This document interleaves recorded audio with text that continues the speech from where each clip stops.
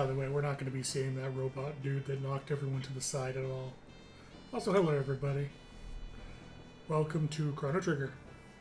I was going to play Breath of Fire 3, but my totally legitimate PS1 is having trouble running my totally legitimate copy of Breath of Fire 3.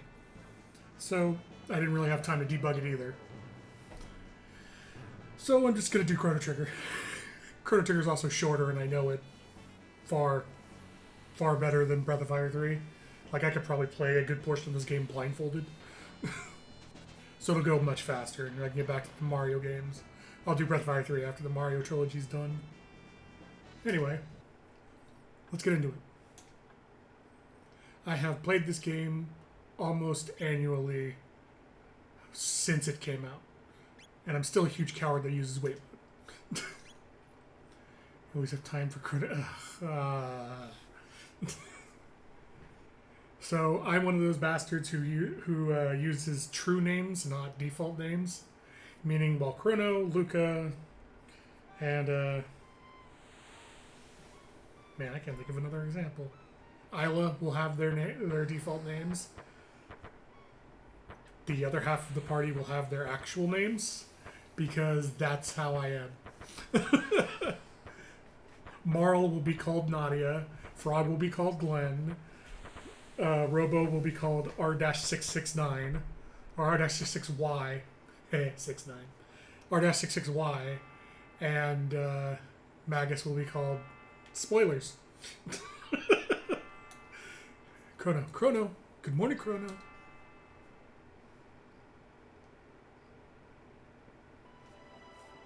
Come on, sleepyhead, get up.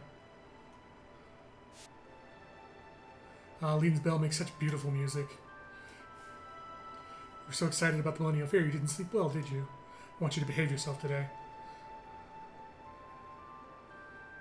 Let's get moving now.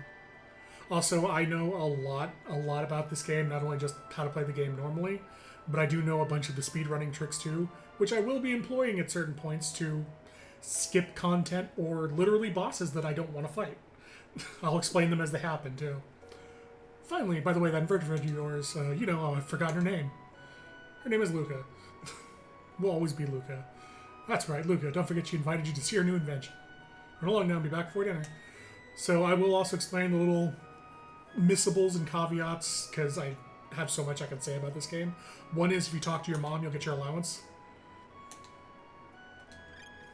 I've actually noticed a lot of people who play this don't bother talking to her again and getting that allowance. Let's see. Where is I think the Mayor's Manor is the beginner's hall? Yes.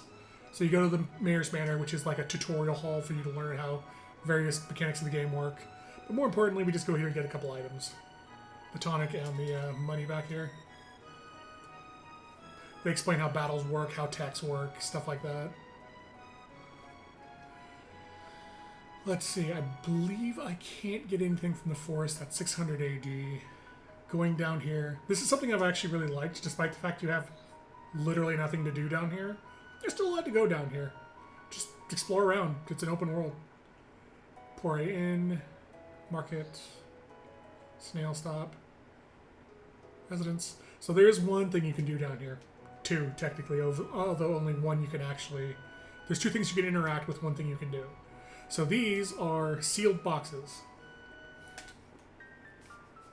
Sealed with mysterious energy and this wonderful little tone that plays. Hell yeah, I'm going to steal everything. If it's not bolted down, it's mine now. Speaking of. Mine. Yeah, these come into play much later in the game. You can also talk to the mayor here, who's a selfish asshole, and will tell you he'll pay you 10 gold to act like a chicken. Which you can do. He's doing his best fetched impression.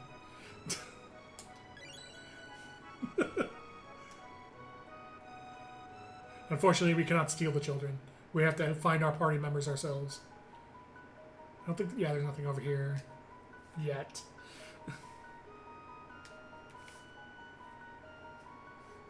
I think he did a pretty good job. The forest is your first real battle area. You can go in here to kill some really basic mobs. I generally don't go in there until I have my second party member, just to maximize XP. which we'll go get now. This is the Millennial Square. It's the year 1000 AD. Everyone's celebrating that it's 1000 AD.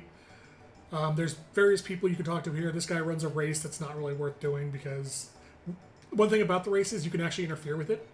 You can stand in front of the sprites and slow them down to try to get your racer to finish first. But it's still pretty hard to rig. This is the Tent of Horrors. We'll be coming here later. This is a basic merchant. This is Melchior. I never learned how to say his name. He sells weapons. He sells a really good weapon that you have to grind for like 2 hours to get, so I'm not going to get it, even though I usually do. Yeah, that's about it for this part of the square. Up here is I believe this is Lean's Bell right now. And our punchy little party member Marl here, who is lost and wandering, and oops, you have to bump into her to continue the game. Oh god, replace the child with a Fey child. Hey! I'm so glad Chrono doesn't talk in this, so I don't have to do a voice for him, but I'm not still a voice for everyone else. Oh, that hurt! Or not, because my voice is apparently very fucked up right now. I'm so sorry, are you okay? Oh, my pendant. So, this is very important to later in the game. The actions you take while you're at the fair will have an impact on an event later in the game. One of those is grabbing the pendant before you've talked to Marl again. So, she's wandering around looking for a pendant. You can either talk to her again. So, actually, I'll ask you guys, do you want the good or the bad outcome to the event later in the game? Because there's a bunch of stuff I can do here to influence it. And this is one of them. Is either grabbing the pendant first or talking to her first is one of the things that influences it.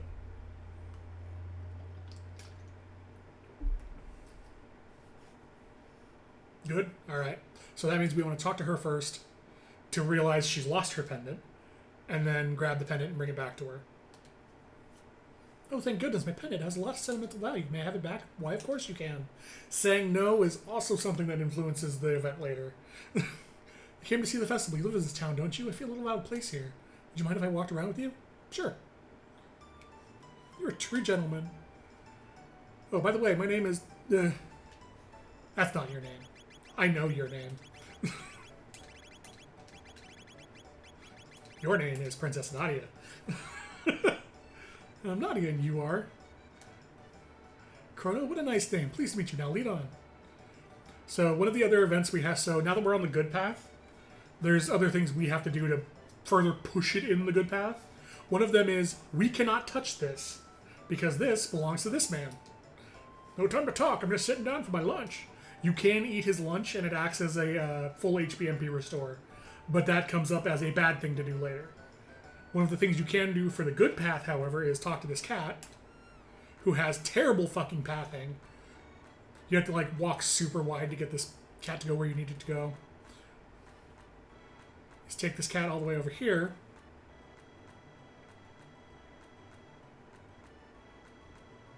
And bring it to the little girl. You brought my cat back, thank you. You're so sweet, Chrono. So that is a point in the good side. This is a minigame you can do where you mash a button to earn 5 silver points. I'm not going to bother with that.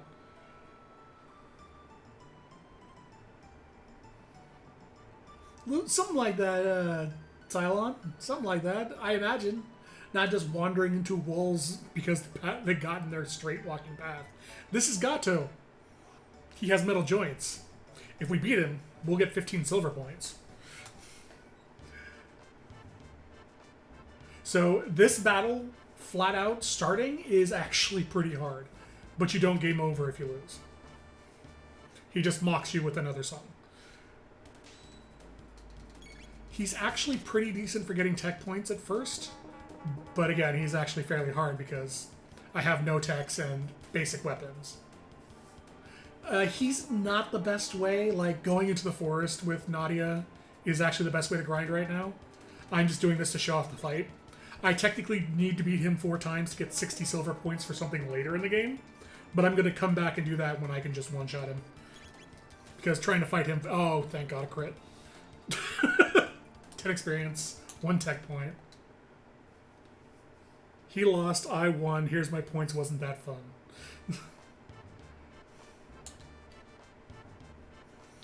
So he gives me 15 silver points. I need 60. So we'll come back to that later.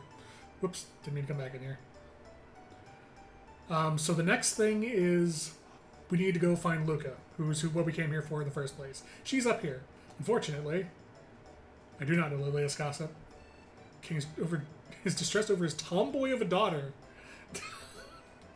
Just once I'd like to see how wild she really is. Well, there you go. She's right here. Look at her in all her glory. I am rooting one of the twists, but it's like one of the earliest twists in the game is Marl is actually Princess Nadia. So in order to get to Luca, we need to do one of two things. We need either to talk to her, this little girl who's walking around, or we go to this merchant and just exit. Luca's device is all set up. She's at the north end of the square. Yeah, I know, spoiling a 30-year-old game, but I'd still like I don't know if anyone here has never played it. There's a chance, so I'm gonna avoid the big spoilers. But yeah, speedrunners use the merchant over her because you can come in and out of the merchant's thing faster than you can talk to her. So then we go up. I'm trying to remember, is this where I would try to do it? Yeah, this is where I try to do it. Okay. I'm going to attempt to do something, and I'm probably going to fail it because it is almost frame perfect to pull it off. There is something called candy skip. And effectively, the trick is only ever used in any percent runs. Any percent or low, I forget if it's low or any. It's effectively the one where you go fight Lavos immediately as soon as possible.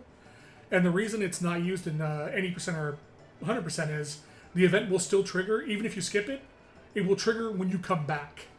And so you can't avoid it on a run that goes beyond the initial Lavos fight. So effectively what it is, let's see if I can pull it off, is very quickly I have to run up here, run to the left of this flag, and I didn't go in far enough. So effectively you run all the way into the right of the flag, like dead right, and then go left and up as fast as possible, and you skip this cutscene. Hold your horses, I want to get some candy. Hence why it's called Candy Skip. It's incredibly hard to pull off. I've done it twice ever playing this game. So also, while you're standing here waiting for Marley, this is another one of the good evil things, is it's sitting there with no indication anything's happening for 10 seconds. The reason for this is, if you attempt to move away from the thing thinking you can move, you grab Nadia and pull her with you, and she says, why are you grabbing my arm like some kind of kidnapper? And that comes up later as them implying you were trying to kidnap her. So you're supposed to just sit here and wait for her to pick out her candy. I'd like some of this. Sure thing, young lady. Thanks for waiting. She'll tell you thanks for waiting if you pull her away like 10 times. But yeah, so now we can go talk to Luca. Step right up, any of you who have the time and courage. Our super dimensional warp is the invention of the century. To use it, jump up here. And you'll get teleported here. It's the masterwork of my beautiful daughter, Luca. So, whichever percent it is where you immediately fight Lavos, on New Game Plus runs, there will be a sparkle here, and if you interact with the sparkle, it pulls you into the final fight immediately, with whatever party you have at the time. It's the gate that's primarily used, other than the bucket, to do all the other endings in the game that require you to fight the final boss before a certain point. This gets you the best ending, the quote-unquote best ending, which is the Dream Team ending, because you beat Lavos only using you and Marley. Or Marl, or whatever you want to call it, Nadia. Since it's so difficult to beat it with just these two, it gets you the best ending. Oh yeah, look at that. No fucking collision box. These guys have collision boxes. Give it a try, kid. Oh, it's you, Chrono. Let's go talk to Luca. Chrono! Where have you been? No one wants to try the telepod. How about you? Looks fun. I'll watch while you try it out. Just hop on the left pod. So something I didn't know as a kid, because I was obsessed with talking to all the NPCs before doing anything else, was you can't actually use the telepod by stepping into it. If you talk to Marl at this point, it'll just immediately jump to the next part of the story, and you don't actually get to use the telepod. But if you walk into it, you actually get to use it. All systems on. Beginning energy transfer. And surprisingly, it works. Oh, wow, that was great. You can keep doing it as much as you want. You just keep going back into the left pod, but I'm going to continue it now. Actually, what do you have to say about it? So, how was it? Want to try it again? Alright. The Chrono slides into place, no walk animation. What a kick, I want to try it too. Huh? Hey Chrono, how'd you pick up a cutie like her? Hang on, Chrono, I'll be right there. Behold, ladies and gentlemen, as the vision of loveliness steps aboard the machine. Don't go away, I'll be right back. You're sure about this? There's still time to change your mind. No way, throw the switch. Okay, everyone, let's give her a great big hand when she reappears. That's not foreboding at all. And suddenly the music's off, too. All systems on. Begin energy transfer. Oh no, what is this ominous music? What is that sparkle? What's happening? My pendant is... Speed! Huh?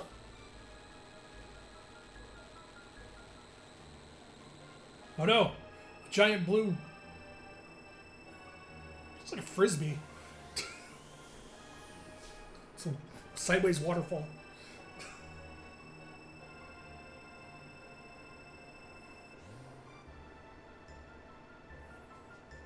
Oh no, she dropped her pendant. Again. Look up, where is she? Show's up, folks. Let's head along now. What's going on, Luca? Where is she? The way she disappeared, it couldn't have been the telepod. Warp field seemed to be affected by her pendant. What are we going to do now? She's so familiar. I know I've seen her somewhere. So if you talk to them, he just goes, what are you going to do now? And she looks so familiar. So move on, grab the pendant. Heroic music. Chrono! You're actually going to do it. What a fine lad. Listen, I don't know where this machine is going to send you, but we haven't any other choice. Won't they both be lost? This is our only hope. The pendant seems to be the key, so hang on to it, Chrono, and brace yourself. Hey, Cap. Hey, Port. Get energy transfer. Powerful. Roger. I also want to note that the default names for all the characters that you name is uppercase with lowercase, like proper way to name somebody. But everyone else named in the game has all caps. Roger. There, we did it.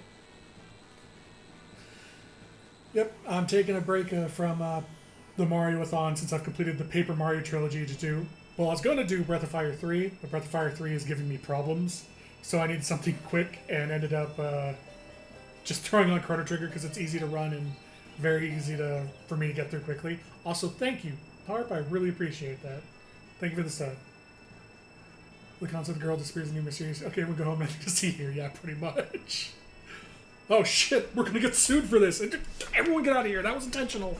She was a stand-in. It's all a show. Go away. I'll follow you after I know what went wrong. Good luck, Chrono.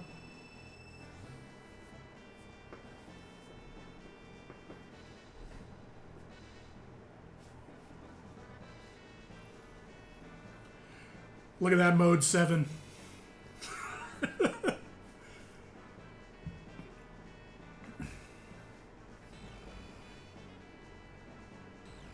Speed. Oh yeah. So you're you're left in this.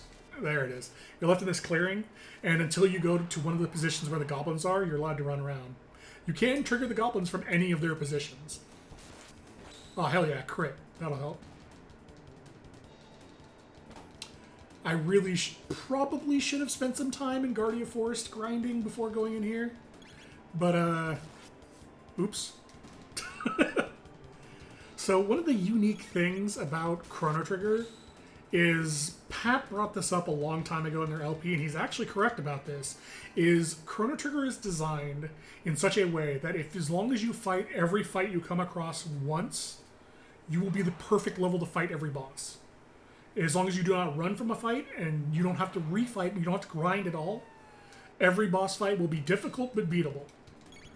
Unfortunately, that's not going to be applicable to us because I'm going to skip some bosses. Hey Vermilion, how you doing?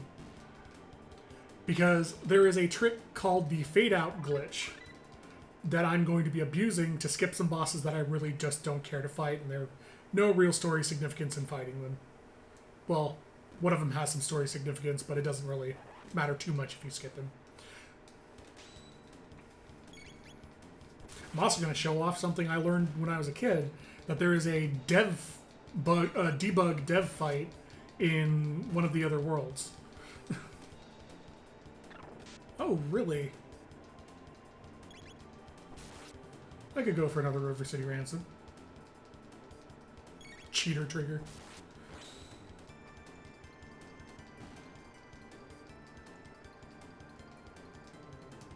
Honestly, I could go for another River City Girls as well. That was a fun game. Oh no, what happened? Suddenly the music is way better, but everything's covered in fog. And the layout has changed.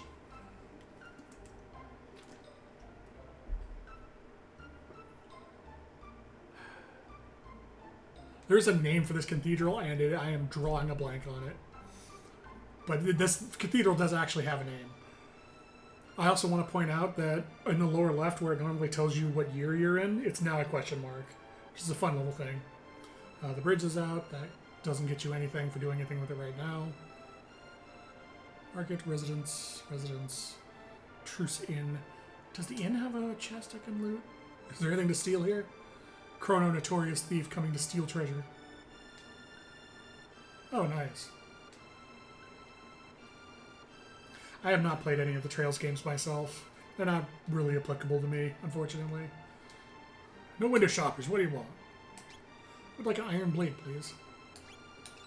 And a karate gi, probably.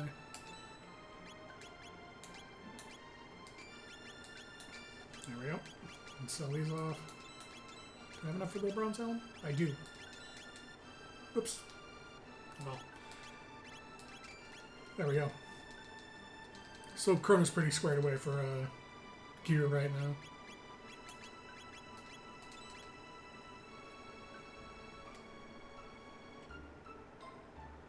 Yeah, I mostly just kind of watched someone else play it, and I was like, yeah, this ain't for me.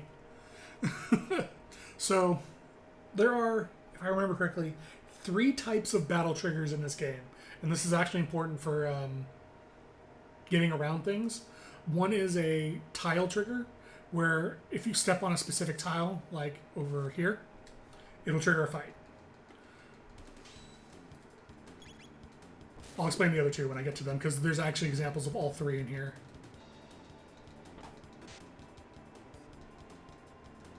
Yeah, Legend of Mana is the one I'm looking forward to.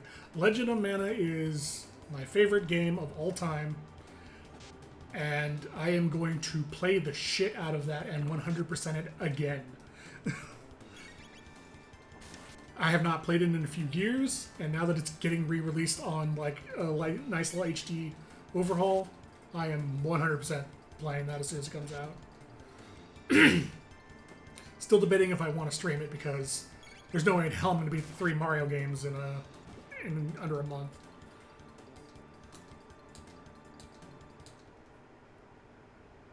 Yeah, that's my worry, because Square does not have a good track record with remakes.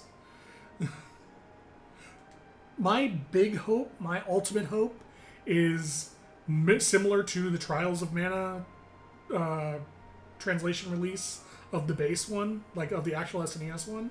They go on and do a Trials of Mana remake in the same engine of Legend. I want Legend in that Trials of Mana 3D engine. Oh yeah. So everyone, In the game, you'll find little sparkles like this. Usually means there's an item laying on the ground. Mostly tabs, usually. Tab in the term of soda tab. The second kind of combat is triggered combat, by interacting with something. In this case, they try to teach you what tabs are with the first shiny that you would see, and then you see a second shiny and go, oh, it's another tab. Nope, combat, it's a trap. And the third one is just event triggered, like calling an event flag to trigger a fight. This forest is largely full of tile triggers, and I know where every single one of them is. I can run through this forest very easily without getting in a single combat. I will actually be manipulating tile triggers later to get around combats that I actually don't want to do. For example, there's a tile trigger if I walked further out from here. There's also a shelter. You can pretty much leave and come back into this forest multiple times to get as many shelters as you want. So again, the game teaches you like, oh, this bush was shaking. Find it for a shelter. This bush is shaking. Interact with it for another trap. Fight. Yeah, the reason I'm sticking to the trees is because, again, if I walk out too far, trigger tile fight. I'm actually triggering them on purpose because, oh no, I have made a terrible mistake. So this is, yep, there it goes. This is a problem I run into when streaming is like, oh, fuck me. I didn't save. Well, time to recap the last half hour as a speed run. So saying, this is a problem I run into when I'm streaming is I stop paying attention to what's going on. And I wasn't paying attention to Chrono's HP. He was at 11 HP, and they average 10 to 13 damage with that roll of ball hit. Who wants to see me half-ass speedrun Chrono Trigger? Because I'm not good at this. Yep. So I'm going to time this, actually. So I died 31 minutes into the stream.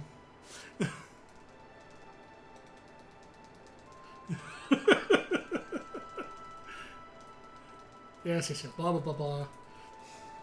I'm trying to get moving. I'm trying to get out of this cutscene.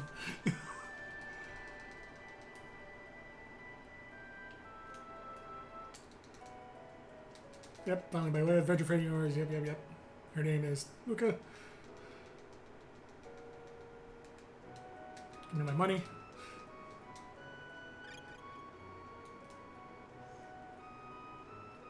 Ah, damn it, hold on. I need to go to the mayor's house. This is not the mayor's house.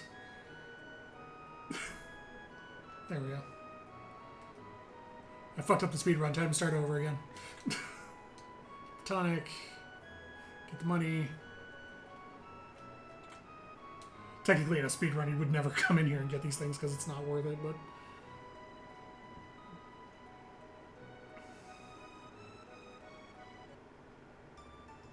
Alright, come up here. So contrary to popular belief, no matter how you choose to run into Marl, it will not change the outcome of what happens later. The scene they play of how you ran into each other is solely based on if you admit you ran into her or you say she ran into you. Okay, talk to her. Pendant. Yes. Sure. Her name is...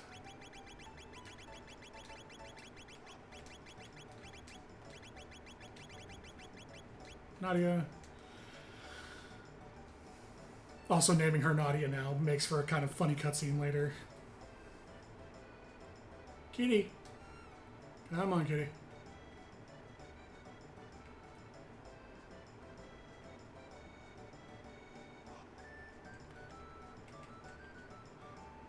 Yep, come on. A little more. There we go.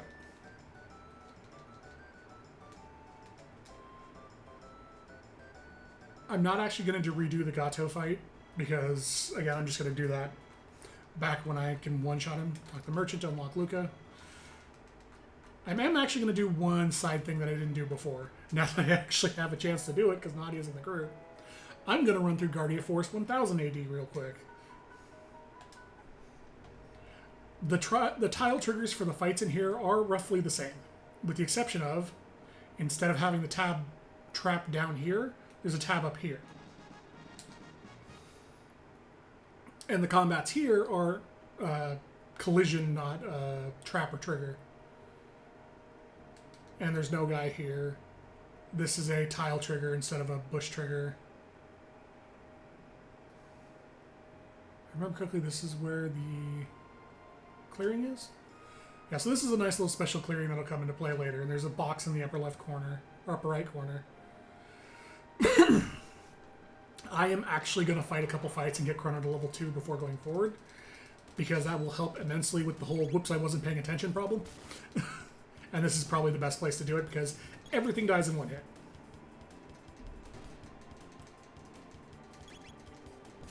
You are intended to fight here before moving on. I didn't because I was talking about the story, not paying attention to what I was doing. Don't want to fight the Chaos Bird because he's dumb. Ideally, I would do this until level 3, but I'm trying not to grind on stream. I'm grinding on stream as little as possible because I know where to grind for maximum effectiveness, and this is not it. You grind here if you want the Iron Sword early. You don't grind here for other reasons.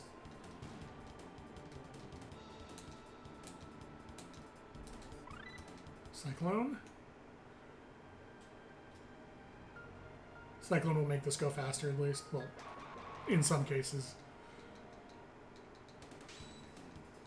Cyclone definitely helps against the stupid imps in the other places forest, for sure.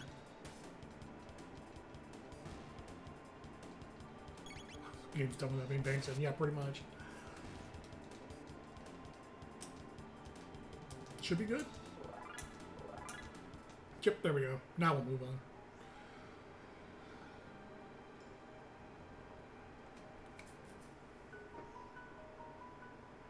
I'm also tactically not getting the 10G from the man impersonating Fetched, but that's okay.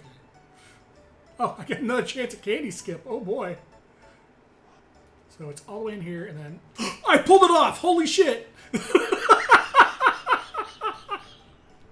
I didn't actually expect to pull that off. So that is candy skip. That is how you skip the candy cutscene in the beginning.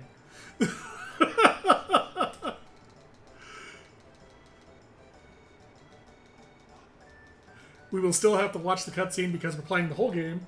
So when we return later,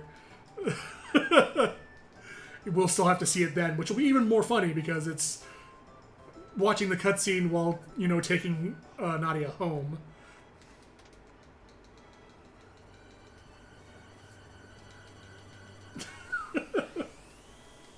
Yeah, effectively because I skipped the trigger by going to the right and then cutting up, it'll happen the next time I hit that trigger, which will be on the way out. I can technically just walk out now and do it too. Yeah, seriously. I died on purpose just so I could try candy skip again. I honestly can't believe I actually pulled that off. I've done it now 3 times in the 20 plus times I've ever played this game. Actually, I've played this game like 30 something times at this point. But more importantly, I did it on stream, so there's evidence. I've never been able to do that, like, recording or anything. That puts me in a really good mood for being able to pull that off.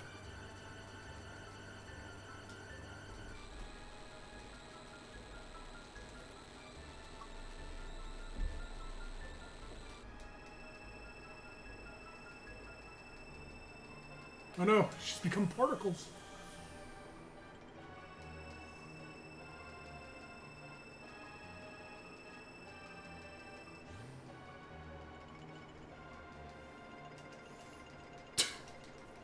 Luca, where the fuck is she? Go away, everyone. This was intentional. We have girls disappear all the time. I'll leave.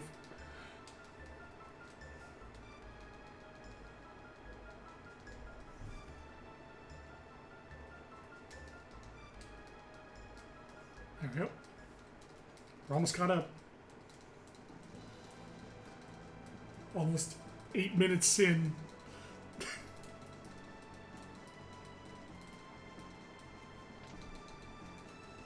Like it just kind of floats into place. It was more Raggles. It was glorious. I'm pretty sure I solved world hunger with it.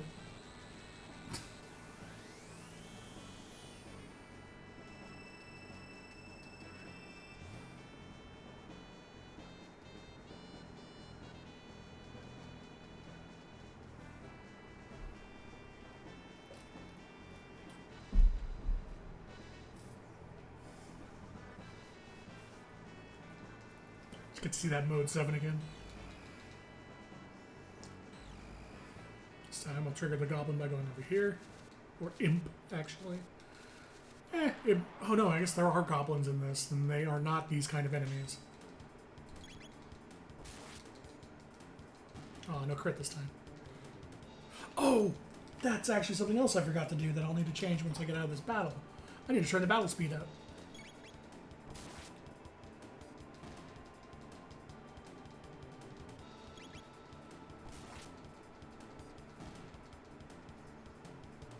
Imp's dead.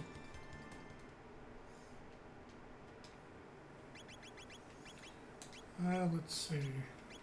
Fast. Balance speech can go down. New color. Little weight. Suppressor. LH2. There we go.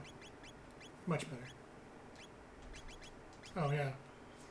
No. So I'm very picky about who I give the tabs to. Specifically, it's Luca gets all the speed tabs until her speed is maxed out. Then who else is usually in my group? Oh man, I've forgotten my group. Oh, Isla then gets speed tabs and then Chrono. And then magic tabs go to Luca until she's maxed out. Then Chrono, then Isla. And then power tabs go to Isla, then Chrono, then Luca. Nick. Power glove. Also, fun fact, there's a way to skip that fight I just did with the 2 imps that fall from the birds. It requires a very specific movement manipulation to do it, which I have never successfully done before. It's also timed. It's very specific movement and time. So I stopped trying to do it a long time ago. I'm not even sure how to do it properly. But you can skip that second fight, which does not trigger on the way back, because the fight that triggers on the way back is a different fight entirely. Alright, we're almost back to where we started. And this time, I'm going to sleep at the inn first. Sleep. Yes. Get my HP back.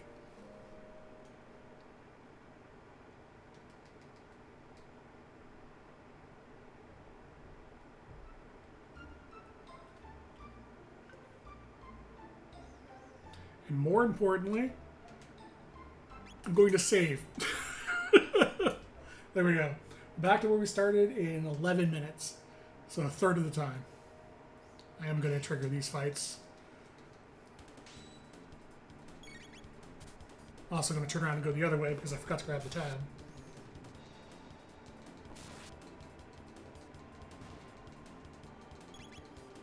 There's a variant of these enemies later called the Gold Eaglet, which is just the worst. They have super high defense and super high attack, and 2 forms.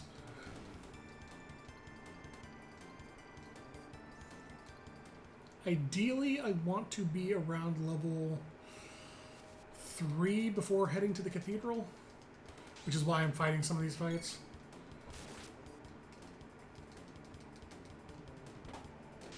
No, I guess technically I should wait for my next party member before doing this, but eh.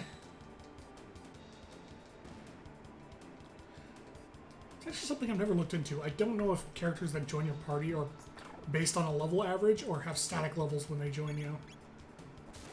I'm pretty sure they're based on an average party members. Or at least X number below Chrono. I've never actually looked into it. Alright, come on. Got this battle going fast for a reason. How dare you? How dare you?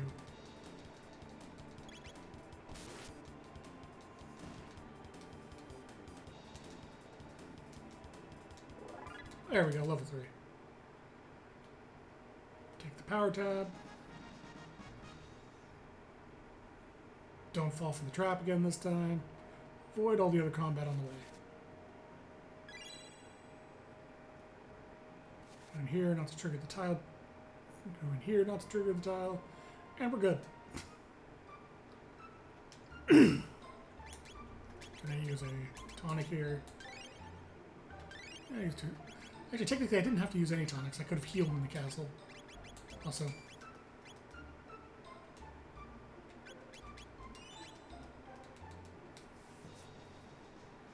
Halt! Who goes there? Check out that hair. Where you from, son? Are you one of Magus's troops?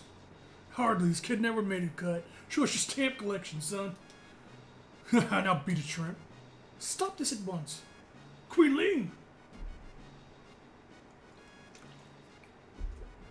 Show your manners. This is a friend of mine. But there's something odd about him.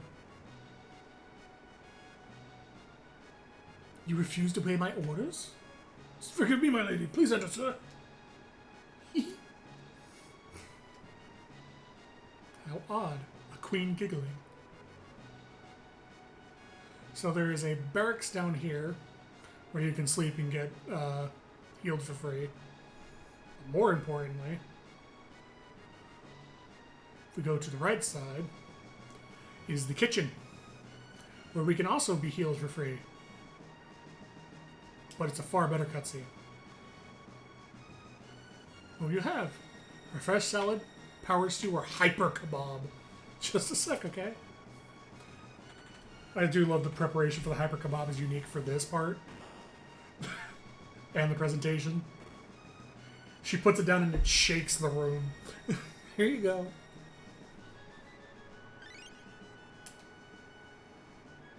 If you want to know what the salad and the stew look like, the sprites are over here. And that guy's collapsed because he ate too much.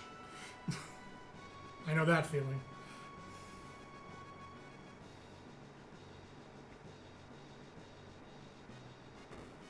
Alright, so for our next event, we need to go, I believe, up to the right to trigger the game.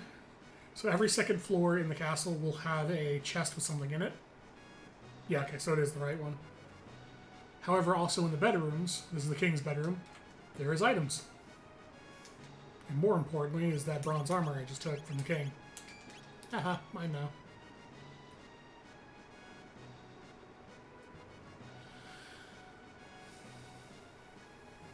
It's really the objective of this game is to steal as much stuff as possible. Go up the right side, stop on the second floor to get the item.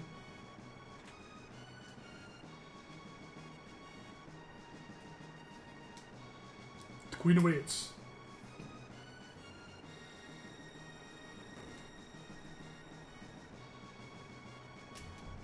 Steal the queen stuff. Ah, there you are. Please leave us. I need to talk to this individual. Certainly, Your Highness. Ooh, alone in the bedroom with the queen. Come near, sir. Hee. Fooled you, didn't I, Chrono? It's me, but everyone calls me Lean. I'm so relieved you're here. We barely know each other, but somehow I knew you'd come for me. So I want to point out, the game's intention is for you to walk up to Nadia and talk to her, but what I like to do, just because I actually like this little touch of design, is if you walk over to her and talk to her from the left instead of straight forward, the game is actually programmed to take this into account and has them face the correct way. It's a nice little touch.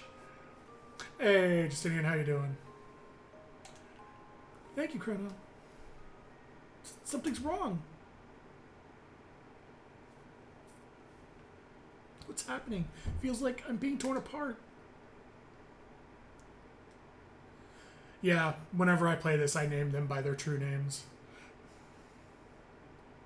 So, this is one thing that it didn't take into account, is, again, you're supposed to walk up to her from the front, and Chrono's supposed to make that pose facing towards Nadia, but since But since they walked into her from the side, they just look like they're cheering next to each other. Help me, Chrono, I'm scared. Please, Chrono, help me. And then he casts Luminaire on her. He does run to the side to try to grab her, though, which is correct. But yeah, that one little scene where he's just like, throw your hands up. Hyped for the destruction of the timeline. You can talk to these guys and they'll ask if you did anything lurid with the queen. And if you tell them yes, they're so excited. She dismissed you already? You were polite, of course. You didn't do anything funny, did you? Well, yes. Ooh, we can't let this juicy tidbit out of the castle.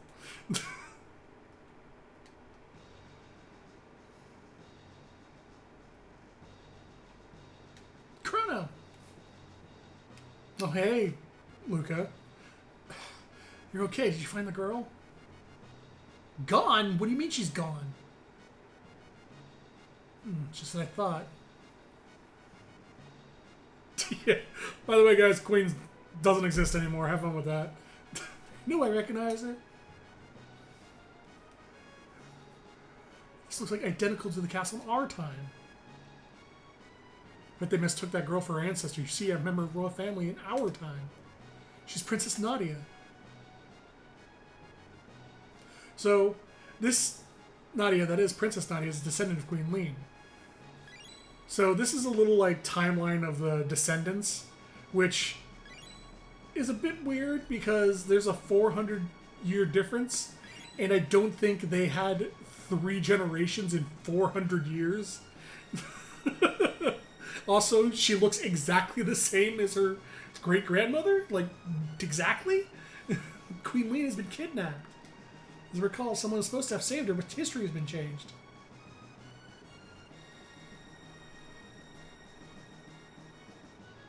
Nadia looks so much like Lean, they probably called off their search when she appeared here.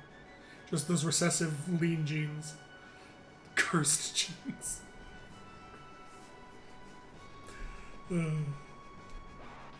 Why did she get all the good genes, brother?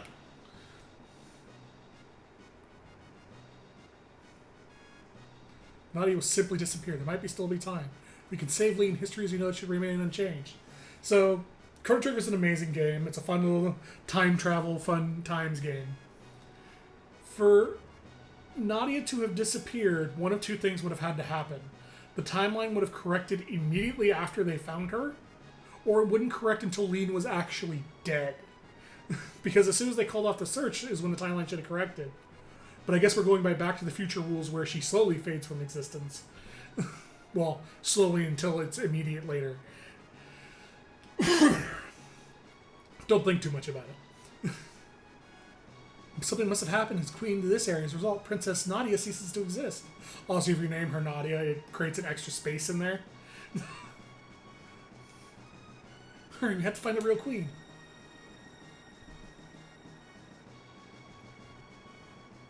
Yeah, Chrono... Pretty much, Chrono is the center of the timeline, apparently. He is the anchor. Until he's not. Alright. I don't need to do these fights right now. So I'm just going to skip everything. Oop. Oh, that's right. I have to go wide around that one. I think you're onto something, Justinian. I do need to stop by the shop and get Chrono the iron sword instead of the wooden one.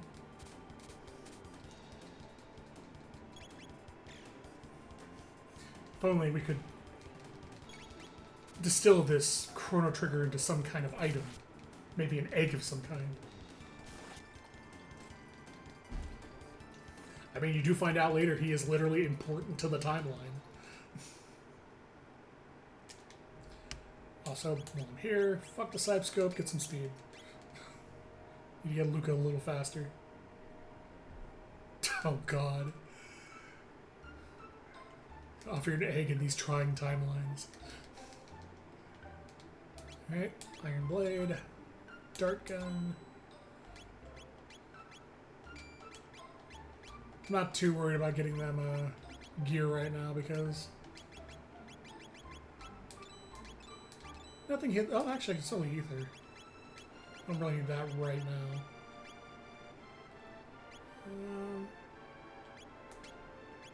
Yeah, actually, that works perfectly. Well, now I really don't have to worry about gear because I got it all. I forgot I had the ether on me. Alright. We're ready to go.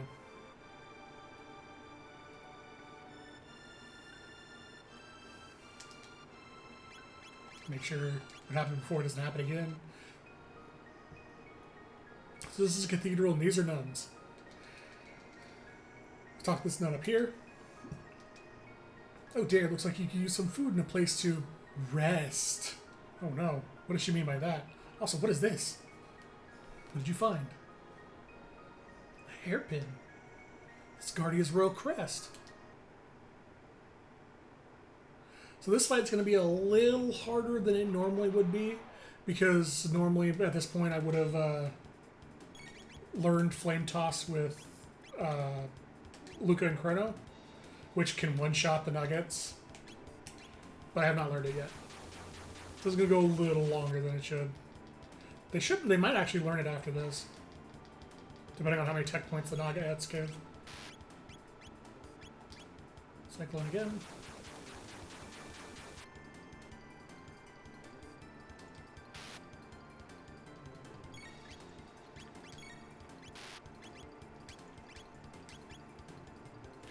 She's probably going to be dead, so I want a Cyclone here. It's also kind of annoying. They're the first enemy that uses the slow spell, and boy do they love using the slow spell.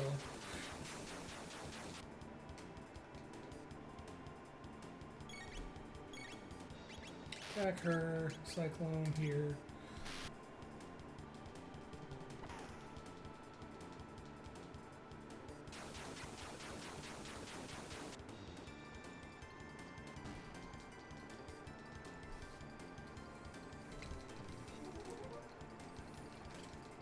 Maybe I should have gotten Flame Cyclone before coming here, or Flame Spin. This is actually taking longer than I expected it to. There we go.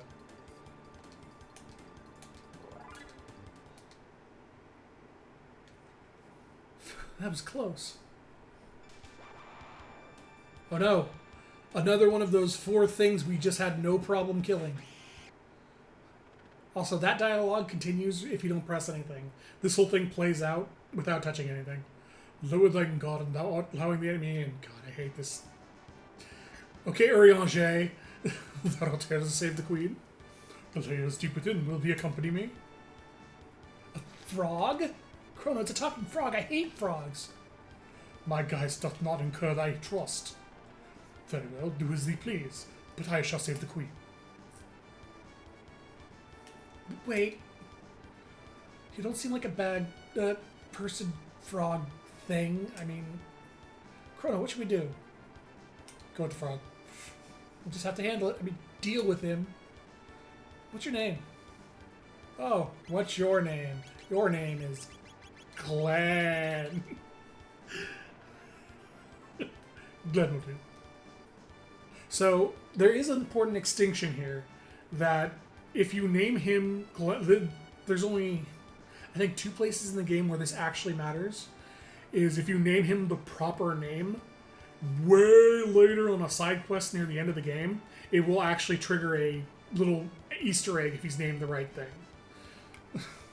Alright, nice to meet you, Glenn. Mayhaps a hidden door lurks nigh. Let us search the environs.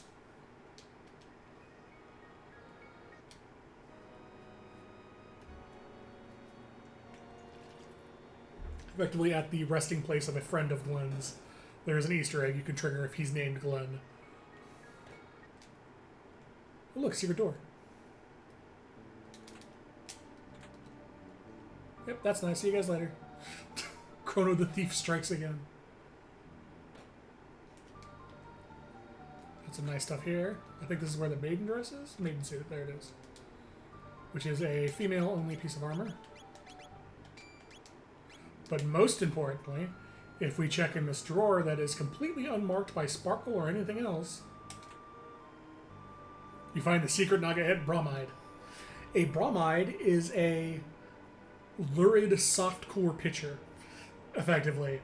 So it's effectively like mild porn of a Naga. Hey everyone, humans! After the bromide! Get him!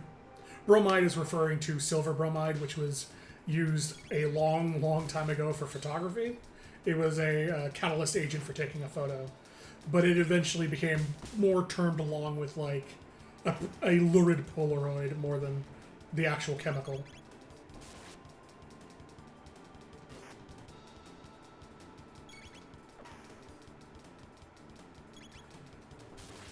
The Naga bromide is actually important for a small reward later. You give it to a pervy old man who trades you something for it.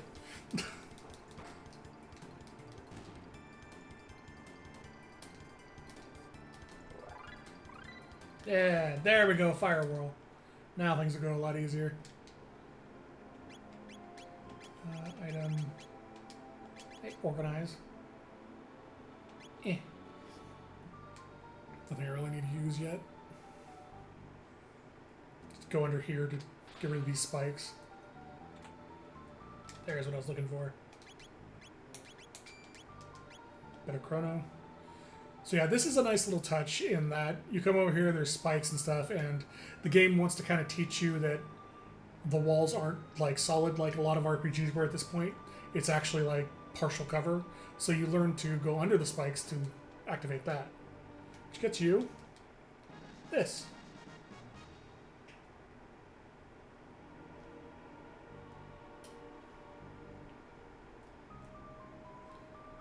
I do like that most of the fights in here are contact fights, not tile fights.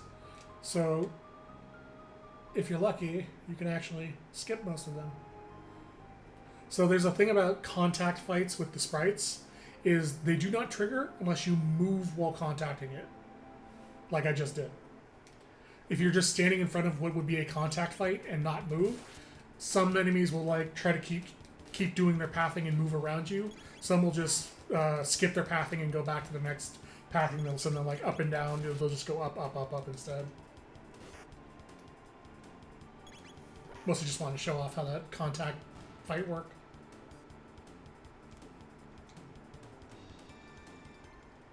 Oh yeah, I forgot they drop revives. In their later incarnation, you could steal mega elixirs from. Hey, what's with the disguise? No need for them here. So talk to these guys. This will trigger a fight in another room after talking to them. The ones we ate recently weren't so bad. Those two soldiers we caught look rather plump and juicy. You're correct, so smart. His plan to capture the Chancellor and take his place worked perfectly. Now the Queen's captive and the castle's in uproar. This is rich. It's almost my shift. I hate pretending to be human, so repulsive. I'll look at the Magus' statue before my shift. There we go. By talking to this guy and sending him off, you'll trigger a fight. We'll trigger a fight in a lighter room. It's not really necessary to do the fight, but it's kind of nice because it's a bunch of them together, so it's good XP. Oh my god, the Queen and the King are here. How did you get here? I can't believe it. How nice of you to come. I'm sure Yakura would be just as pleased. Why not rest here until he's available? There was no need for you to come rescue me. The Master Yakura is very kind. I've decided to stay here. Now why don't you make yourselves at home too? Well, I think I will then. Let's just go make ourselves home here. Oh, dearest Magus, your flashing eyes like stars and flowing air, like waves atop the sea. No sad sunny day, nor any frightful bright place can get us down. As long as you're near, there's nothing to fear.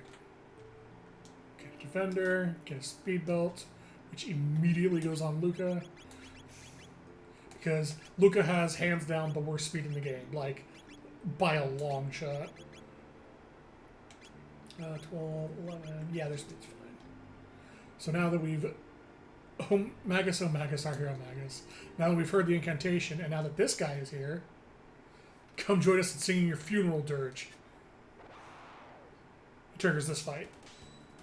This fight would not happen if this gargoyle was not here.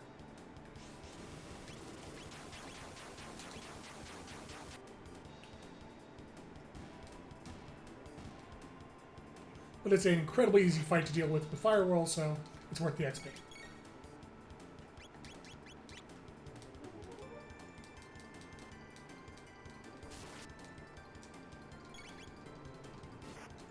Also, I know my health is kind of low, but the reason I'm not healing is there's a save point in the next area, and I'm going to use a shelter. And nothing in here does really all that much damage. The worst thing is actually the gargoyles, but they die in one hit to firewall, so meh. And then when we try to leave here, don't be in such a hurry. Enjoy yourselves first. Fucking snakes.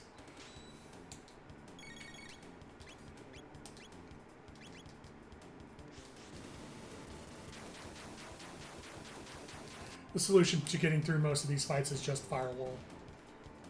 Everything in here is weak to fire.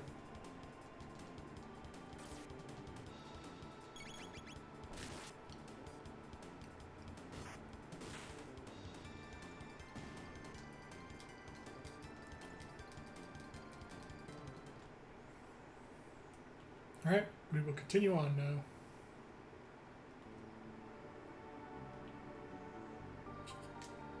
These are all contact fights, so as long as you don't move when they touch you, you don't actually have to do the fight.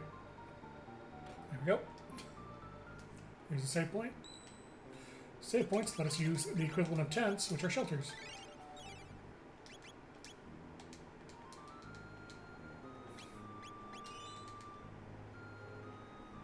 So there's a very important distinction about which side of this you go down, because whichever side you go down will turn into a slide. And if you go down this side, you will wake up the grunt that's down there. So go down this side. And just avoid the bats, which are the worst thing to fight in this area. More importantly is clicking these will open the spikes over there. However, if we click the one on the other side, it will just summon more bats, which is not something I want to deal with. I'm also hugging this wall to prevent me from getting into the fight with the bats on the ceiling here. And this button will just summon 3 more bats in the room, so we're not using that. And that's the one we would have woken up had we used the left side. However, we do have to fight this fight.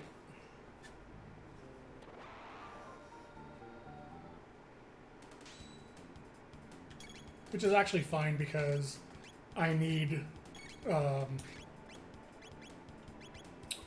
Frog and Chrono to learn X-Strike before the boss. Because not having X-Strike will make that fight incredibly hard.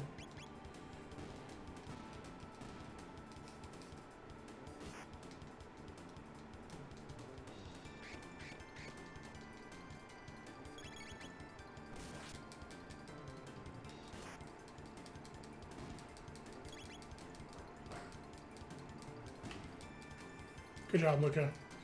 Hammered him in the head with the butt of your gun. There we go. Slurp Cut gives you X-Strike. A nice iron sword in here for Glenn. And open up the back path.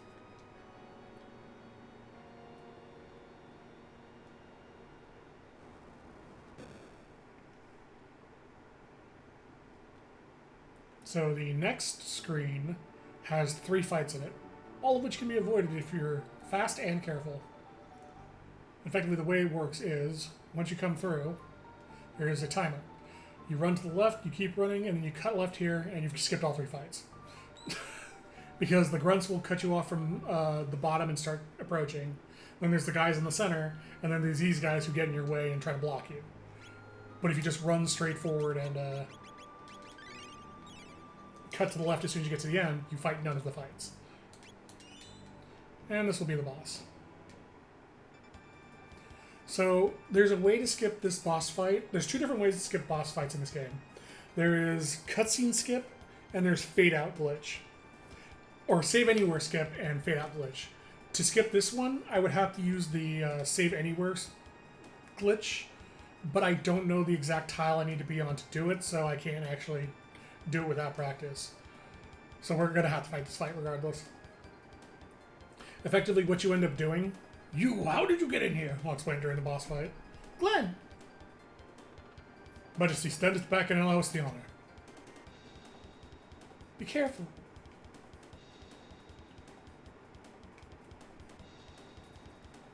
Gah! Chooses to fight. No one will leave here alive. Stupid frog! It's time you jumped off this mortal coil. True form change!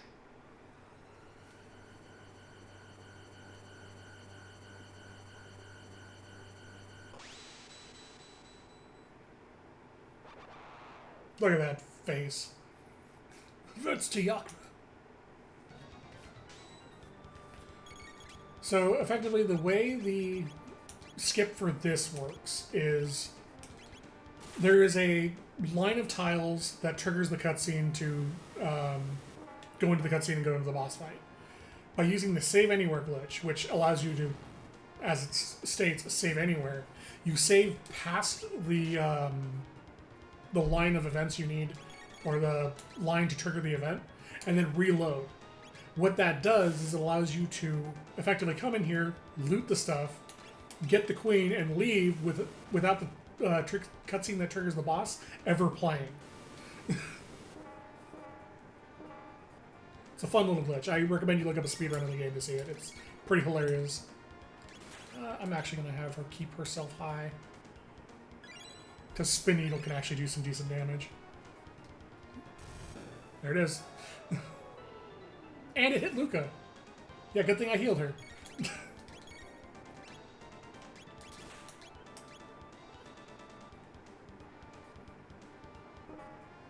You bastard. So one thing about this boss is that little run around thing he does is a result of a counterattack. And in order to avoid that, you have to hit him when he's too close to you to counterattack. And the way Chrono Trigger determines counterattack distance is by the character who initiated the tech. So in this case, I'm actually using Frog to initiate it because Frog's closer than Chrono is, which will help guarantee he won't counterattack me. But if I use Luca here, which I won't because he's dead, Luca would initiate a counterattack because she's far away from him.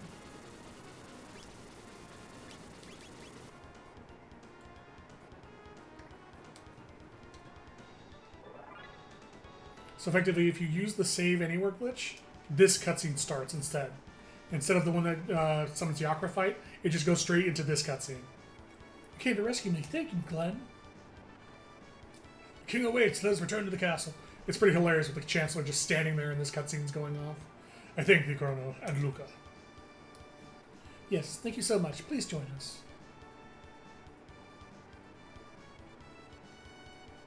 I only want the treasure for this one. So there is a little Easter egg in this one. There's a treasure chest over here that actually contains the real Chancellor. And if you open it, he's like, oh, thank you, blah, blah, blah. If you choose to just ignore it, you get a different scene. Let's return to the castle. Wait, what about me?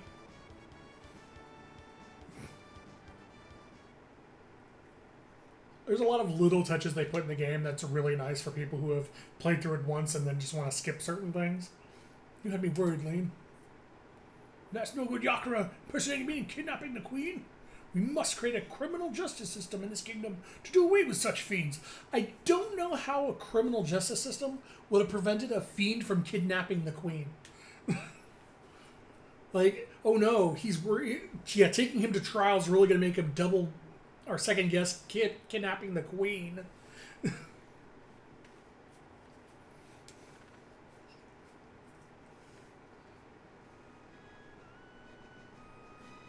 I failed to protect the Queen Lane. I have disgraced thee. Glenn.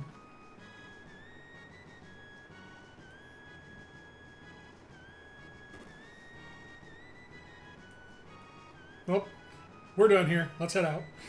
Nothing left to do. So you can go out and talk to Frog, and he has this little spiel about how he needs to get stronger, and if he was stronger, he would have been able to protect the queen. Blah blah blah. Or we can just go back up here and get Nadia back, who surprisingly reconstitutes into reality without her dress. Oh, what happened? Princess Nadia. Chrono. It was awful.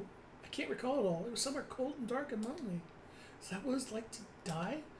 Technically, she shouldn't recall anything. She literally didn't exist. Also, this is an important distinction because Luca calls her Nadia here. She does not call her Marl. She calls her Nadia, which triggers this cutscene, or this line. Here's your life, Princess Nadia, which I just find this hilarious because I named her Nadia, so she's like, oh, how did you know? Oh. What? Uh-oh. Guess you guys figured it out, huh? Sorry, Chrono, I didn't mean to deceive you.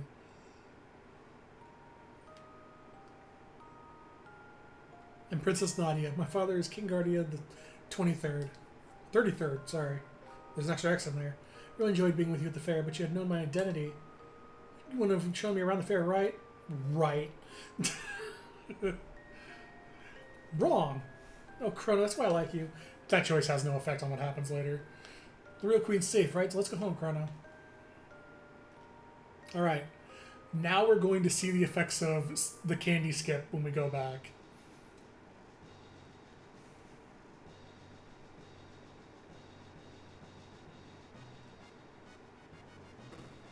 Alright, Frog. That's real... Ah, damn it. I forgot. It's a contact, not it triggered. 'Twas a fault of mine which endangered the queen. She depart for good. You actually do get a different thing if you talk to him with Nadia here. I forgot about that. Indeed, your resemblance to the queen is uncanny. Chrono, you have potential to be a good swordsman. You weren't such a bad frog thing. Frog, you weren't such a bad guy either. Yeah, you can just run right by Glenn and just not talk to him at all. Alright. So this one's inside. This one's outside. Yeah, there we go. And we're done.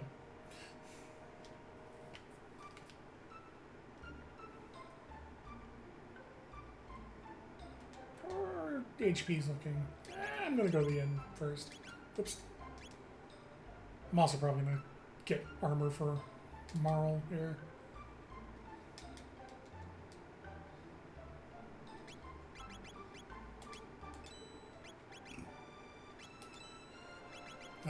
Can't buy her a weapon yet, which sucks because her weapon is real bad.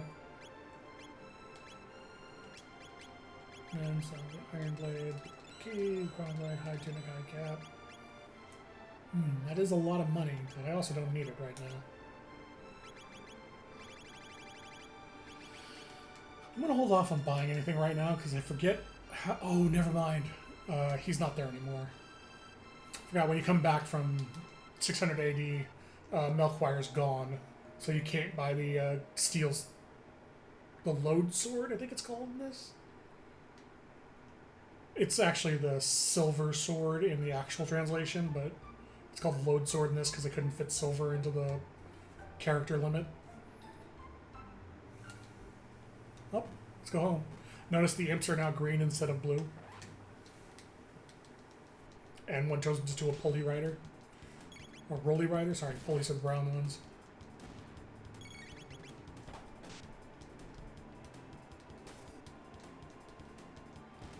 Still super easy to kill. Still worth decent tech points. Oh yeah, Aurora World, that's good to know. So this is a, oh there's a pulley. Dragon Ball villains. We must stop the Cybermen before they become too strong.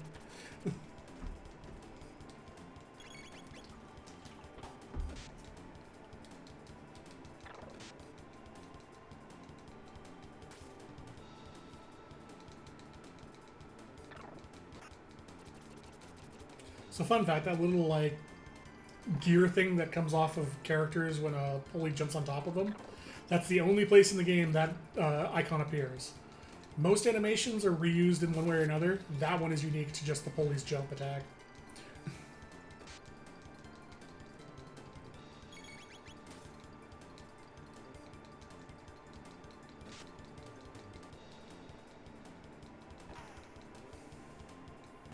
Probably could have flame tossed this and made it gone faster, but oh well. Yay, Nadia leveled up. So this is another part of the game that doesn't really make much sense, even though Luke is a genius. How do we get home? Your Highness, or Princess, we... Just, please call me Nadia. Will the Nadia observe? Wow. Luca, you're amazing. Ain't it the truth? Oh, I mean, enough with the false modesty. You have a real gift. I trade my royal ancestry for your genius and a heartbeat. Well, if you say so. Anyway, I call this thing a gate. It's a kind of portal that takes you to the same location in a different era. Gates are very unstable, so I use the principle behind my telepod device to create a gate key. Now we can use them as we please. See, that gate key makes no sense in the concept of how gates work. And I'll explain that in a bit. Why did this gate suddenly appear? Either the telepod had something to do with it or something else made it. This is getting pretty weird. Let's just head back to our own time. Alright, come in, Chrono. So, the reason the gate key is weird, and I'll try to make this as spoilerless as possible, is the only reason the gate opened in the first place was because of the material that Nadia's pendant is made from. Feasibly, there is zero chance that Luca could have gotten her hands on that same material at all. So her being able to build a gate key that opens those gates makes almost no sense, even if she's a genius. Phew, we're back. Chrono, Luca, why don't you come home to the castle? I'd like to come over for dinner. Sorry for putting you all that, Nadia. Are you joking? It's the most fun I've had in months. I also have some new friends, too. Chrono, be a gentleman and take her home. I got some work to do. See you soon, Luca. Okay, so this is where Candy Skip will play out again, because this is where the trigger will happen with Chrono and Marley still only in the team. Will you escort me home, Chrono? Hold your horses, I want to get some candy. This is actually funnier than it triggers now, because she's like, wait, I want candy before I go home. So, yeah, but the material, like, Luca didn't have the pendant to work off of. She didn't know what the material the pendant was made of because Chrono grabs it immediately and leaves. The material itself is non-existent in this era. Oh, you are still here. Sweet. How much is that load? Yeah! Oh, wait. Yeah! Give me that super broken sword. Live on the continent to the east. Come see me sometime. By the way, could you talk that young lady into selling her pendant? This seems like a completely innocuous question. This has a negative effect on the future if you say I'll try. This is actually something that factors into the event later. So, no.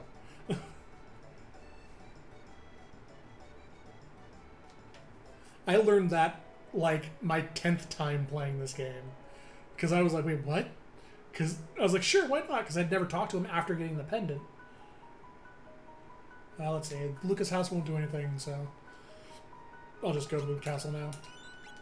We're back. A dinosaur tail.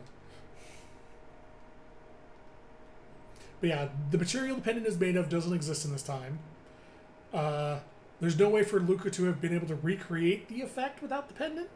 Like, all she knew was she was powering things up and throwing switches. And how the gate key works without the pendant is another thing that's like, what? Effectively, it's a lot of things that don't make sense on how that gate key works. But, whatever. Don't think about it too much. Princess Nadia! Are you alright? Where have you been? How were you abducted? The soldiers searching for you. Scoundrel, you're the one who kidnapped... Huh? You're the one, huh? Kidnapping Princess Nadia? That reads really weird. No, Chrono's... Admit it! You confused her and tried to take over the throne! Terrorist! Stop it!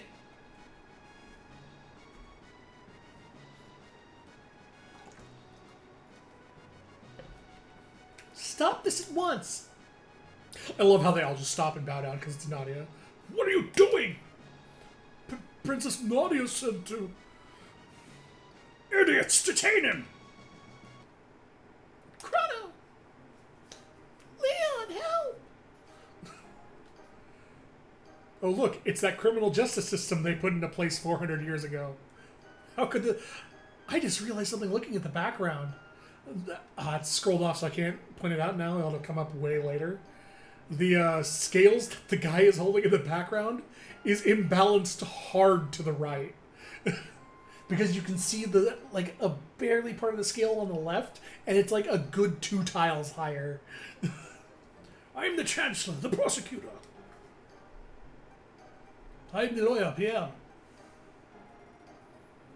Members of the court, we now bring forth the defendant, Chrono, who is charged with abducting Princess Nadia. So all those events I was talking about at the beginning that influence a later event, they influence this trial. Depending on what you did leading up to this point in the game, will actually have a positive or negative effect. What shall we do with him? Fire, perhaps? Hang him upside down for a few years? Or shall we employ the guillotine? You, the jury, shall decide his fate. Now let us begin. Chrono, you are hereby ordered to tell the truth. Chrono is charged with premeditated abduction and royalty. The question is, did he kidnap the Princess Nadia? The answer? No, he did not. In fact, no abduction took place. The two met completely by accident. In fact, the princess asked Chrono if she could join him.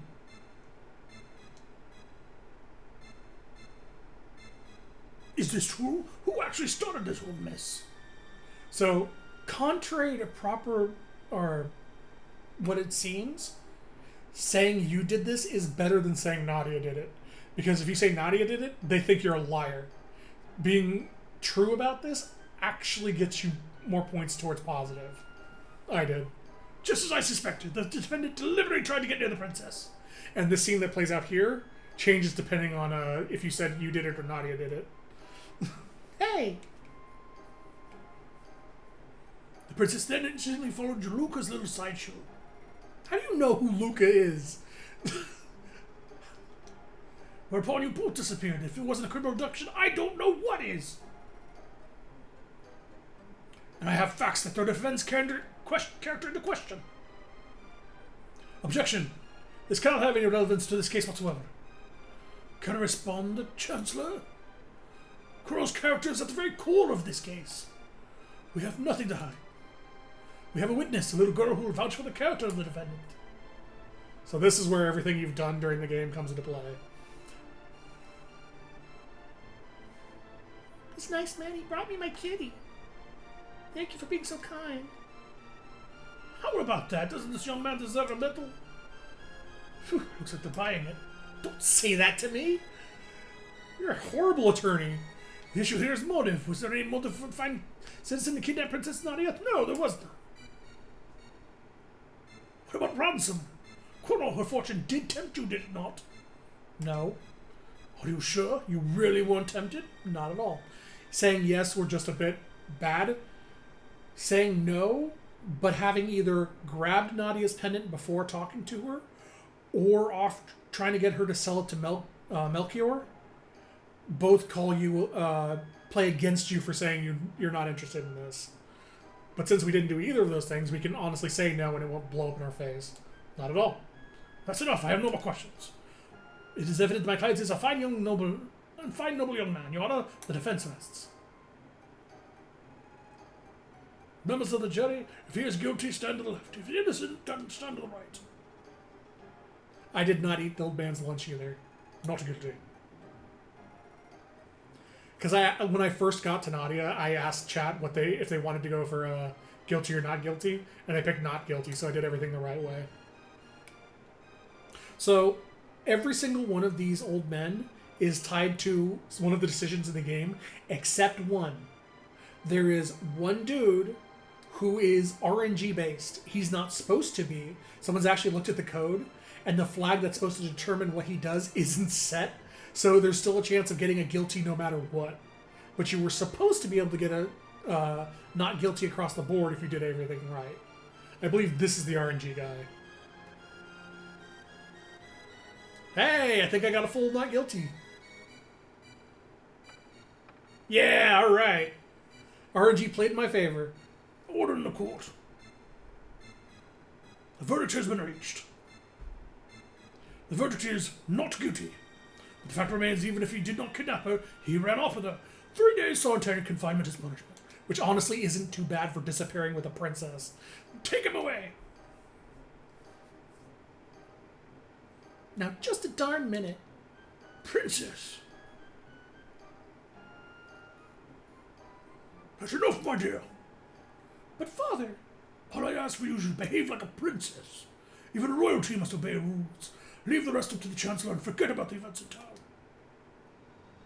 We're leaving. Chrono! Oh, there we go.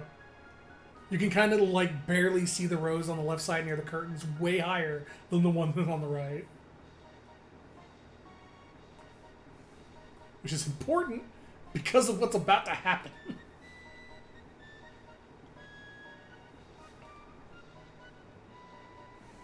This terrorist is trying to overthrow our kingdom. He has been found guilty and must now carry out his sentence. Really?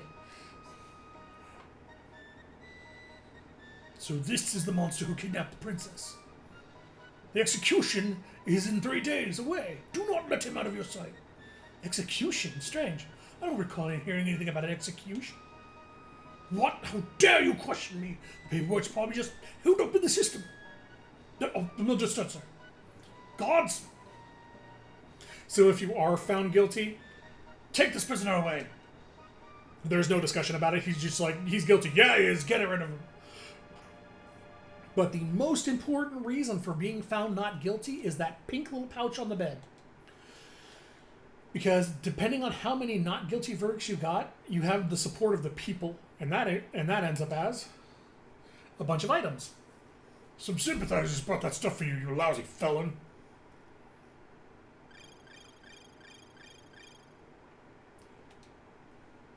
I do love that it makes that noise and then just gives you one item. All right. So, since we're doing the good path, we're doing the we're a good boy, we're not going to break the law path. There's 2 ways to get out of here. One is breaking out, which I'll actually show the precursor to. Pipe down! Pipe down! Knock it off, or I'll show him. Open it up. So to break out, you make a ruckus. You wait for this guy to come up and knock you against the wall. And then once he comes in and turns around, you hit him in the back. That's what you get for misbehaving. It's like he'll start slowly walking away. You can hit him in the back to try to break out. But since we're doing the good path, we're going to sit here and wait the 3 days for this to trigger. Which is good because it gives me a chance to take a quick break. There's no inputs or anything I need to do. We literally just need to sit here until time's up. There we go. I'll be right back.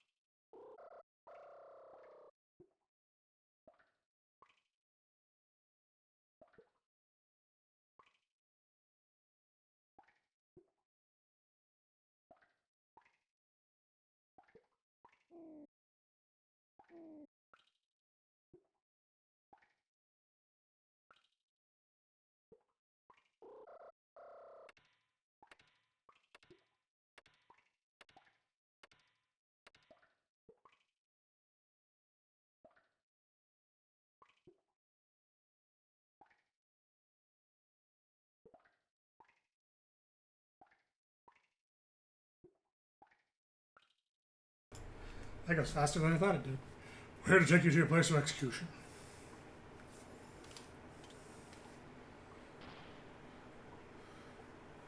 Come along. So it's another good reason to wait until the actual execution is there's a cutscene that we'll now see that you don't get to see if you break out. In fact, there's 2 cutscenes. There's the lead up and then the execution itself. And this is a fun one with the execution here. You got all the other prisoners. Not that you'll ever see this hall again, but this third one, watch him stick his head through the bars. For whatever reason, they put his head through the bars when he laughs at you. Also, that's the Kefka laugh. I think this is actually before 6. Might have been after? No. I forget if this is before or after 6, but that is the sound file for Kefka's laugh. Oh, game over, guys. This is after, okay. We've sharpened up the guillotine. Any last words? Well, I'd like to not die.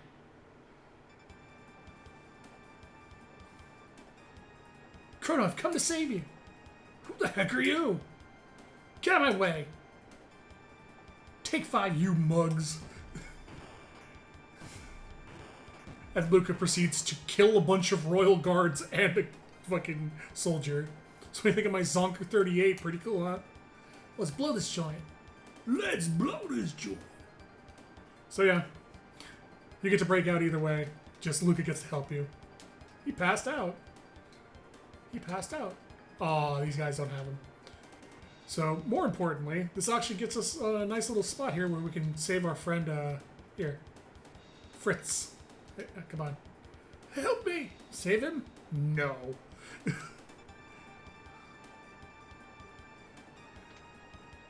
Oh yeah, Birkenstein does it too, if you talk to him. I skipped the tent because we're going to go to that later anyway. You're a lifesaver. I'm Fritz. My dad runs a store in Truce Village. Stop by if you're in the area. Now here's the question. How the fuck did Fritz get out of here? Do these guys have him? Aha. So there's a mechanic in this area where you don't have to fight a single fight. If you can sneak up, well, there's one fight. There is one mandatory fight before the boss. But if you can sneak up on the guards, you can knock them out, and you can get a mid-tonic from their body. Let me see if I can do it here. Hold on. The problem is their facing is completely RNG, and if they face you while you're approaching them, they will trigger a fight. Ah, still got it in time. So that is the guard ambush. We'll just let you knock them out and get a mid-tonic. Yeah, exactly. Near year 1000 good old nights. The prisoner is escaping! So these fights are mandated. This is not the way to go to get to the boss. This is why there's extra fights. There is a mandatory bridge fight and a mini-boss on the way to the boss. But I'm also exploring to find some stuff. There's a decent amount of gold and a sword to get here.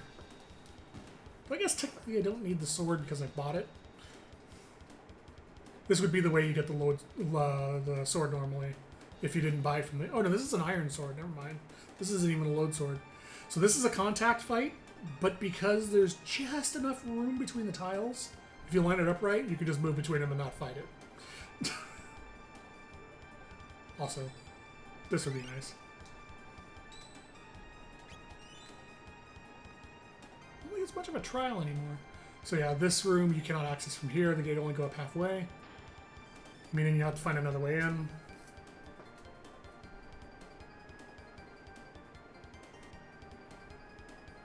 I do like the panic music that this game has. Fits a lot of the situations it uses. Is this where the mini-boss is? No. But I will. Knock him out. I really should be fighting these fights because I am probably underpowered for the boss fight. And unfortunately, not unlike some of the other boss fights, I cannot force skip this one. Alright. Oh, this is the mini-boss. Once you've raided the armory, you come back and... Mini-boss! Look at that fucking beast of a man. So you're the escaped con. Look at Omnicrone. The one-eyed Omnicrone.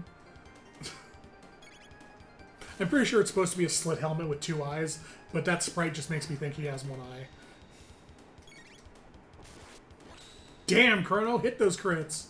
And it's over before he gets a turn. Chrono was pissed. They don't pay me enough for this.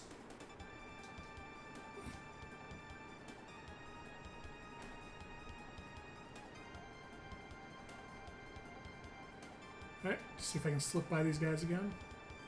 Yep. So yeah, the area to slip by these guys is like three or so pixels in the center. So I can move over a bit and still slip by them. The reason I don't fight these guys is because they're really fucking annoying. When they're face forward, like the face mask is straight forward, they take no damage. And you just have to sit there and wait for them to move the mask to the side to be able to attack him. I forget if it's this skeleton or a different skeleton. It's this one. Okay, there it is. This is actually a fight you can trigger if you come in here, but it's only like 1 tile near the center that triggers it. Decedent. which means a state of dying. I learned that, I think, 5 playthroughs ago, because I always thought it said descendant, and then I looked at it, like, that's decedent. What the hell? And I learned that means a state of dying. Or a state of decay, I think.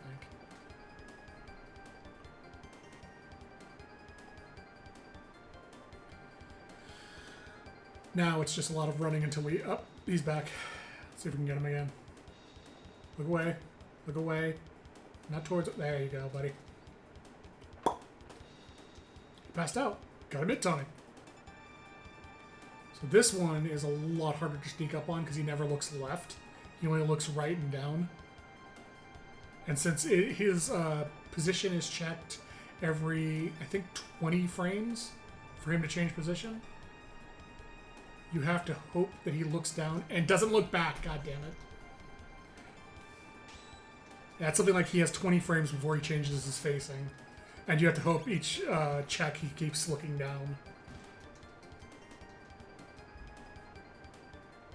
Might be 15 frames.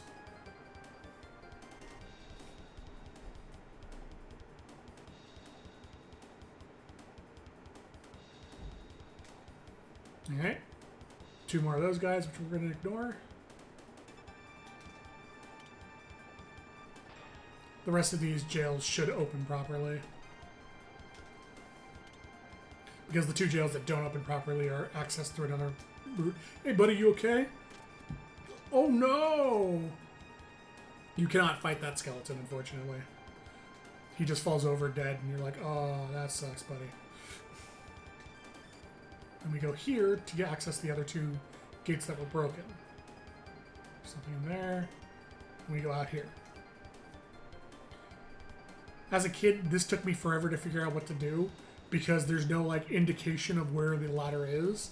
Also, you can literally climb any part of the wall because the tiles are all climbing tiles. It just took me forever to figure out that you could climb down the little cracks. Got a shelter. And more importantly, you got an iron sword to sell and 1,500 gold down here.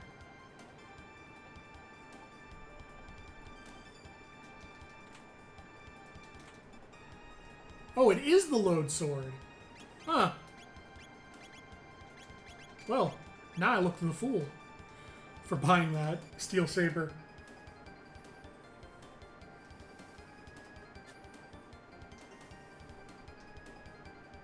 I do like that Chrono helps her out. Yeah, so the steel saber is usually something like when I'm playing this privately, I'll buy it before I even go to 600 AD. So I just cruise my way through the whole thing real easy. And then you come here and get the load sword, which outclasses the steel saber, and yeah. The load sword, had you not gotten here, shows up later. Oh yeah, this guy is not unconscious if you choose to break out. He sees you, freaks out, runs up the stairs, and then gets knocked back. But since Luca came through, she knocked him out, and he found 5 mid-tonics. But more importantly, save point. How are my stats doing? Should be fine, I hope. That note tells you things about the boss you need to know, i.e. it's immune to lightning and fire, and the head heals the rest of the body. Oh, and energy is stored in the wheels. What was that?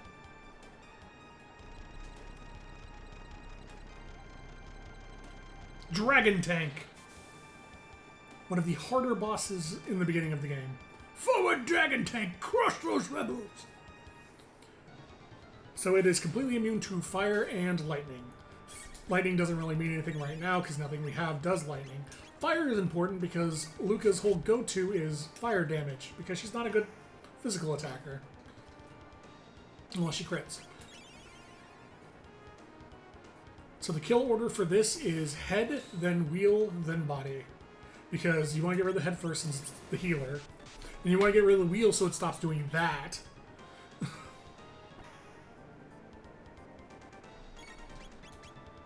And then the body is the final part. However, if you're feeling frisky, you can leave the wheel alive because when you kill the wheel and only the bodies is left, it starts doing a laser as a counterattack every time you hit it because it can no longer run you over with the grinder. So it's a weight of, do you want to deal with a counterattack every time you hit it, or do you just want to just deal with the wheels running you over every once in a while? Another important thing is it notes that energy is stored in the wheels. That's actually important to note because it designates energy. And what that means is if I had Slash, which I don't have right now, I could dissipate the energy in the wheels by hitting them with Slash. That's a hidden component of the Slash ability that Chrono gets, is it dissipates energy that's stored. That comes into play with a few bosses in the game. Notably, Masamune. He stores tornado energy, which then wrecks your shit if you don't stop him. Hit him with a Slash, and he can't do it. Also, I think Luca's dead. I really need to pay more attention to what I keep talking and not paying attention to what I'm doing. Oh, I was really hoping that wouldn't hit Chrono. I'm just gonna take the easy way out here and full heal.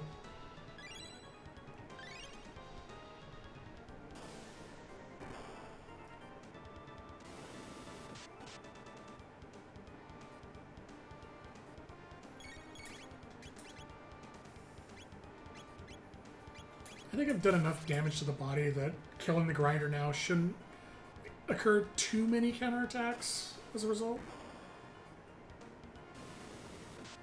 Also, that's getting really annoying because he's doing it more and more. Oh, is it getting stronger? Ooh, that was uncomfortably close. That's getting stronger. I do need to take the wheel out.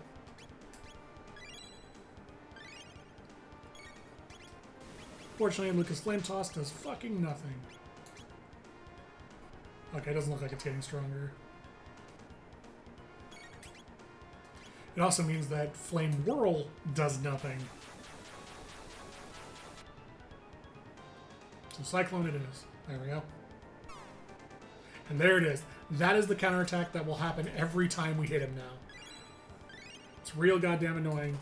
But I think I did enough body damage that shouldn't be able to counterattack too many times before this is over.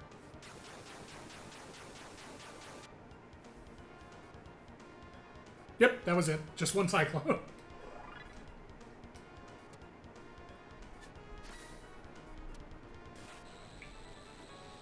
I do like that finishing move that Chrono does to the Dragon Tank. It's a cool little animation.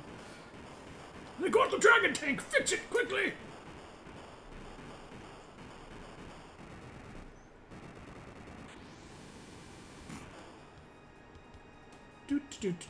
Don't fool yourselves into thinking you've gotten away with this. Just walk over this a few times. Yeah, you bastard. Alright. Time to loot the castle again. They're escaping! Half the choice to break through. They're escaping! Stop! Princess Nadia! Oh, look, she's in her greens now instead of blues. This is my friend. Show me respect. But... I like how she looks off to the right like anyone's there. Can't you take orders? Of course! Hold it right there.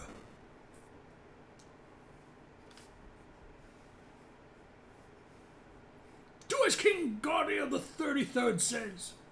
Oh no, Daddy's pulling rank. Father. Silence, Princess Nadia. The throne comes before your personal wishes. What? Just because I have a title doesn't mean I'm not a person. You pick up strange ideas venturing outside, acting like you're not an object of the kingdom. I didn't pick up anything. It's called common sense. Princess Nadia. I despise you. I'm leaving. Princess Nadia! Come on, Chrono.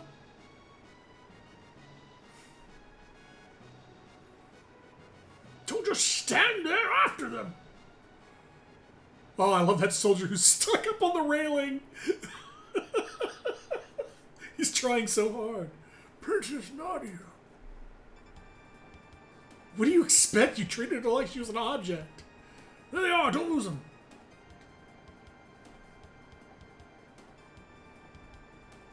There's no escape. Silence. I don't know why they scream silence, but if you ever talk to them, they just... There's no escape. Silence. Come on, buddy. Follow your lead. Oh, look, a gate. Looks like a dead end. A gate!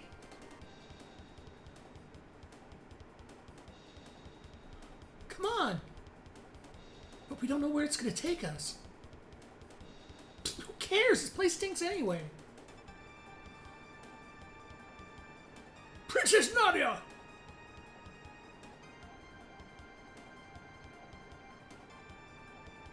This is completely irrational. Hurry, Chrono! Chancellor! Oh, Chancellor! Me! I, the Chancellor! Princess, move away from that hoodlum! Also, I love the expression he has if you interact with him. Stupid wide mouth gape. Oh! There you go. There's no escape! Silence!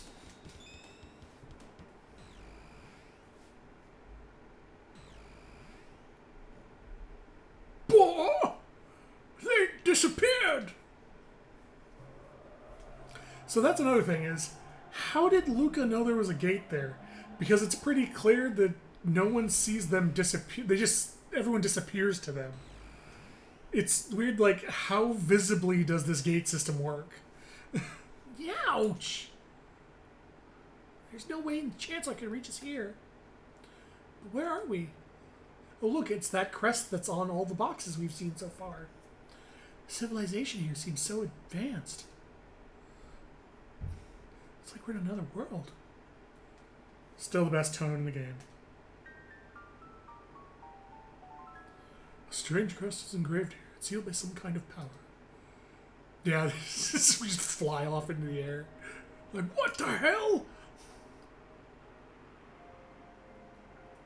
I remember if this is... No, this is not mandatory. And there's no real reason to go there. I guess for story we'll go here. Fuck it. There's some good story lore here. I do love how dystopian this music sounds. It's very well matched to the environment. Got any cash? You call this money? Oh, I have some good stuff. Oh, good thing I came here. Let's sell the load sword, which I already have one of. Bronze mail, nobody needs. Steel saber. Some ethers. There we go. Now I can buy everybody everything. 3 iron helmets, 3 iron suits, and an auto gun for Luca. So these are kind of important for this area. Stuff here is a bit stronger. Still haven't found a weapon for Marley, and I'm pretty sure I know where to get it, which is irritating as hell. It's in the it's in the dungeon of this area, which is at the other end of the world. Alright. Save money or do you good, that's my motto. We'll find some food at Arrowstone to the northeast, but only if you get past Lab 16. The beasts there don't react to weapons like guns and swords. Yep. So that is a warning that some of the beasts in the next mini dungeon are magic only. True Stone? Never heard of it. This is Trandome. Looking for food, you lose! Thanks, buddy. Kingdom? What are you talking about? This is an Enertron. You got a full night's sleep in just a few seconds, but it still leaves you hungry. So this is probably the most depressing thing about this era, is the Enertron. Will you rest in the Enertron? You received a full night's sleep, but you're still hungry. So they don't have to sleep anymore, but they don't get to eat either. You're looking for food, you lose. Yep. Oh, look. Right there on fucking Hollywood Boulevard right now. It hasn't changed at all.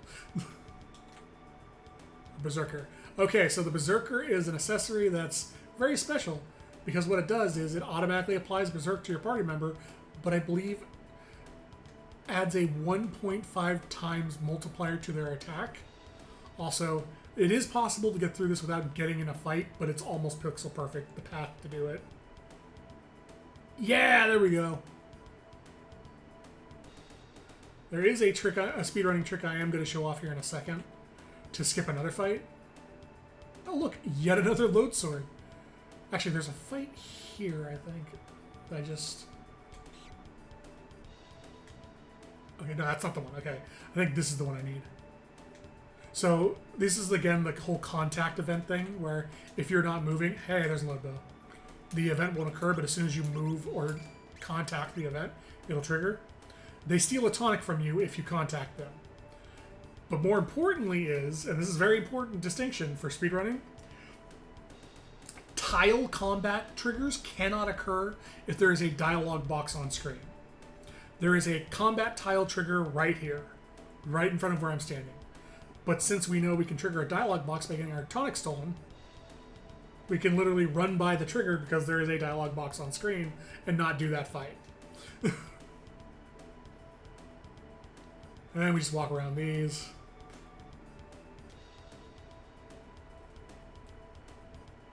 So this, I don't believe there is a skip for. This is where the enemies that don't react to stuff like swords and stuff first introduced. So this thing sucks. I hate fighting this thing. I would actually rather fight these two fights down here. Which are the ghosts. Or shadows, I believe they're called. They're immune to physical attacks. Much like the dragon and the lightning and fire don't do anything. Anything that is physical based will not do anything to them. Anything element based will kill them in one hit. So Fire Whirl will kill both of these.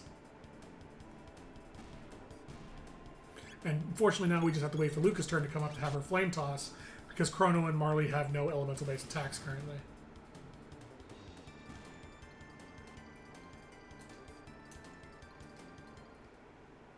They will get some, though. There's a second shadow fight here. Despite being two fights, I still vastly prefer this over fighting that stupid mutant. There we go. Oh, he's just out of range. That's bullshit. Wait, did he get close enough? Yes, he did. That is one of the things I really, really like about Chrono Trigger is the whole battlefield positioning system, where text and stuff play off of the positions of the enemies at the time. And like a lot of enemies can't even attack you unless they close distance first, which I think is a really cool little thing. This one... Okay, yeah. So the reason I was able to skip that mutant fight is because if you notice they were sitting there asleep, and if you walk by them, they don't wake up. If you run by them, they will wake up. Okay. So I'm going to go in here next. I'm going to go do this, but I'm going to ask you guys a question. Sewer access is a optional area. It is level appropriate, so I can clear it. But I actually usually wait until I'm stronger and just blitz through it all at once. If you guys want to see sewer access now, I will run it after I do the main area. If not, I'll skip it until later. So let me know what you want while I do this.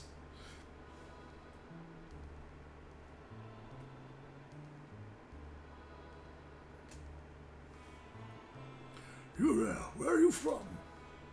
We came from the laboratories to the west. What? Hey, we've got people across the rooms. Say again? You're joking. So there are people who can beat up those freaky mutants. Hey, old man. You use your save point. Any money? Sure this is money? I'll have light in my inventory anyway. So same thing as the other guy was selling. Also, I forgot to equip. Oh, I forgot to equip it and sold it. On a gun. Sell the other load sword. And the bronze bow and the dart gun. and buy some revives, shelters, and some tonics. Buy some heals, sure. Save money will do you good. That's what the guy who walked the other dome used to say. The only time I will ever use a heal in this game is for Chaos. Chaos is the confusion status of the game. It is annoying as all hell. But you're still hungry. Pardon me, I'm Dawn. I'm a descendant of the director of the info center. The basement, where there's a huge computer and storage center for food. We can't get through because of the robot guards. It's a pity. Oh, well, I can solve that for you. Are you going down below? Of course. But no one's ever returned from there. Gotta try, right? It's nice to see such spirited young people for a change. Careful now, and come back alive. So, these require a password to activate. The console controls the password. We need a password to get through. The password is LR, hold L and R and push A. Despite knowing that, you cannot actually activate it yet. You have to find out the password before it lets you put it in the password. So, this is a very important, like, there is a couple things I'm going to show off here. This will be the first instance of me using the fade out glitch to skip a boss fight. And this is the only room in the game that has a very unique element to it, which I'll show you. I also just saved it because this fight is actually very dangerous. So if you come into this room, actually I'll demonstrate here. In any other room in the game, any other room, you can open your menu, do things, you know, I'm going to more organize my inventory or whatever and such, and then that's it. If you push the X button in here, with X being designated to the menu, and then close it, it triggers a debug fight. This fight was put in the game to test combat by the developers. And the way you triggered it was pushing the X button while in this room. They never turned the debug flag off, so trying to open your menu while you're in this room will get you in this debug fight.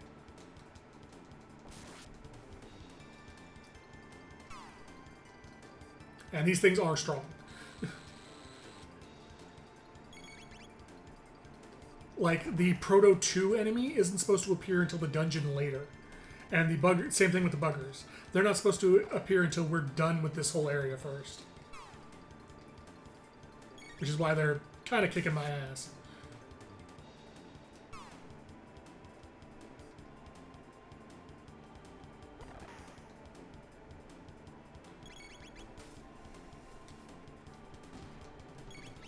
Should be fine. I'm just going to heal up with items after this.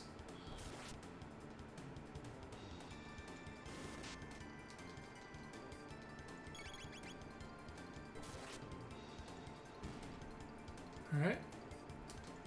They are worth fighting. They're worth a lot of XP.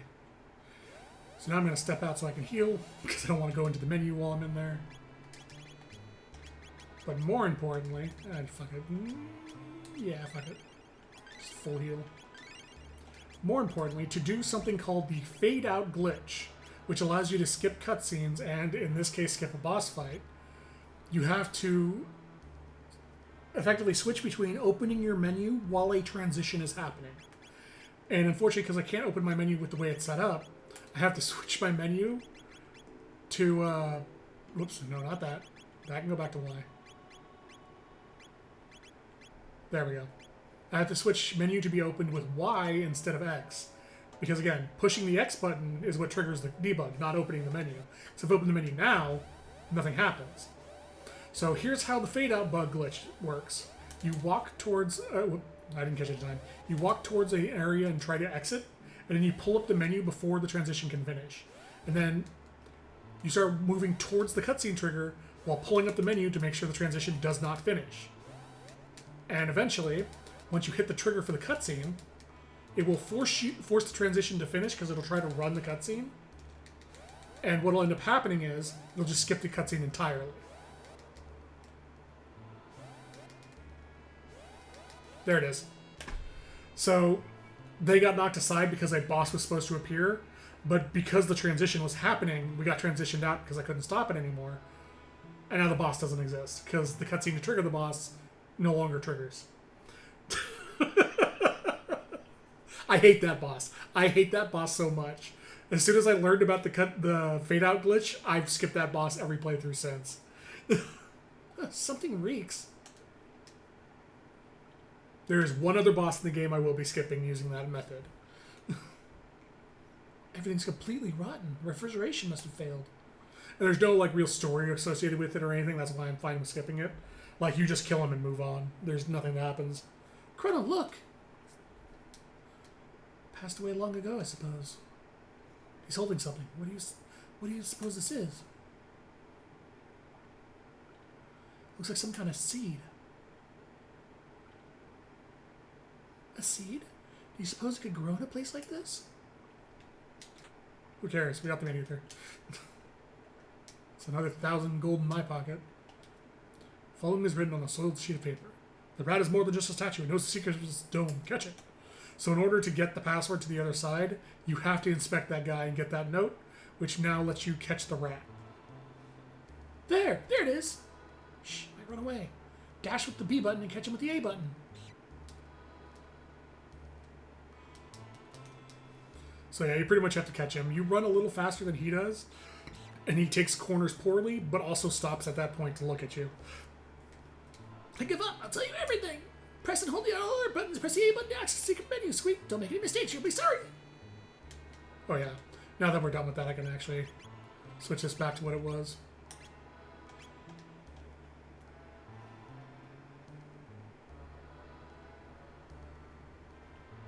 Well, never have to go back there again, so might as well prevent anyone else from doing it.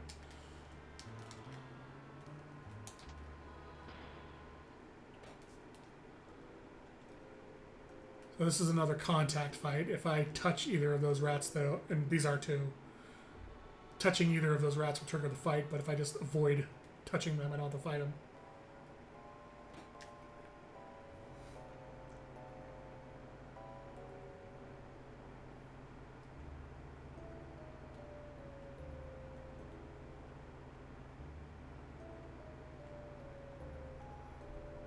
Trying to remember which path I have to take here. Because there's something else I want to do here beyond what I'm supposed to do. Okay, there it is. So I'm going to open up something that will not come into play until much later in the game. Which is this. Getting that door accessible. Because our story scene comes from over here.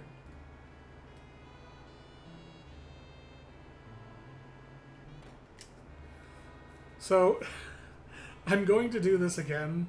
I'm going to do the fade out glitch here because it doesn't actually skip. Does it skip a cutscene for this? I actually think it does. Never mind. I won't do it. Effectively, what it does is when you approach and do the fade out glitch here, the cutscenes still kind of happen, but both Marl and Luca are cut off because their sprites load incorrectly, and it loads the consoles over them. It's a funny little glitch. So this is the info center. Good, the computer's still operational. We run a search on time warps, you might find our gate. Okay, yeah, I would have skipped all of this. Here, got it.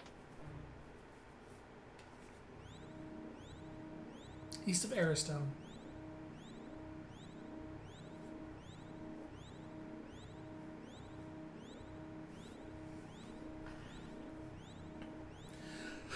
So that's where we need to go to get out of here.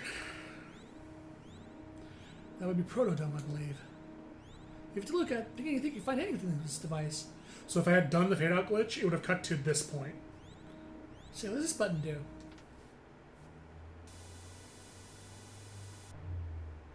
(1999 AD) visual record of the Day of Lavos. Fun fact: you only find this out if you bring Robo with you to the fight by accessing the bucket. There's a very specific way to do this. By accessing the bucket with Robo in your party, you find out this is April 14th at 1:24 in 1999. You find out the exact date of it.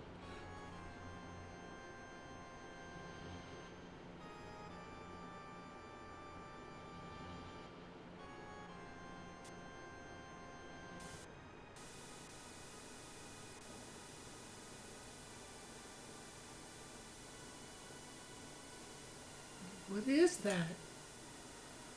Lavos? Is that what's destroying our world? We must truly be in the future. No, no way, I refuse to believe it. This can't be the way the world ends. Chrono? There's only one thing we could do. We must change history, just like Chrono did when he saved me. Okay, Luca? You mean like you did when you got kidnapped? Okay, Chrono?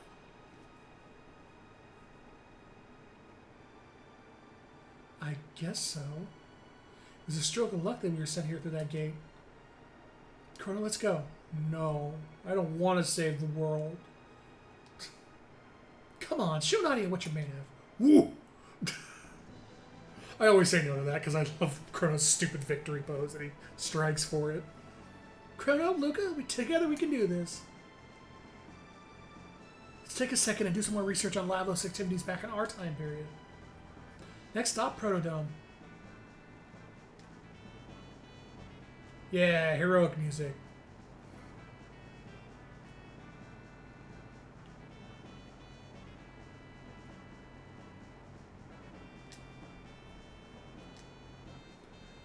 I'm probably slightly screwing myself by not doing some of these fights because the upcoming boss fight isn't exactly easy, but it's also not hard because effectively all you really need for the boss fight is Flame Whirl. Flame Whirl actually makes it fairly easy because they're weak to fire. But at the same time, it's not an easy fight either. You're back!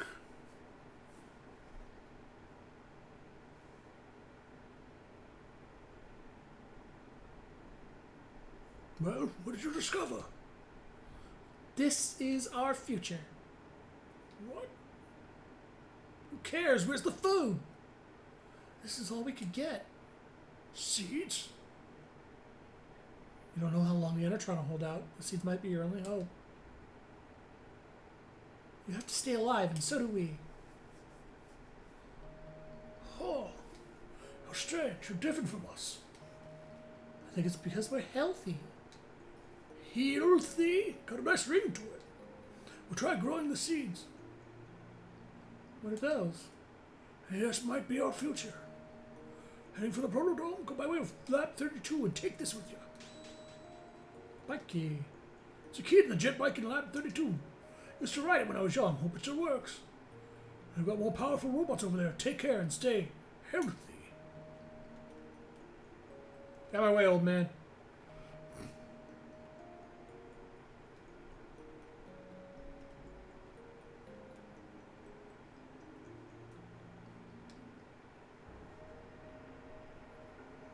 Alright. I honestly don't think I'm going to do sewer access right now because the main thing I would get from the sewer access is the load sword, which I already have. Well, is it the load sword or is it the bolt? I think there's actually a bolt sword. You know what I'm going to do? I'm going to do sewer access up until the point of the boss and then turn around. Bandits! Must report to Sir Crowley! Because Sir Crowley's actually kind of annoying if you fight him at level. But coming in through here later is much easier. Edgars and Nereids. So fun fact about the Edgars here. When I was a small boy, I was also very stupid. And I thought the Edgars were bats inside of rock. Bats like resting on top of a rock. Because I was like, oh yeah, no, they have wings and then you see a little wing spreading out. Then as I got older and less stupid, I realized they were broken eggs.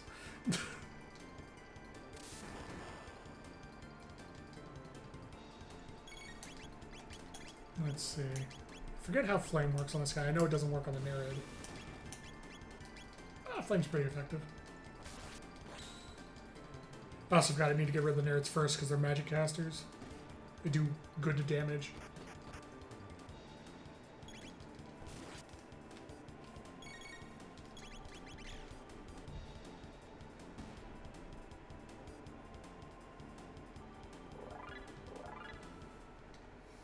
Yeah, in order to get the sword from this area, and also, oh, actually, I do want to run this area now. I forgot, this is where you get the Rage Band from, which is a very good accessory. Gives you a 50% counterattack rate. pretty much throw it on Chrono and then never look back until you get the Frenzy Band, which is 80% counterattack rate.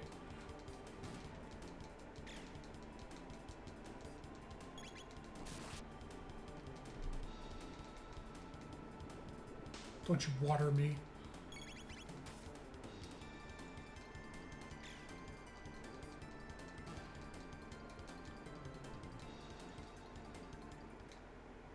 It's also a little frog side video or side cutscene thing here.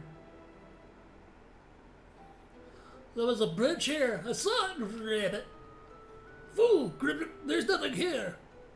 But it's true, Rabbit. Someone's coming. Let's scram, Gribbit. There's 3 of these little side cutscenes involving them. They're effectively there to teach you how the mechanics of this area work. This is a tad on the spooky side. This is an eerie place. I've got a bad feeling about this. So you do not get that little dialogue between them if you come here later. Because it only occurs if Marley and Luca are in your group. So what they're referring to is anything in here that triggers sound will trigger a fight. Pet the cat, fight. Walk into the can so it kicks into the trash can, fight. Cheese, touch the cheese, a rat will appear that squeaks and causes a fight. But the most fucked up one is when you touch a save point, it makes a ringing noise. That ringing noise will start a fight. And this isn't even a real save point. It's just the ringing noise to start a fight. Oh, look. Bats. Oh, there's the sword. I should probably... yeah, I should probably be fighting these. I need some XP.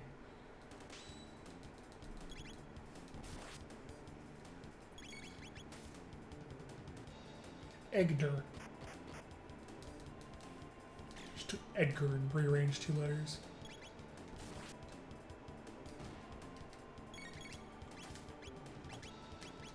That'll do it.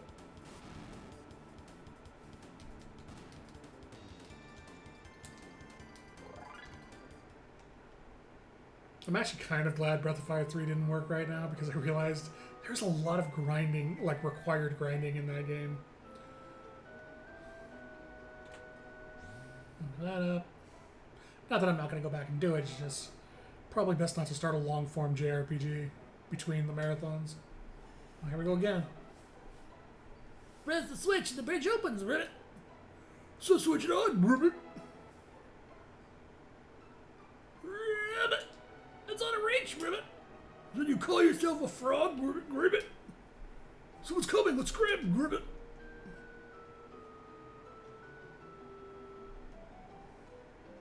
I believe that's it for the frogs.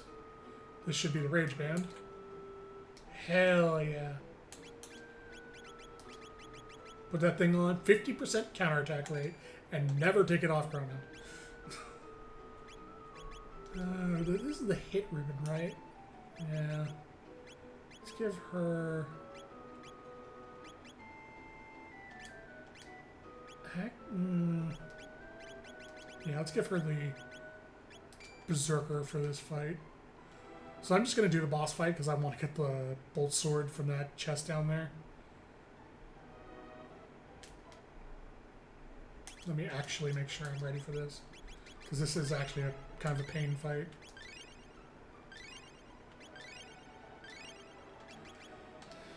Not that that matters too much, because he has an attack that can cut your HP in half.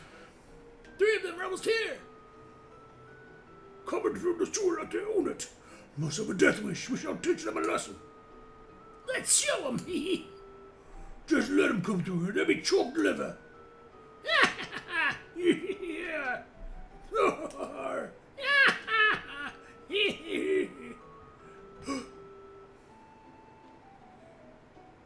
Whoa. Crawley. I'll shred you.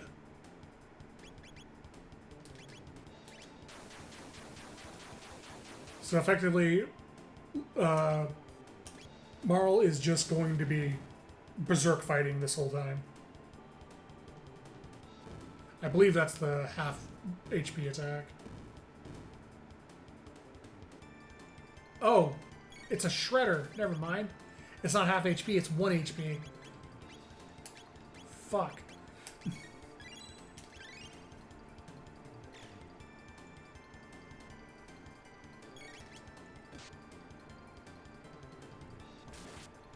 I knew there's a reason I hated fighting this boss when it's level appropriate. I think he does that in response to magic. So we just kind of have to hit through him. Oh, he is way weaker than I thought he was. It's been a long time since I fought him at level, so I forgot how little HP he had.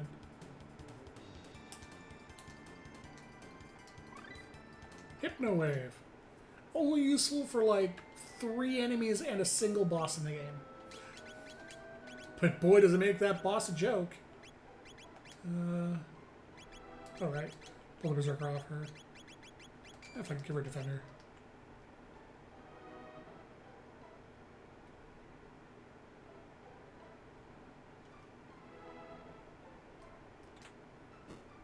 Quick way out, and the Bolt Sword. Worth. So up here is 2 locations.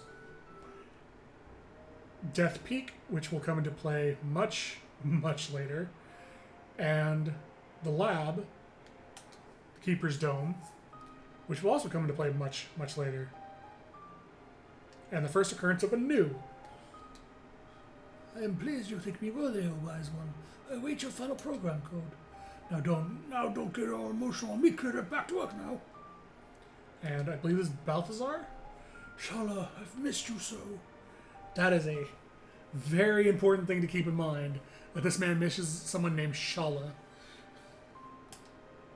Scala.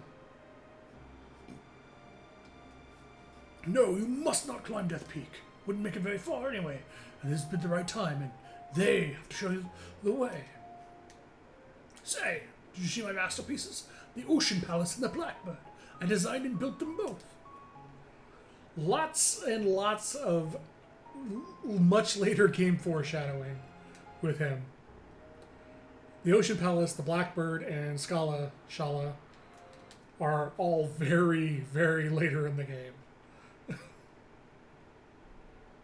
No. Eggers. Thanks to a little switch, we can just go right and leave immediately. Alright. I'm going to save because I'm going to trigger a fight that is actually kind of hard. So you get here and you have 2 options when you get here. You can cross the ruins like normal, or you can use the old man's speed bike. Here's the difference though. If you try to cross the ruins, you piss off a bunch of robots. Oh, I did it in the wrong order. Hold on. Ignore that.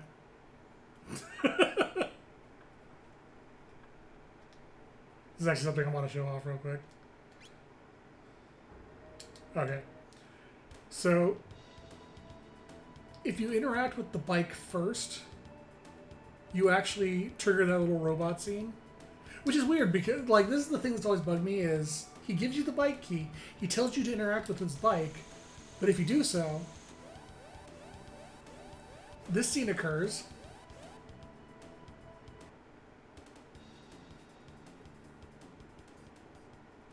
Really?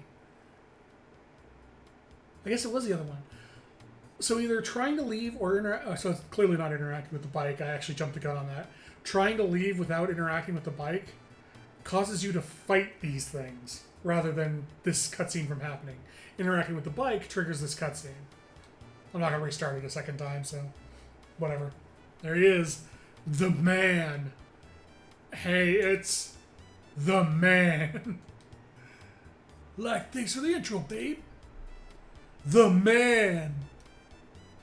You lowlifes can call me Johnny. Now listen up. Part of the old highway leads through these ruins. Think you could beat me in a bike race? I use that chick bite and don't chicken out, baby. Do you know how to ride? Why, yes, I do. So now, if you want to, you can actually just What the hell? That shouldn't have triggered the bike race. That should have let me cross the ruins.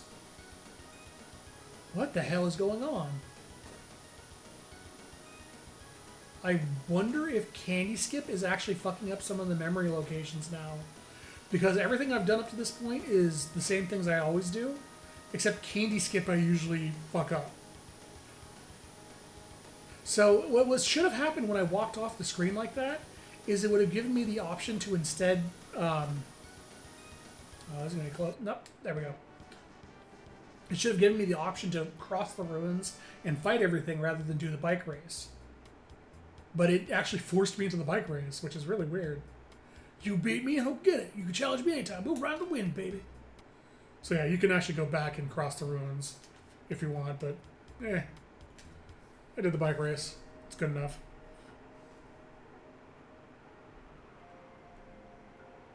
So this is the final dungeon. We can't really do anything there yet because we have to come down here first.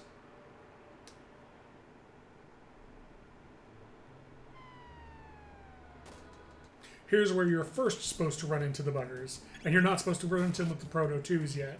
The Proto 2s are in the dungeon coming up.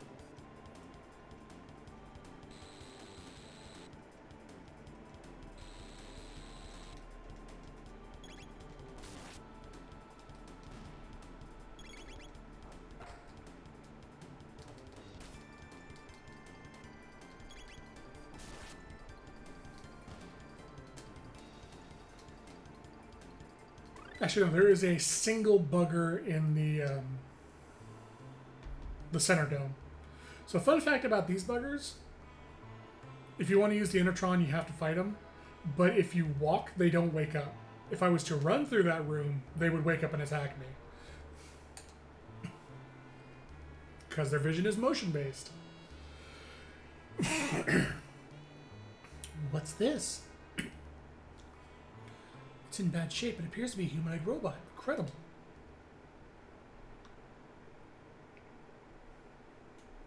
I think I can fix it. What? It might attack us. I'll make sure it won't. Machines aren't capable of evil. Humans make them that way. Luca, you pity them, don't you? Let me get to work now, okay?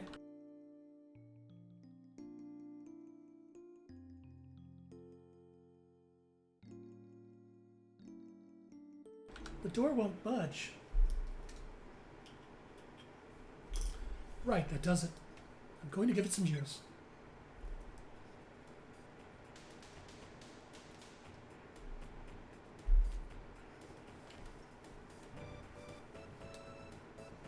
Good morning. Good morning, mistress. What is your command? I'm not your mistress. I'm Nadia. This is Chrono. And Luca here fixed you. Understood. Madam Luca fixed me. Just Luca will do. Impossible. That would be rude. Look, I hate formal titles, don't you, Nadia? Hate them. I understand, Luca. Alright, now, what's your name? Name, my serial number is R66-Y. R66-Y? Cool! No, that won't do it all. Come on, Chrono, let's give him a better name. How about a better name like R66-Y? So, this is the only exception to using true name rules, because his actual true name is far longer than 5 characters. So I just give him his serial number. Also, the following cutscene's kind of funny to me. Yeah, Prometheus is his full name. Like, I've used Prome before, but it's just not the same. I also like Nadia just immediately coming around on the serial number. That's perfect! Your new name is R66-Y, got it? Oh man, he's gonna take forever to adjust to that. I am R66-Y, data storage complete. Hey, R66-Y, why aren't there any people here? What has happened here? There were many humans and others of my kind in this dome. I think something awful happened here. it would appear so. But how is it that you survived? We came through a time warp in the year 1000. While exploring the Aerostone, we learned there was a gate here. We found you when we came looking for the gate. Yep, pretty much. His theme is part and parcel fucking Rick Astley's song. But the door to the inner chambers is locked, so we're out of luck. He just kind of punches it a few times. The power's off. If we go to the factory up north, I can pass through security and activate the stone's generator. You do that for us? You repaired me, now it's my turn to help. But the generator won't run for long, so someone must stay behind to open the door while the power's on. Then Nadia and I will stay. We'll stay behind, Nadia. Okay, please be careful, Chrono. The primary reason I leave Nadia behind for this is because Flame Whirl is super important for this upcoming boss. It makes things way easier. Alright. Do this because I haven't done this before, or in a while. Yeah, fuck it. Since I didn't unlock the Enertron in the room.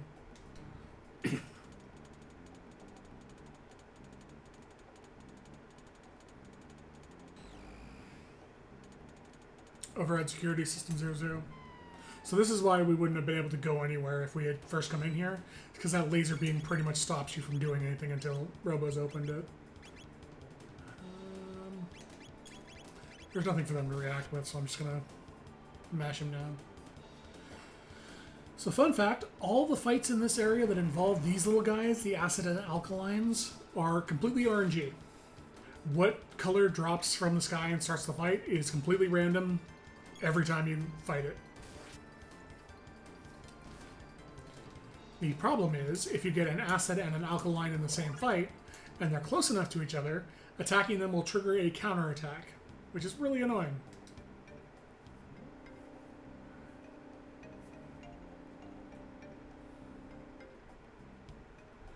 So, part of this factory... Oh yeah, by the way, if you go up here and go right, there's a mid-ether. So, part of this factory is figuring out the codes needed for the crane to move these two red barrels out. So you can get access to the sweet, sweet items. There's a barrel here, there, and there's a barrel there. And... oh, hey. She's not here.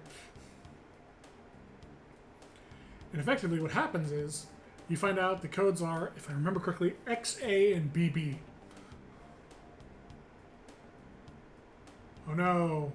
We stepped onto the conveyor line and now we're in trouble. So stepping onto the conveyor line triggers a gauntlet of 3 fights with a Proto 3, a Proto 3 and some buggers, and then a Proto 3s and multiple buggers as well. But it's worth it. Yeah, the annoying thing about Proto 3s is they counterattack attacks. Not necessarily to the same person who did the attack, but they will counter. Also, it's important XP to get, because I skipped a full boss's worth of XP, so I have to catch up somewhere. That was when we started using the dual techs. What do you start with? Robo Tackle? Rocket Punch and Caribbean. Rocket Punch the Proto.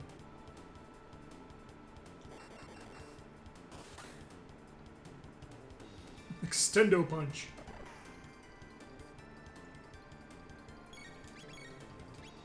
This should finish it.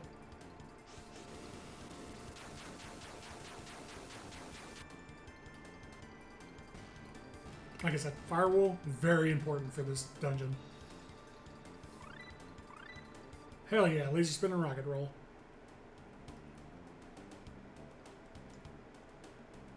Now 5 of them. Oh right, these aren't even buggers. These are debuggers at this point, which is the second level of these guys. Laser spin.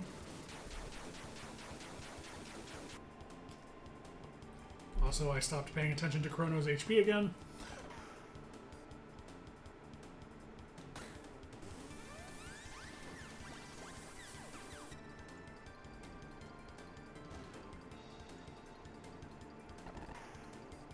I should put the other two debuggers in range to be killed by a fire spin, and then R66 will be able to kill the Proto. Hey, there's that rage band. In fact, thanks to that, I can just do this.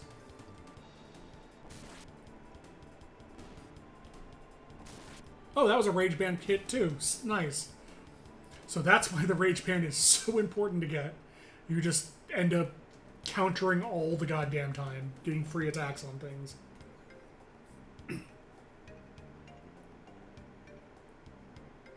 Alright, let's fix Chrono so he does not die.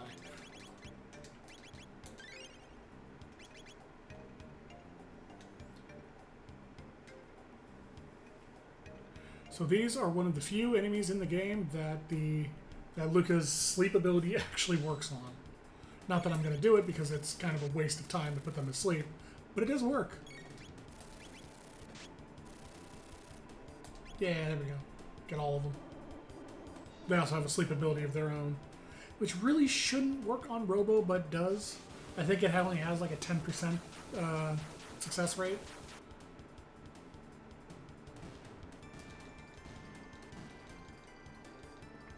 Fire whirl everything at forever, always.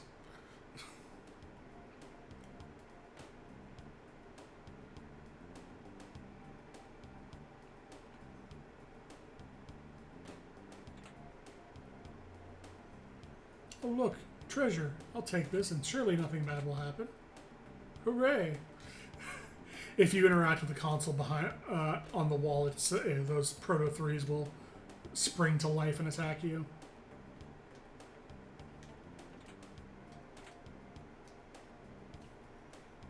Let's see. Okay, it is XA and BB then. Perfect.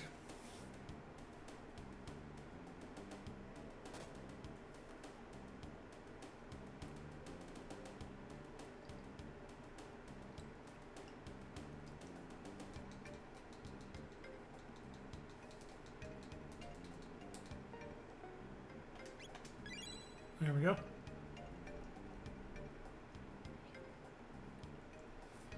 Now, not only can we proceed forward to the other area, we can now shortcut back as well. Though I'm not going to take the shortcut back because there's other items to get.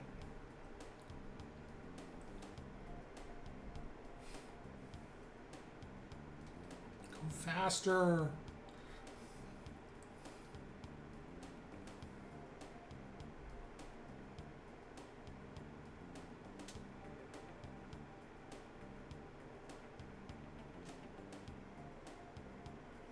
Oh, now we go down here. The barrel's no longer in the way.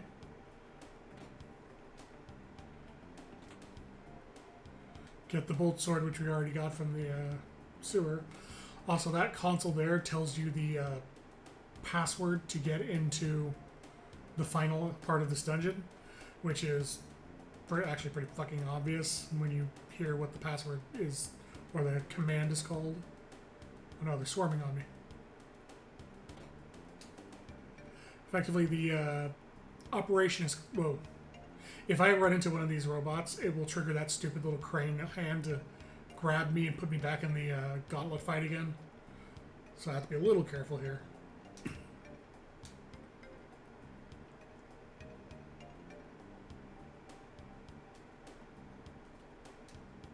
nothing down here? Guess not. There we go.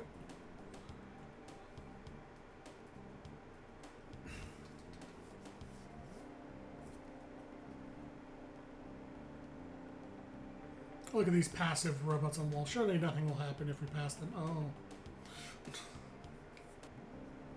They can have a fun time dancing there for eternity.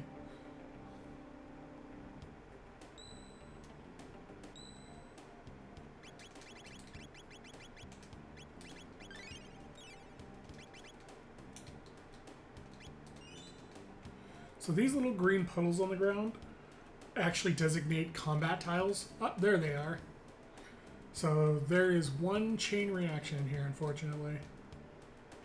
So I have to be careful about hitting the orange or the green one that's near the orange. Because if I do, it's going to cause a chain reaction.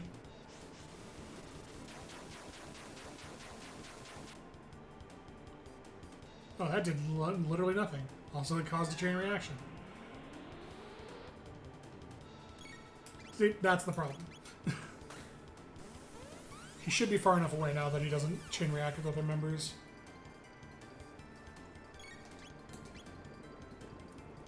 Get rid of the orange one first, just because. Oh, there we go. Well, now he's not really a problem anymore.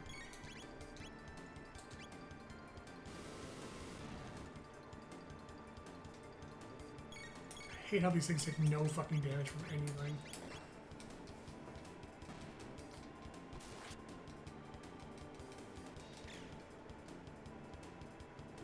Just die already, you piece of shit. But yeah, whether you get acids or alkalines is completely RNG every time. The dream is getting all alkalines, because alkalines have a lower defense than the acids do.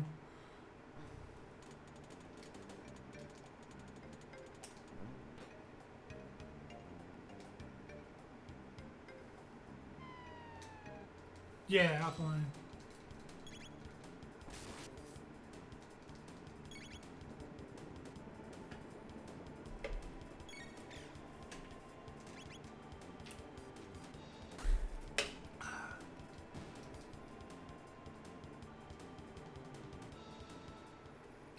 I believe you can actually skip these fights by going north. Yeah, there we go. And then there's a fight in here that only triggers if you step in that green area. And there's a fight in here, which is unfortunately mandatory. Titan Vest. Let's see. You have the lowest HP or defense, so you get Titan Vest. Hammer Arm.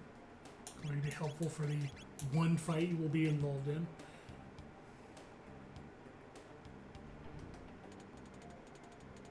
Turn off lasers. What do I get? All systems down, defense lasers are off. A majority of acids. That's real bad. That's real unfortunate. I'll try to get rid of the alkalines as fast as possible now.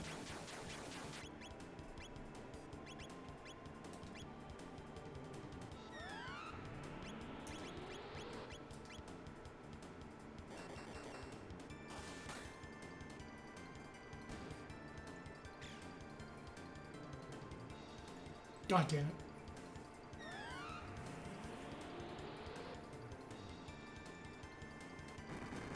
Oh, bye, Chrono.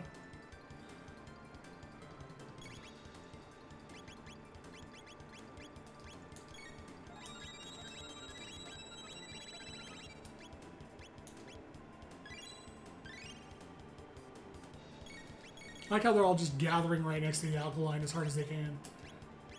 Fuckers. Yeah, now there's no more alkaline. Now they can't fuse anymore. It's just a matter of mashing attack to get through this.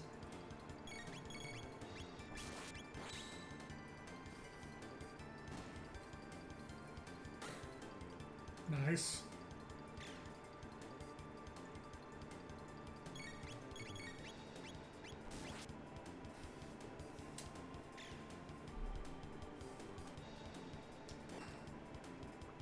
Just die already, Jesus.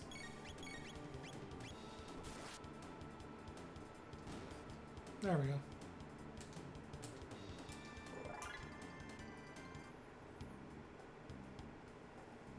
Alright, I'm gonna want to heal. And, well, actually, is there a save point down here? Or is access to one? Yeah. We can go up a floor and use the save point instead.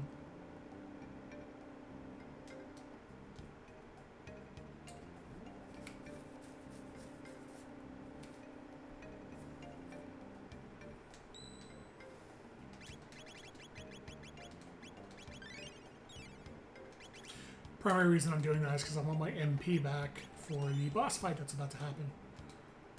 It's not a particularly hard fight, but there is a tactic you can employ that makes it stupidly easy. But you need MP to do it.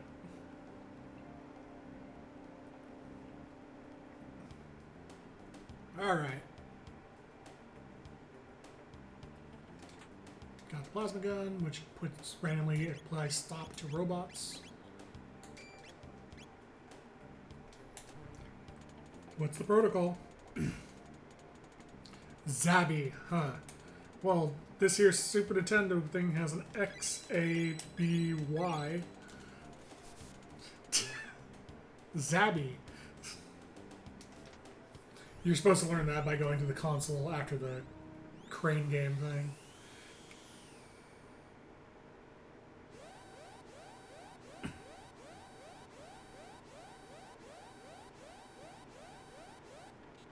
Emergency security system has gone haywire. Must escape immediately.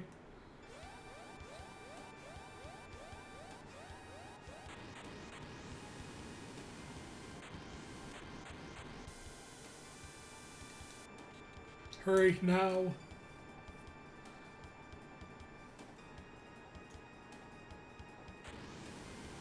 I do love this little animation Robo's about to do.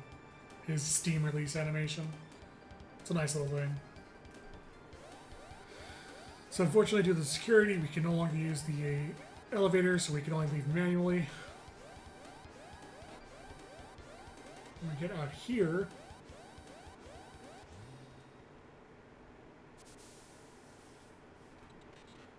these are my friends. So note that R66 is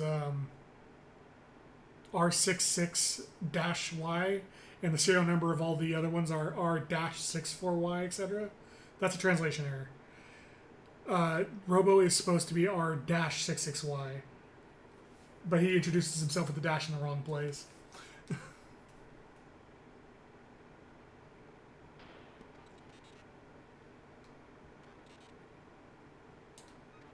Because it's supposed to be the R series, not the R66 series. Also, this is the only cutscene in the game where Chrono can freely walk around during it. And if you try to walk towards them, you get knocked back. Seamus, you must be destroyed. No, stop. These are my brothers. So that's Robo's response when you walk into them is no, stop. What are you doing? No, stop. These are my brothers.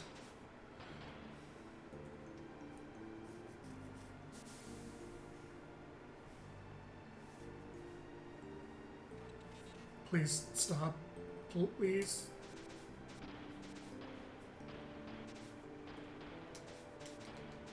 Please stop. Please. But they'll destroy you. Yeah, so that little please stop, please, but they'll destroy you. That only happens if you walk up and interact with Robo during this cutscene. I don't know why this is the only interactive cutscene in the game, but it is. Well, he's done. Party member gone. Good thing we have Marley waiting for us. Or Marl. R6Y. Now to take care of the intruders. No, let's take care of you.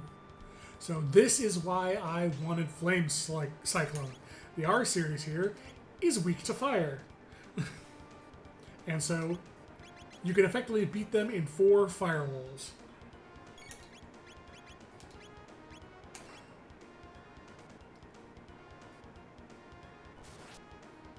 Or, oh god, I just realized with the Rage Band, I hope Chrono doesn't kill one of the center ones. I need them for hitting all 3.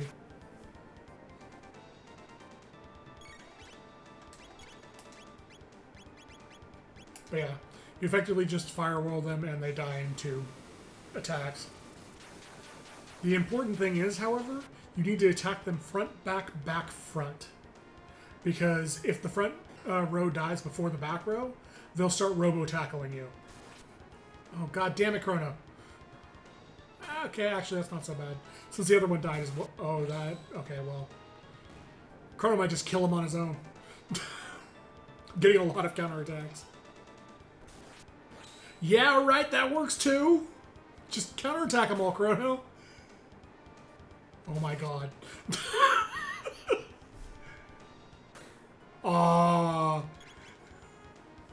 I almost killed all 6 of them with counterattacks. Well, that was easier than usual.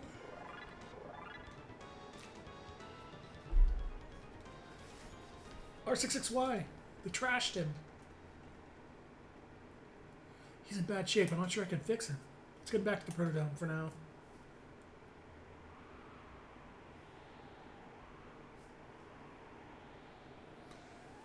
Like, it's weird because of the way they're doing the sprites, but this makes it look like R66 is like twice their size. When in actuality he's like the same height and roughly a bit bigger wide. But because this is a special sprite for the overworld, he looks way bigger than he is. Can you repair me? Shh, don't talk. You are trying to save our world. I don't know how far we'll get, but that's the plan. Anyway, R66, what are you going to do when you're repaired? What am I going to do? Yeah, I mean, what are your plans do you have for the future? Luca, no one has ever asked me that before.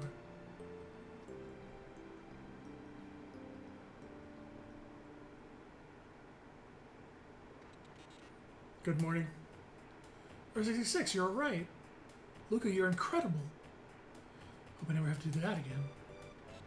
Luca, I have made up my mind. I want to go with you. Pardon? There's nothing left for me here together. Maybe we can give this planet of ours a chance. Then let's go. The gate's up ahead. Yeah, 4 party members. Let's do this. 4 party style, just like Final Fantasy. Hang on to your shorts.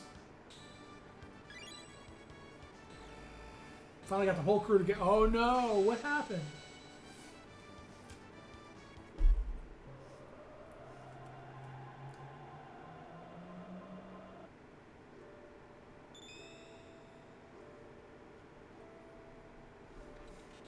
Where are we? I want to note, this is the only time in the game you will see your party with 4 people. And it's not even really actually a 4-person party. It's a 3-person party with a follower similar to the cat when we were in Millennial Square. Because if you notice, Robo actually follows a different tandem than the rest of the party for movement.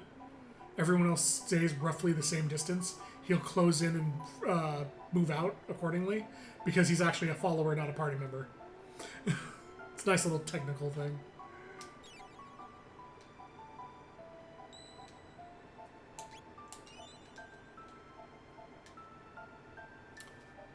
Oh, I shouldn't have grinded. What am I? Yeah, fuck. I'm 1 level above it. So there's a thing that's about to happen after this sequence, and I actually missed the weakest form of it by 1 level. Ah, more guests.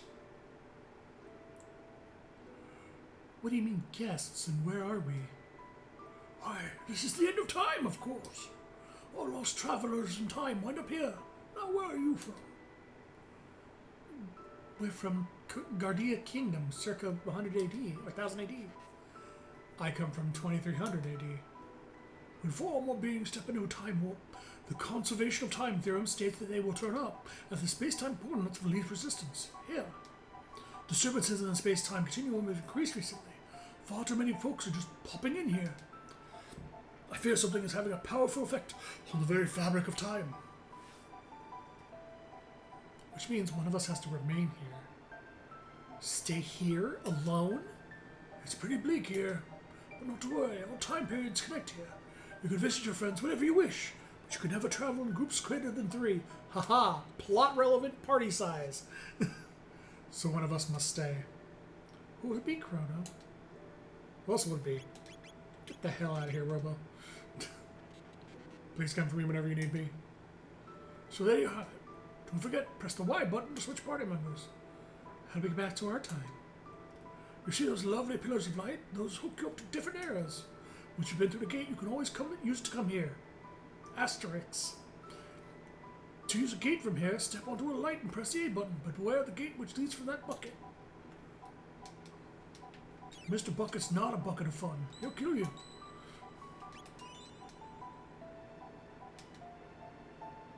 Wait! Hey! Don't be in such a rush. Before you go, take a peek inside that room behind me. So this is what I was referring to. Yep, I missed it. So this guy's form changes based on Chrono's level. And his weakest form is level 9. If you hit level 10, this is his second form. I believe he has 9 total. And the final one is a massive pain in the ass to fight. What are you looking at? I'm Specchio, the Master of War. I've seen all kinds of battles from here. How do I look to you guys? Oh, fucking weak. I see. Let's put it this way. If you're strong, I look strong. If you're weak, I look weak. Oh. You were strong of will. That's why the old one let you through. Long before you were born, there was a kingdom where magic flourished. Everyone there could use it. But in time, people began to abuse their powers. It got so bad that no one was allowed to use magic except wizards. But you have it. Determination, I mean.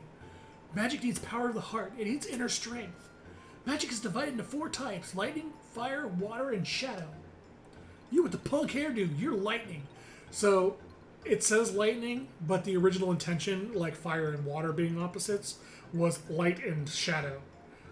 Chrono is technically light, not lightning, but whatever. The one with the ponytail is water. The one with the goofy glasses is fire. Not just magic, but everything is based on the balance of these 4 powers. Think magic, and starting from the door, walk clockwise along the roll of my room 3 times. Tell this track now. Okay, so Specchio is a bit buggy in terms of doing this. There is a chance while I'm running around that it will not actually count for the 3 times. And robots are powered by evil. Okay, it worked. If the music cuts out, that means it worked. Very good. Ipso facto minimo magico.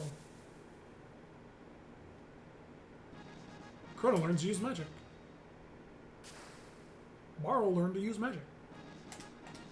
Luca learned to use magic. So now we all have elemental abilities. So, fortified it with magic. Want to try it out? Yes. All right. So Specchio, you can fight once per form, effectively, is worth fighting him. He's very, very strong. Like, stupidly strong. And as you level up, hence why he said, the stronger you are, the stronger I look, the stronger he'll get as you level up. But each time you beat him, you get a nice little reward for beating him. He doesn't give any XP, he doesn't give any tech points, so people dying, it doesn't really matter. You just want to make sure you beat him. And now goes Chrono. I'm just going to see if I can power through this.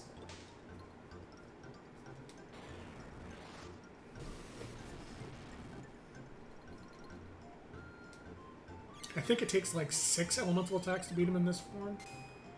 Since our power is roughly the same across the board. Well, Marley's a bit weaker, but... Oh, there goes Luca.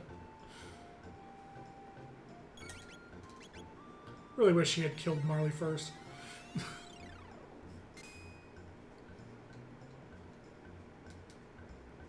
Yeah, she's too weak for to kill him in 6. Damn it. You gotta attack off first. Oh well. I can beat him in this form, it's just kind of a pain in the ass. I win! You guys are too much. Bring newcomers to beat me. So, he says we have determination, blah blah blah, that's why we get magic. If you bring Robo in there, he's like, you don't have a soul, you don't get magic. But, your tech works for Shadow.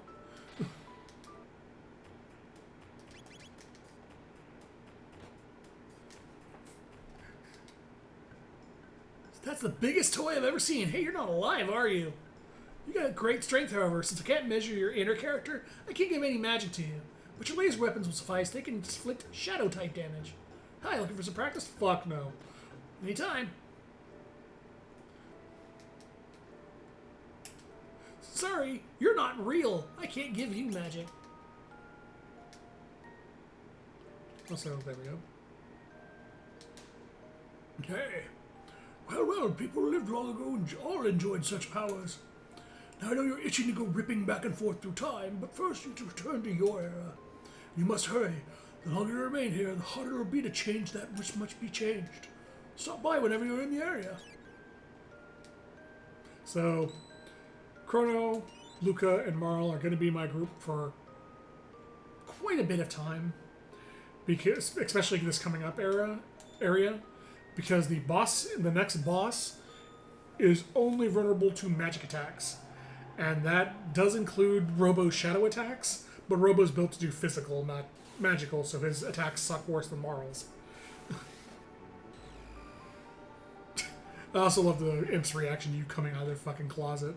This guy hates you, this guy's okay with you. Who do you think you are? Going out of our closet or scram! Hey, you people just come out of our closet? Get out of here! Wait a sec. Medina Village was founded by the ancestors of the Mystics, who lost a war to the human beings. Most Mystics hold a grudge against humans, be careful. There's an old man who lives near the cave in the mountains to the west. You might enjoy chatting with him. Thanks a lot. Say, we were told the Mystics hated humans. Why are you being so kind? Humans fought the Mystics over 400 years ago. My motto is forgive and forget, but not many seem to agree with me. Can you use magic? Magic using humans supposedly perished long ago. Medina Village was founded by the ancestors of the Mystics, who lost a war to human beings. Most of it. Oh, you can also eat this cake for You folks hungry? HP and MP. Oh, shiny. But before shiny... Hey, Ozzy. More shinies. And even more shinies. So this is the descendant of someone we will run into later. I'm Ozzy, the 8th Medina Village's leader. My ancestors served the Great Magus. Oh, Great Magus, why didn't you simply exterminate the human race 400 years ago? Oh, we'll find out the reason. Here's the inn, which you cannot use because you're human. No room here for humans. Scat. Plead with them. Oh, pipe down, okay? Get him! So trying to use the inn or the shop in this area will get you, the guy I warned you, they hate humans, will get you in a fight.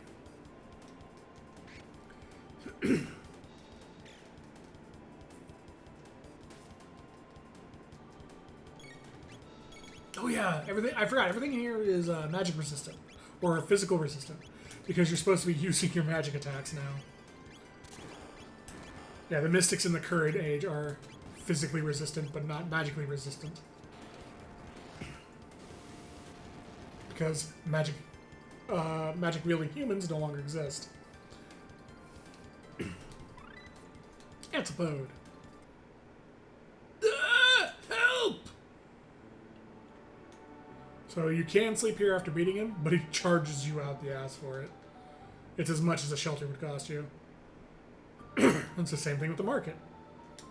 Nothing here to settle humans. Get out of here. Bleed. You know what, all humans? Teach them a lesson, boss.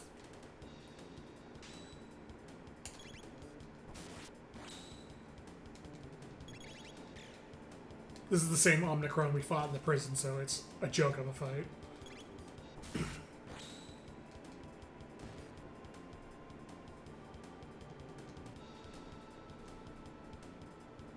They got the boss. Beasts. All right, I saw something, do you? Yeah, look at those prices. That's a... Yeah. Yeah. So, I will say, I have spent the time grinding out and getting the Demon Edge before, at this point, and it utterly breaks the game for like another 2 sequences if you get it. Chrono could just one-shot most things.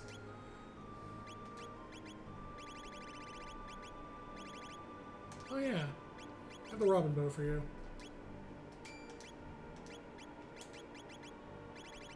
Let's see. Bloadsword can go. Bloadsword can go. Iron Suit can go. Turn.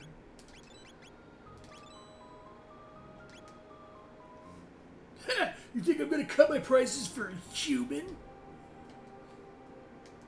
Yeah, he's kind of a dick. Up here is a blue pyramid, which we cannot do anything with yet. Actually, no, there's a mid tonic in here I can just grab, but...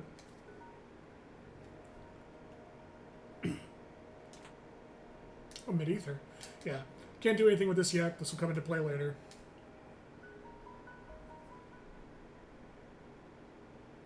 Instead, we'll go down here and talk to the person who lives at the corner of the cape.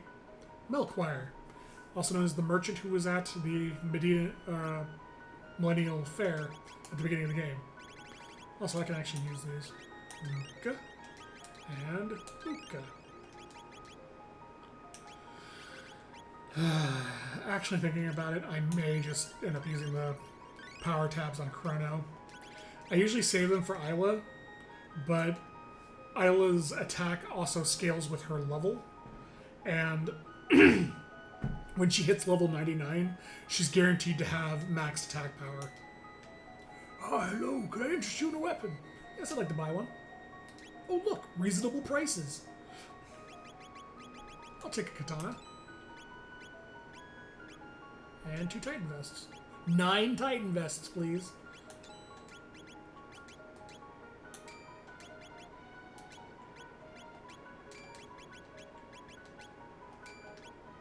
She's still wearing the... oh, she's already wearing that. And he starts with one. Weapons. If there weren't such evil in this world, there'd be no need for weapons. What a sad state of affairs. Should you desire to return to Truce Village, use the shortcut through the cave in the mountains to the north. Which is, hey, do you want to continue the game? Go through here. Hekran Cave. Death to the Mystic's enemies!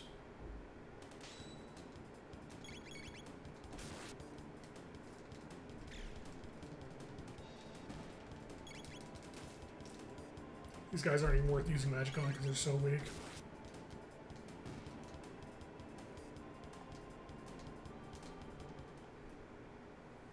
So there's a bunch of enemies in here that are magic damage only, making this a bit of a slog of an area to move through.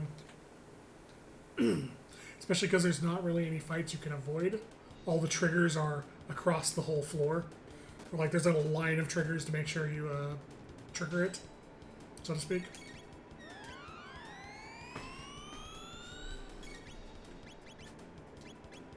They're all just far enough apart to be annoying.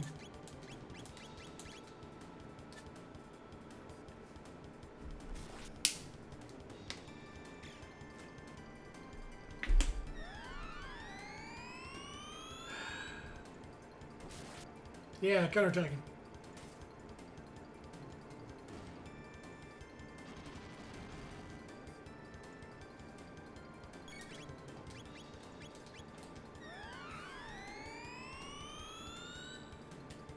I think the gin bottle is probably the most obnoxious of the enemies here.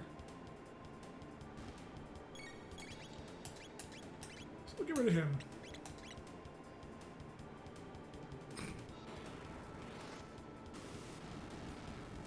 Fire? Yeah, fireworks, okay. Got because they're fire octoblushes, so. There are things with elemental resistances in this game. These are not one of them. But yeah, the whole cave's designed to make you use your elemental attacks and learn how magic works. Alright. Ah, goddammit. I was trying to skip this fight. I thought I could, but I was... oh well. This is another don't bother attacking them physically enemy.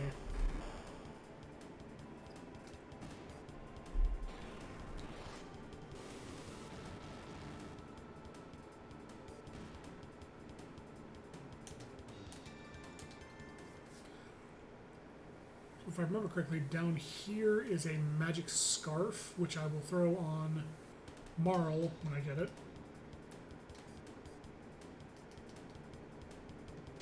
Because it gives magic +2.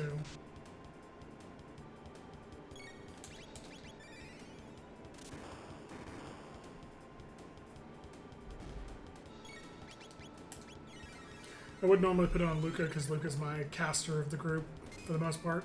But Luca needs the speed more than she needs the magic.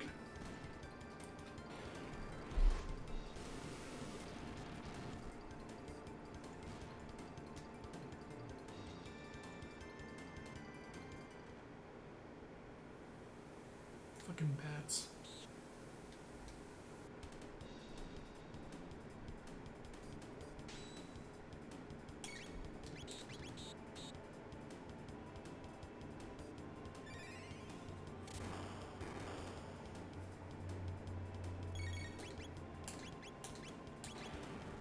How dare you survive that?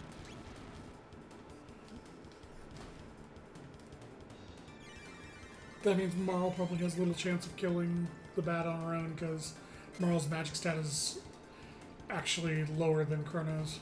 Oh wow, she just barely killed it. Yeah, Chrono's starting magic stat is actually lower than Marl's. Or no, Marl's starting magic stat is lower than Chrono's, but she eventually passes him when leveling. Also, this helps to help shore up her bad magic stat. Now she should roughly be in line with Luca and Chrono for magic damage. Maybe like 1 or 2 points behind.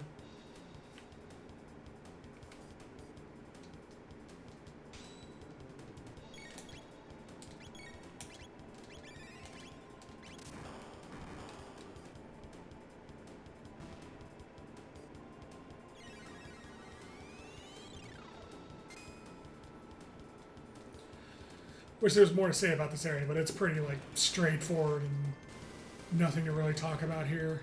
Use magic on all the enemies, fight the boss, don't attack the boss when he says he wants you to attack him. And that's about it.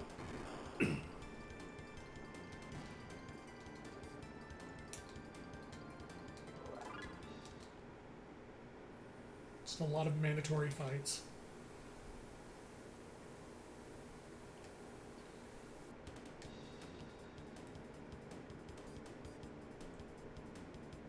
I guess these ones bunch up.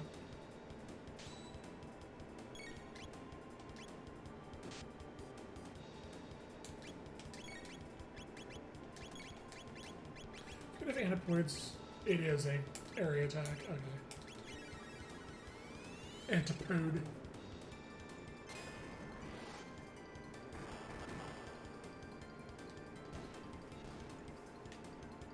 Antipode is going to be a hard go-to for us in the next boss fight, because it does a shit ton of damage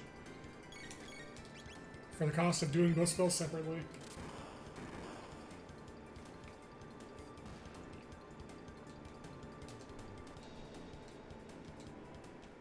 Part of the reason I bring Marl for this. And another bat. I think this is the last mandatory fight, at least.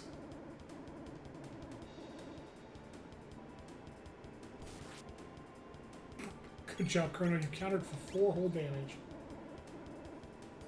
on something that has 105 HP.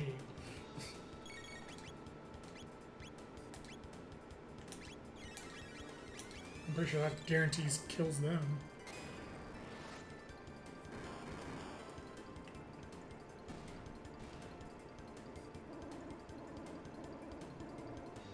My god, stop trying to put Chrono to sleep.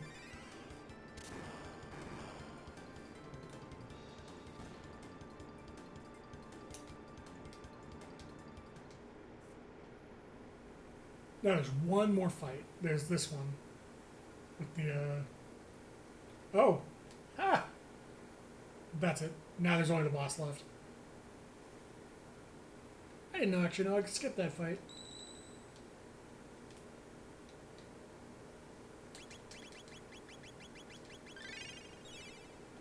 Alright. Time to fight Hecarim. So this is another boss you can skip with the save anywhere version of the bug. Like if I try to do the scene transition, it won't work, unfortunately. Actually, it will. So Hecarim's unique in trying to do the fade out glitch to skip him. Get to the mystic enemies! Will actually soft lock the game. because he has a state change between when he starts the fight and when he ends the fight. And if you do the fade out, his sprite never spawns, and thus the state change can't happen, and it soft locks the game. Doing the save anywhere version causes his sprite to spawn and then skips the fight, but his sprite is still there at least, so you can interact with it and just trigger the state change without the fight. I really need to learn how to do this save anywhere skips, because this is a fight I would skip if I could. I hate that grand fight. You're going to see it in a second, but there's a section of just a lot of waiting with this, because he'll be like, Do it, I dare you! and that means if you attack him at all, he will counter with Cyclone, which does almost 100 damage. There it is. Go ahead, try to attack. Brief counterattack break. You have to wait for his break to attack him again.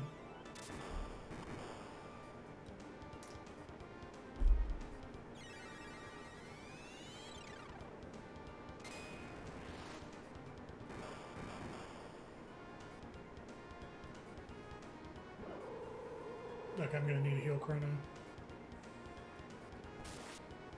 Good job, Chrono. You fucker! I didn't even get a chance to heal him.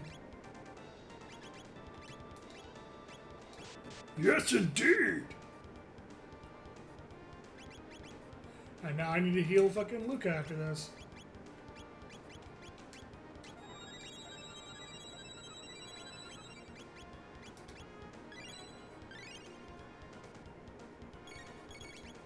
Oh, perfect. He took a counterattack stance.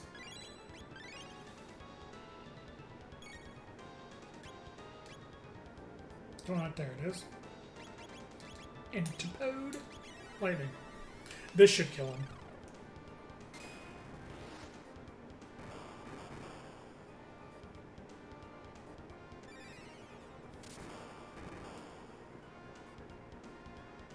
Shit. How far off am I on his HP?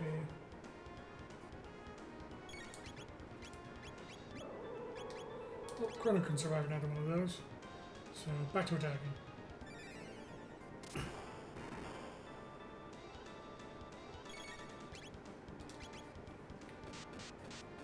Chrono might not survive that. Oh, he's fine. This should be it, though. I might have been a turn behind in calculating. Oh shit. Am I weaker than I think I am?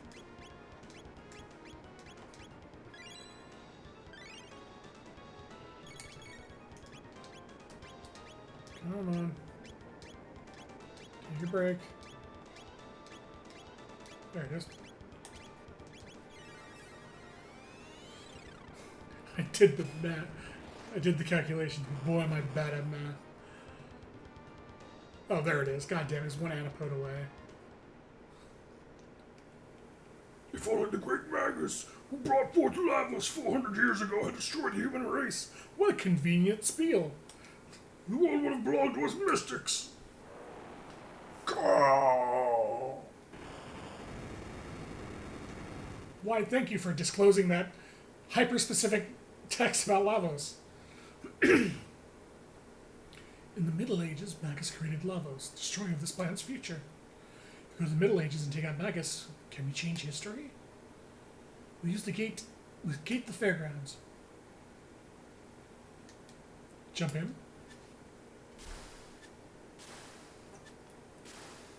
I'd like to point out they jump into a water spout and come out at a whirlpool a good, assuming distance here, a good 5 miles away. How the hell did they hold their breath that long? Also, this is a very important part of using Luca in your party. If you are going to use Luca, you need to come up here, talk to her mother. Luca and Tabin only care about the silly toys. Here's where we are today. You're so thoughtful. Wait for Tabin to turn in his earnings, and then talk to him over here. Oh, you're just in time. Luca's father will give you 3 different items called the Tabin items that are, at the time he gives them to you, incredibly good. And the Tabin suit that you get later is actually really good for some endgame content. It's the finest work, the ultimate defense for my daughter.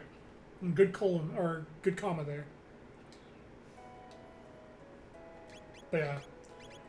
In this case, the Tabin vest is better in both defense and gives her plus to speed, and she only takes 50% damage from fire now. Hence why it's very important to get these when they're available. The helmet will become available after 600 AD, and the suit becomes available after we get the Epoch.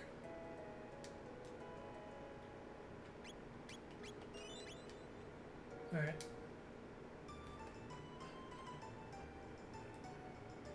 All the merchants are gone now. Oh, Who's the gate?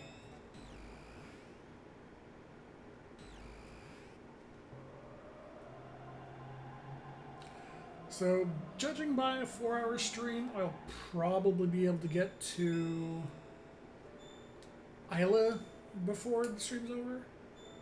Yeah, I think I should be able to get to around where Isla is, which will be perfect because actually, Isla, right after you get Isla, is the first best place to grind, which I'm going to do off stream for 2 reasons. One, grinding lets me skip more bosses and fights without having to worry, and 2, the thing you grind with in Isla's time is also gives you a shit ton of items you need to trade in for new weapons and armor and stuff. So grinding those off screen's probably for the best, because I have to kill like 20 of them. I will demonstrate how it works though, because I've found out not a lot of people know about the hidden enemies in the game. Hey, we're back. Second best overworld music in the game. The 1400 AD has the best. 12,000 BC, that's the time. So there's a flag we have to set before we go to the castle. It's talking to the Knight Captain here about how his rations run out. He's like, has the supplies from Guardia Castle come yet? Now we can go to the castle. Yeah, there's 3 news total. There's one in the upper left, one in the upper right, and one in the lower right. And the way it works is, while you're spending time, I'll explain this again when we get there. While you're spending time in the hunting grounds, it will rain after 20 seconds, I want to say. And during the rain, it picks one of 4 spots. Upper left, upper right, lower left, lower right. And if it picks a spot where a new has not been fought yet, it will spawn a new there that you can fight. halt! Who goes there? Oh, it's you again. Let me come back like, it's that guy. Fucking let him go. But yeah, once you've fought the new in that place, it will not spawn there again until you leave and come back. So I have to come down here, talk to her.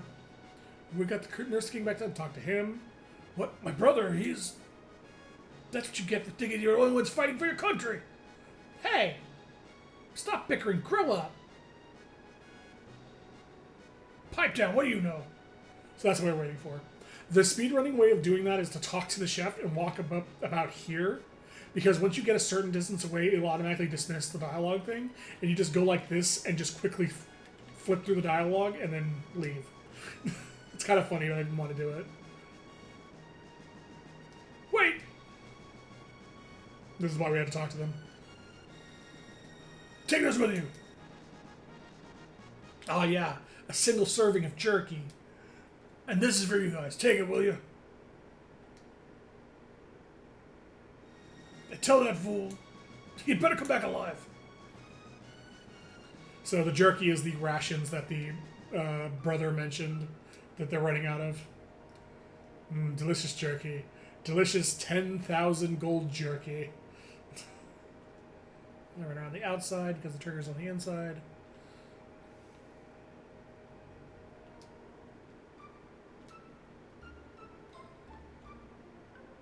Let me run over here and give it to the knight. Oh no, everyone is dead. Sir Chrono, is that for us? Yes. Food rations. Cook, he has saved us all. Quickly, soldiers, let's split this single thing of jerky. Sir Chrono, if I do not make it back, give my brother my thanks. What is going on here? Magus' troops have launched an attack. They're breaking through our defenses. Stop sniveling. It shames the knights of the square table. We shall destroy Magus' troop and bring honor to our king. But we are far outnumbered. This is our last line of defense. We must let no one through. Understood. Ah, my everything! So normally to continue the game, you just walk off here. However, if you talk to him again... Our troops are suffering greatly. So, Chrono, when do you assist us? Yeah. We're eternally in your debt. You'll find Magus' troop across the bridge. Take this with you. Free gold helm. Which only Chrono can wear, because it's male-only armor. Now we can move on.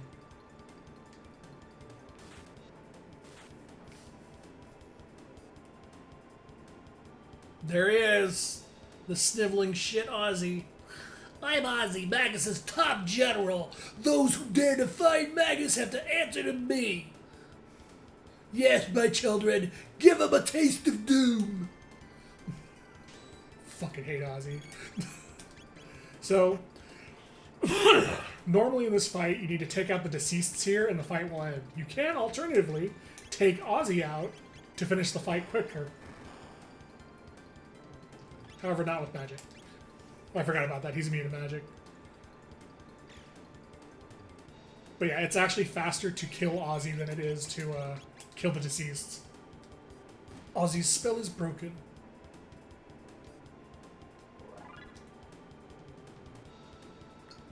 Those little whips are stronger than I thought.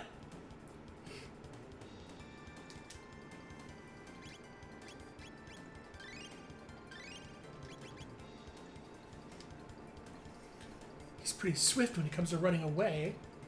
Seems I misjudged you, but I won't do that twice.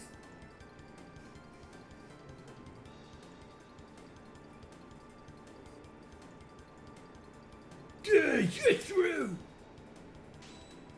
Am I Ozzy? Or am I just going to kill you again?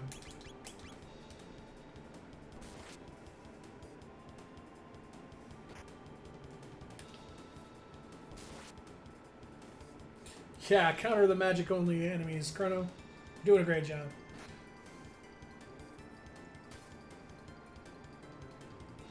Ozzy's spell is broken.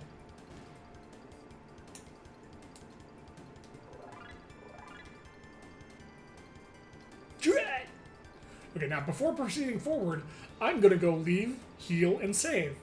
Because there's a boss coming up that is actually really strong. Like, it's out of nowhere because we just fought a bunch of other bosses. So it's like, oh, look, another boss. But he will whoop your ass if you're not careful. Alright.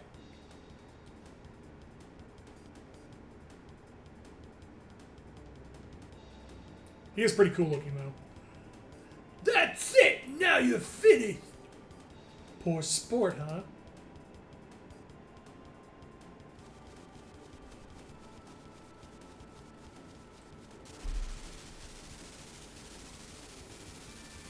There he is, Zombor.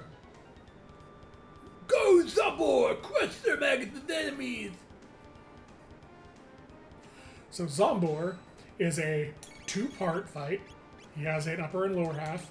And I forget what order, but each of them is immune to one element. So I'm going to hit him with all three in the lower half and see what happens.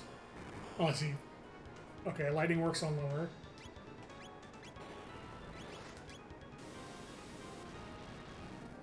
Fireworks on lower, so he's lower half's immune to ice.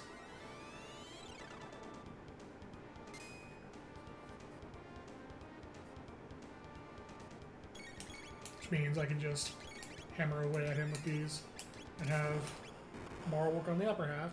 The other annoying thing is when either half dies, it does a dying attack. And the lower half, I believe, does the MP Buster, which reduces your MP to 0. The upper half does like a biting attack or something. The important thing right now is to try to kill one of the halves before he can do doom, doom, doom, doom, doom. Because Doom, Doom, Doom, Doom, Doom does a shit ton of damage. Ah, fuck. Ow.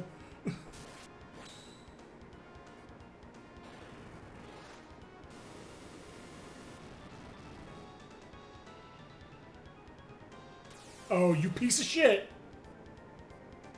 That's why I saved it, because he can do it twice in a row. And Marl is very lucky to be alive. So that means the upper half does the MP Buster.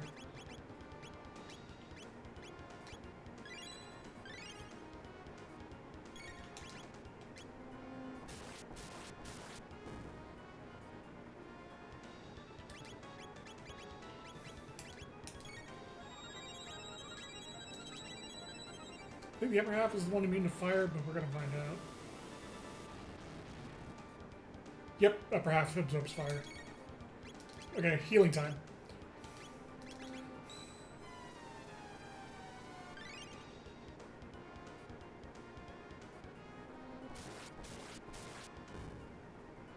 Also, that's gotta suck. Not only is he pulling Chrono in with telekinesis, he's then stabbing him with a bunch of sharpened bones. Okay, don't use fire, use ice. Oh, he's immune to lightning too. Wonderful. So only use ice.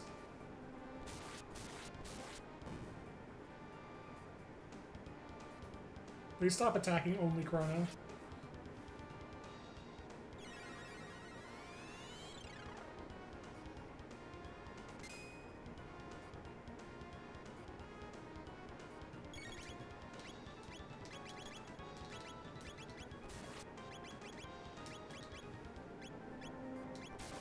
That's better.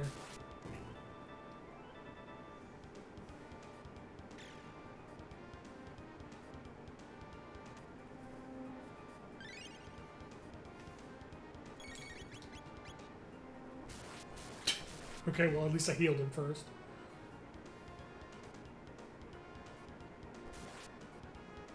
Oh my god, just die already, fucking skeleton shit. Oh, MP Buster, that means he's dead.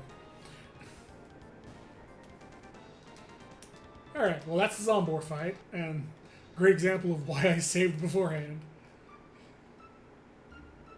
Let's see. I'll use the market, see if there's any equipment. No, but I could use a restock.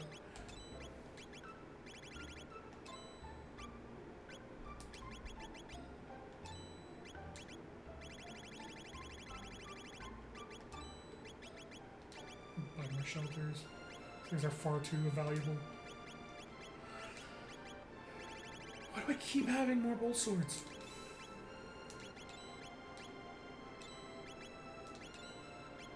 Alright. Thanks a lot. That reminds me, I need to stop by Fritz's shop after we go back to normal AD.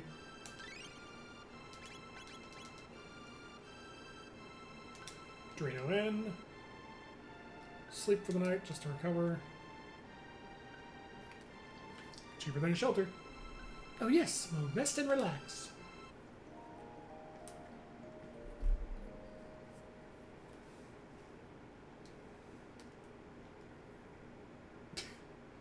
They'll spin when they wake up for some reason.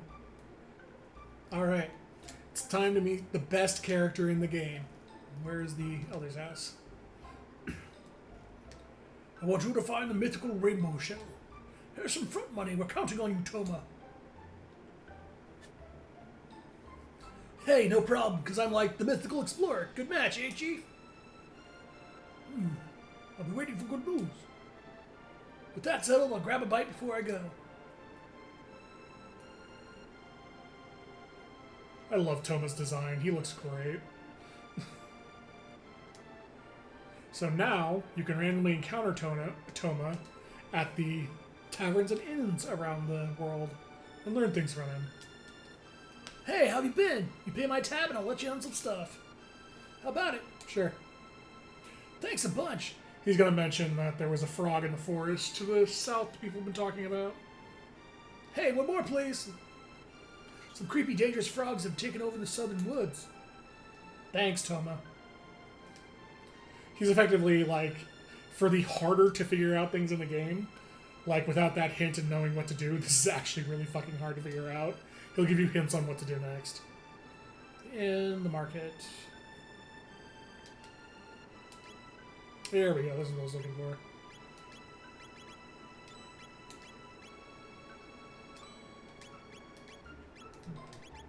Gold armor for everyone. I don't know why I bought it for everyone, especially because I want to keep the tab invest on her, and I don't use Robo. I don't know. And then berets for these two.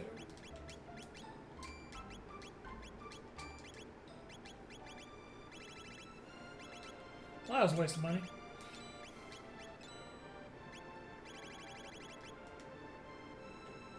Thanks, buddy. Let's see.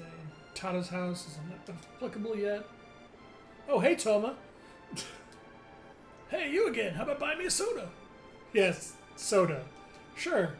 Thanks. I wish you a safe journey. I tracked down the rainbow shell the chief wanted. It's on some small island. The only thing is, I don't know which island. The money he gave me is gone. What should I... Toma, it's been 5 minutes. How's the money gone? The elder's house where the boxes reside. I spent it all on hookers and booze. Well, I can't blame you for that.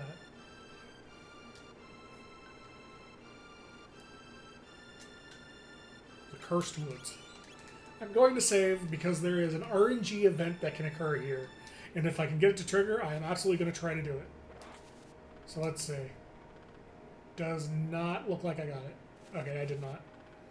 So there is a RNG chance of an enemy appearing here that gives you a shit ton of XP and a shit ton of tech points. Gotta eat jelly donuts. I say, yeah, exactly. Who's that? Oh, hey, buddy. 'Tis thee, Chrono. Thou art here to practice thy skill in swordplay. No, I'm here to rob you. That's what I do. I rob people. What? The king has been injured. So this is why we talked to the maid about the king recovering. I see.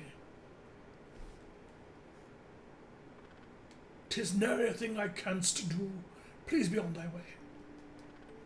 Here I am not. I can do not. So the reason I didn't interact with this, because even if I did interact with this chest, it says it's locked, so you can't open it anyway. But yeah, this little like hidden path back here in the bush is why Toma gives you the clue about the frogs. Because that's actually pretty hard to fucking find otherwise. Also, no luck. No special enemy here. Okay, this fight I'm actually not going to do. I'm actually going to run from this fight because this fight is not worth doing. Actually, I'm going to take, let's call it 3 tries to see if I can spawn the special enemy in here. Nope. Fucking snakes.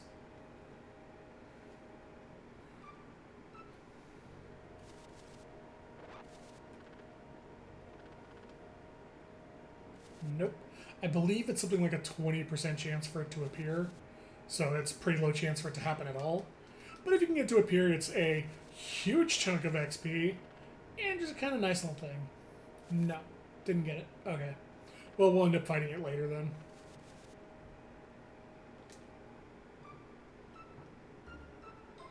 Alright.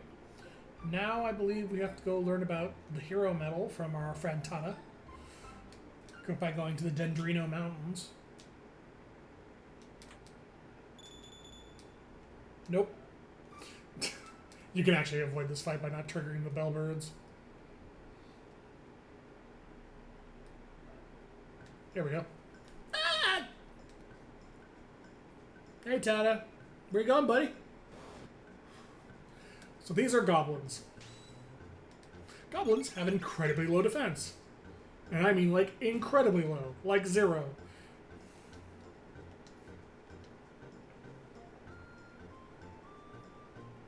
This is a terrible place. You best run away while you can. This is an orc. Orcs are goblins with hammers. Or Ogun, sorry. Here's the thing about that hammer he's holding. It's made of wood. If you hit an Ogun with a fire attack of any kind,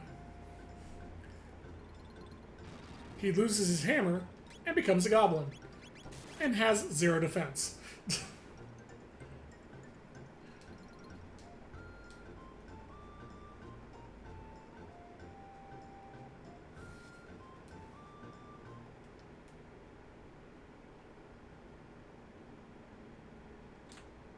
So this is the next dungeon area, is the Dendrino Mountains.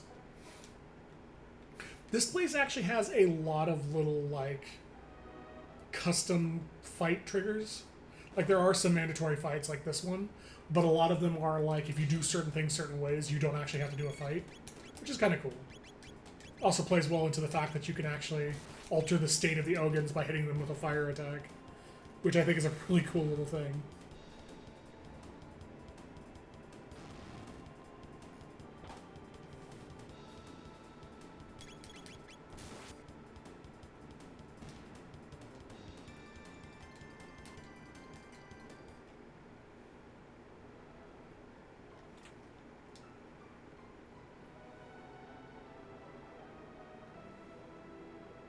I think this is one of them. Yeah, this guy's gonna rush out and try to hit me and then run back.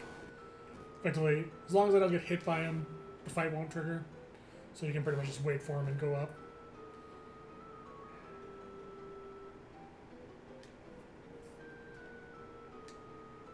That's a fencer.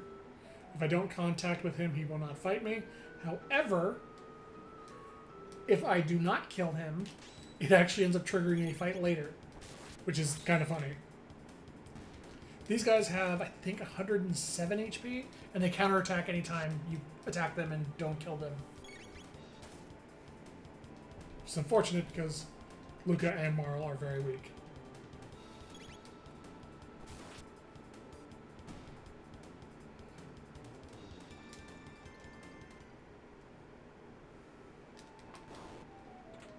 Oh, there it was. I just heard it go off.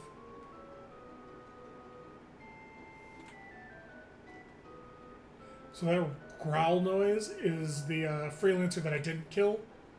Just woke up this Ogden up here.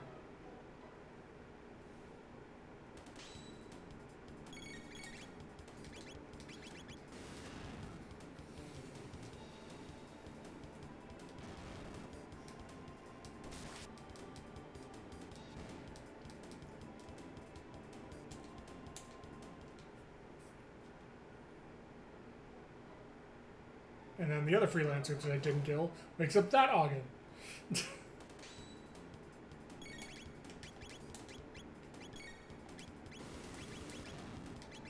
Forget how freelancers react to magic.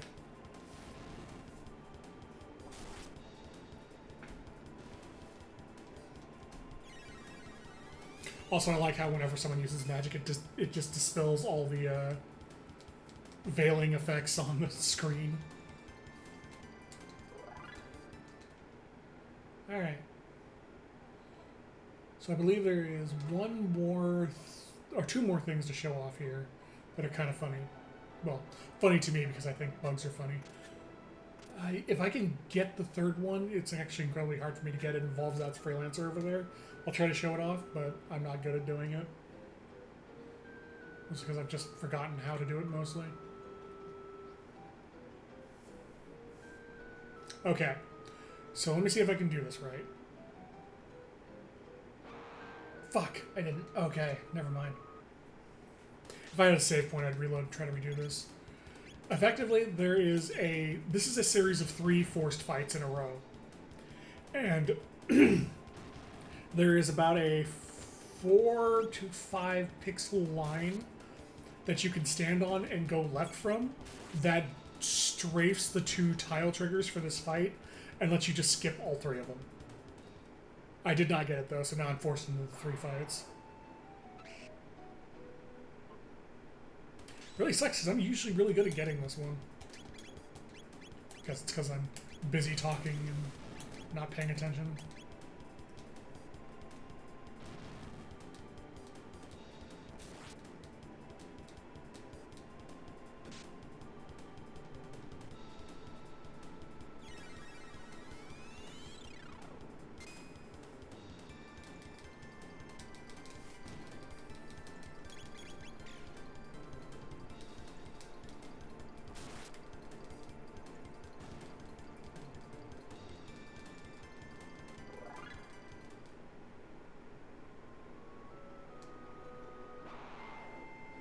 Yep, Morgans and goblins and la-di-da-di-da.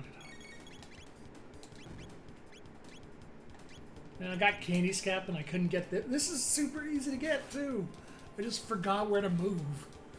I can pull off fucking candy skip, which is like almost frame perfect.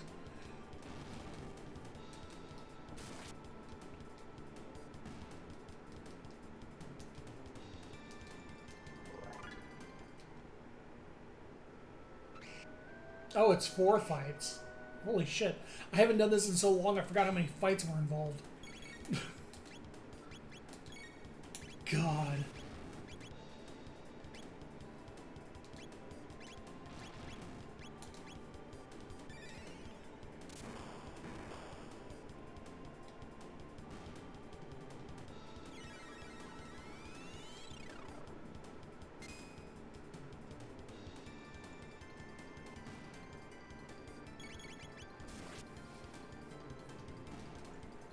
It's our 5th fight. You can make me regret this even more. Nah, we're good.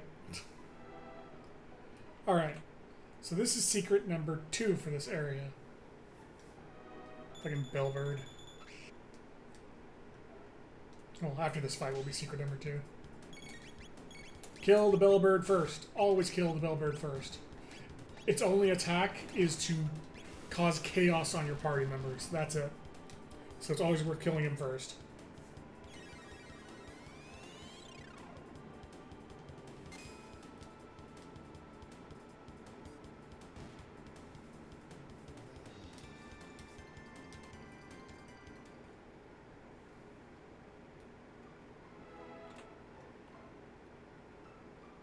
So secret dose is there's this waterfall here.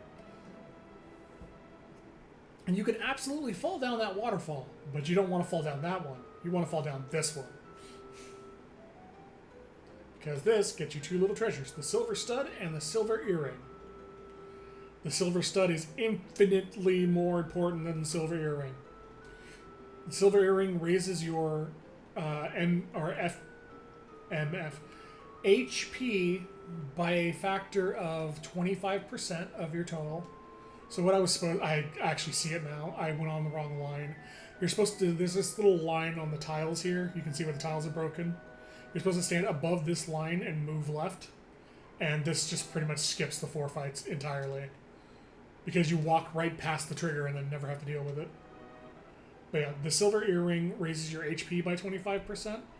But the silver stud lowers your MP usage by 25%. Which is a huge amount when taking into account some of your spells can cast, or it's 50%, even better. Some of your late game spells can cast or take 20 mana to use. So that's going on Luca and never coming off until we get the gold stud. This guy will not trigger a fight unless you talk to him. I say as I trigger the fight instead. It's funny too, because I walked past the fight trigger, and that's what made me think that it was a interaction trigger. Because if you talk to him, he just goes, "Get lost!" and doesn't actually fight you until you come down here.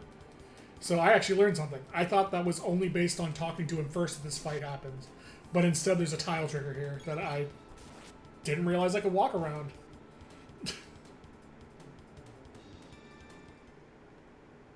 So yeah, I guess you can skip that fight if you hug this left wall. And here's the final secret. Mountains are nice. This is the life. Mountains are nice.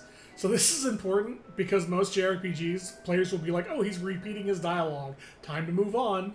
Talk to him another time. Man, you're nosy. Here, take this. It tries to get him to repeat his dialogue to make most players think, oh, that's it. It's not.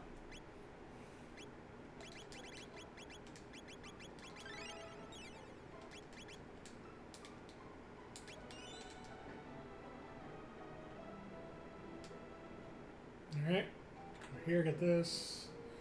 See if I can get the speed tab over here. Speed tab immediately goes to Luca. Oh, so does the magic tab.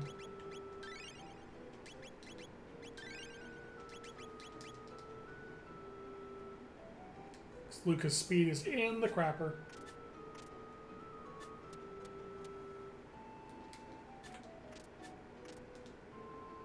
So there's a thing you can do here, which I'm probably not going to be able to do, unfortunately, but effectively... Yeah, I got it! Okay, cool. So, I just skipped a bunch of combat, because what you do is you start heading up this ladder as he's just starting to move towards the top of the screen. And what he's supposed to do is, once you get to this point in the ladder, he's supposed to run down, hit you with his sword, and knock you down into this lower area, and start the fights. But if you time it perfectly, you move up to a point where his sword trigger doesn't happen, and he runs away. So I actually skipped that fight entirely. Now it's boss time. Stop!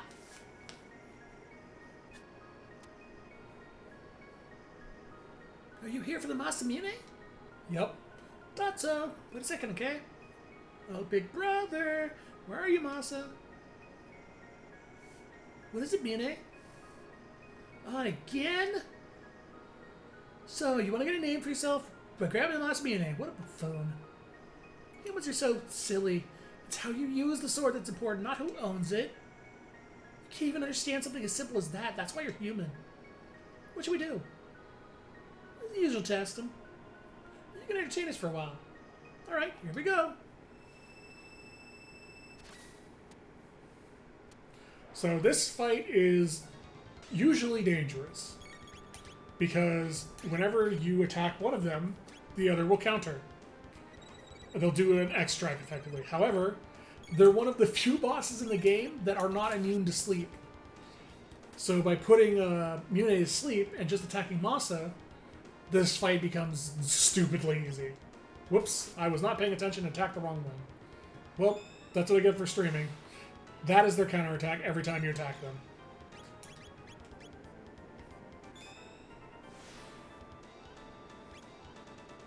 Assuming, you don't wake them up like I did. And they have special attacks for both being awake, which can do some damage. Or cause chaos, which is not a fun status. No chaos for you.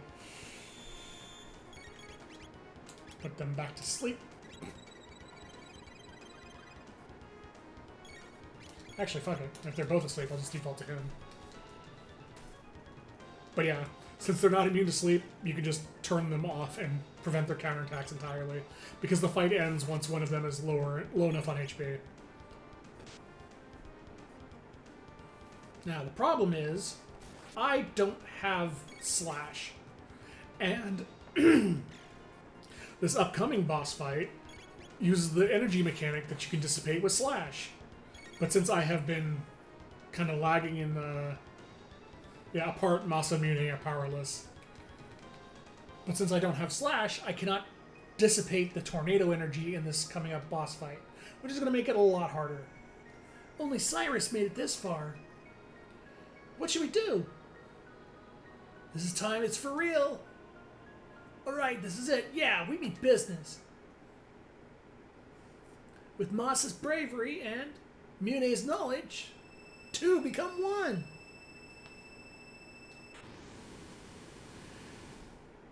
And he becomes a giant Bara demon.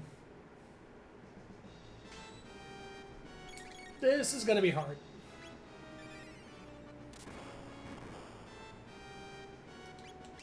Actually, maybe not hard, but it's going to be painful, that's for sure.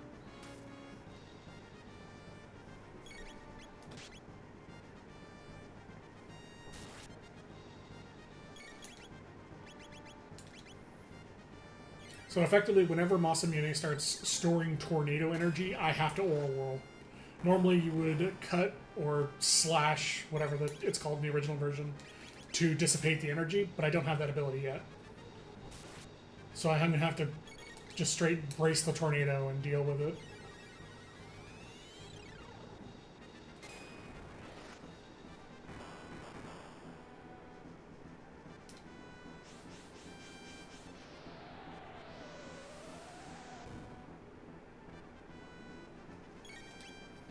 Just stop. Up there it is, storing tornado energy. Well, in that case, I'm just going to full heal her and then use full... We should be able to get by with just tonics for this. Nadia. Oh, she was already full. Yeah, unfortunately, slash would be the next. That's there. That's the ability. He used slash on me, and that's the damage. It does a shit ton of damage to you.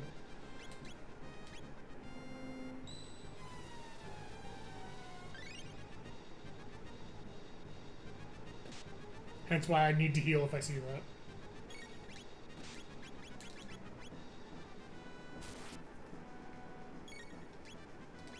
Antipode.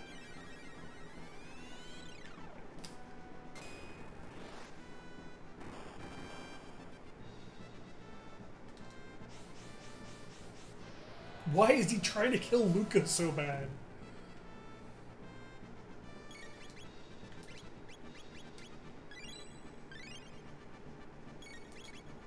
Storing tornado energy.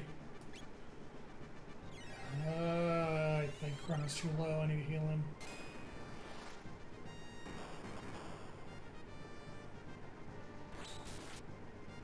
That's fine. She was full healed.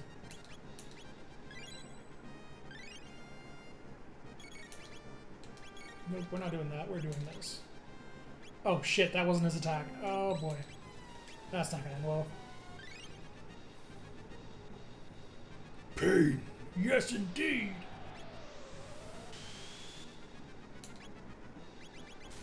Yeah, for now, I'll just do fire. Because I need to aura whirl when Chrono and Nadia have their turn again.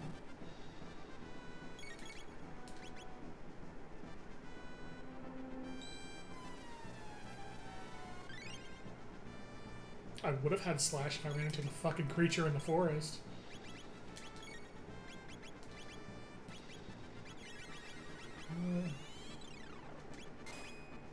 Wait, I have slash. I'm a fucking idiot. I have fucking slash. I forgot it. It's crosscut that comes after lightning, not slash. God damn it.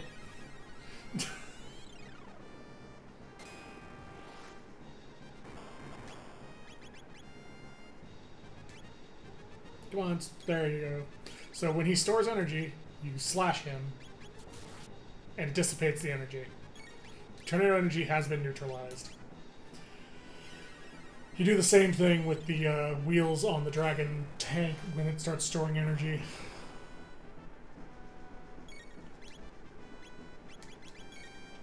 I should really, or not.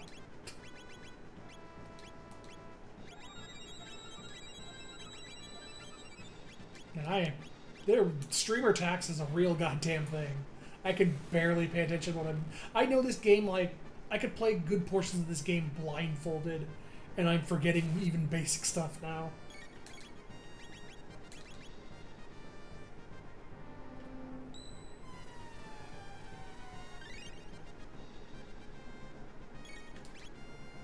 No, you're not. Fuck no, you're not. Enough of that.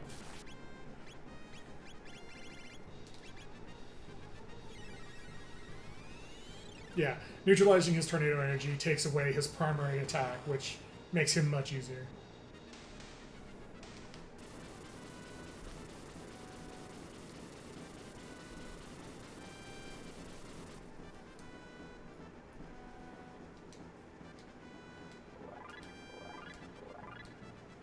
Yeah, levels.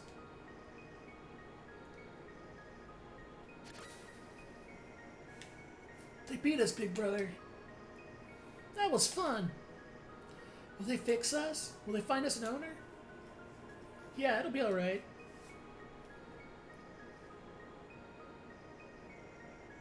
We got it.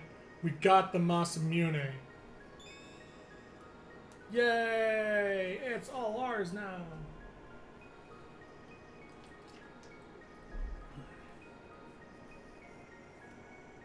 Oh no, it's broken! So this is the Masamune. Looks like it's been broken for ages. You got the broken sword.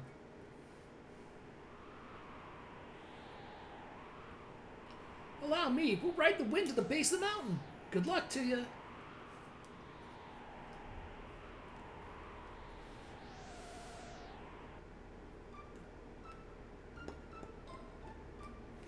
Alright, well, we've got the sword to prove we're worthy. Now we just need the, this kid's badge. I'm sorry, everyone. Some frog guy dropped us in a cafe. So I'd sell it, and everyone started calling me hero. I couldn't bear to get rid of it.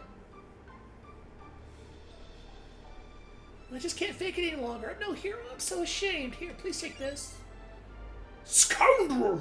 I knew this was all a sham. I'm gonna beat you so hard later. So normally you're supposed to go back to Frog and have him tell you, oh, yeah, sure, you got the sword, but Masamune. You're like, hey, Frog, I found the Masamune. He's just like, oh, well, it doesn't mean anything. I no longer have the badge to prove it. And then you go talk to Tada, and he's like, oh, here's the badge. And they're like, well, now you got nothing, Frog. Here's the badge and the sword. Thou hast returned the hero medal. I did not have seen the lad, yet there's nary a thing I canst do against Magus. The legendary Masamune is required to fight Magus. I have no right to wield it. Please, leave now.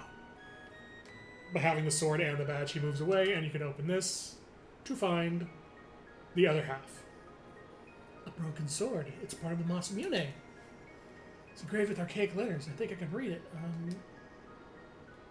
Melchoir? Melchoir? That guy in Medina Village? What does this mean, Chrono? What's fun is if you bring Robo instead of Luca to this, he'll read it backwards, and then realize he read it backwards. There so remains to mendeth the Masamune. Alright. Aha! There he is. Stop it, you dog! So that is the enemy I've been trying to trigger in here. That is the New. The New is a very special enemy who only has 2 attacks. One attack that does 1 HP worth of damage, and one attack that does all of your HP except for 1 of damage. So, really, it's a toss-up if he's going to kill you or not whenever he headbutts you. Ah, you bastard. Yeah. Is that all of it or 1? That's all of it. I think it's something like a 75% chance to drain all of your HP and a 25% chance to do 1 damage, which will kill you if you're at 1 from, you know, him doing that attack. Alright. But the important thing is, this dude is worth a shit ton of XP and a shit ton of tech points. So he is worth fighting even though he is incredibly dangerous. He has 1,234 HP. You can steal a mop from him. Is that the 1 or the 0? That's 0. Since his Life Shaver ability does all your current HP minus 1, if he Life Shavers you at 1 HP, it does no damage.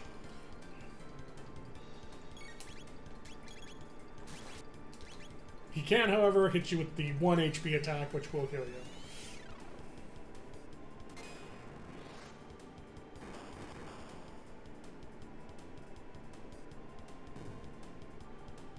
Life Shredder.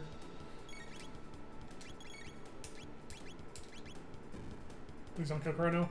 Okay, cool, that was Life Shredder. And there we go. 300 experience, 30 tech points, and some money. Yeah, people are going to learn some shit from that. And that's why he's worth killing if he shows up, even though he's super difficult to fight. Just a glut of tech points from doing that. Also, 300 experience isn't bad.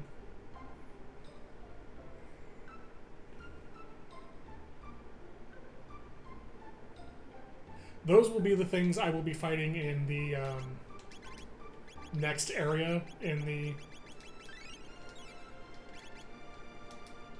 forest. Let's make sure I don't go in here with 1 HP. Oh no, it's this same fight we fought way earlier in the game. So dangerous.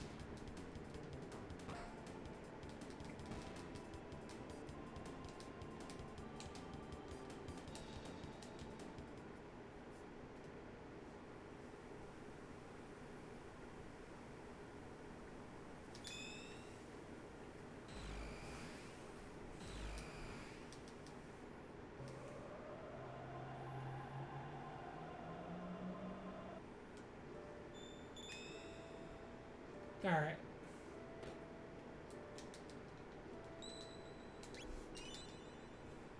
First, we need to talk to Melchior.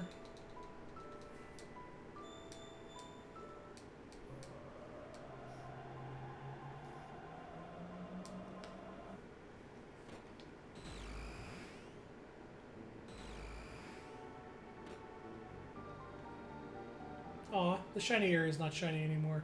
By the way, the shiny area in the center, it's just the same statue to Magus that we saw in the cathedral with a bunch of monsters dancing around it.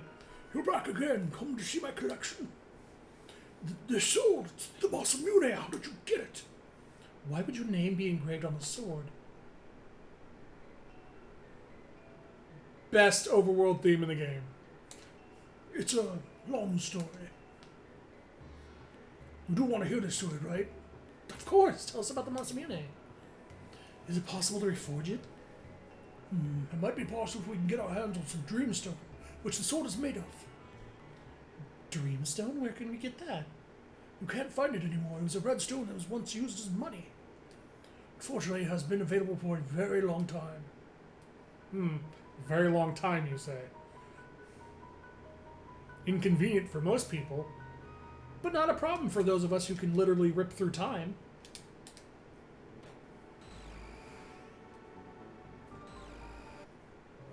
So surely you must think by when he means a very long time, he means like 600 AD or something. Nah, he means a very long time. 65 million BC.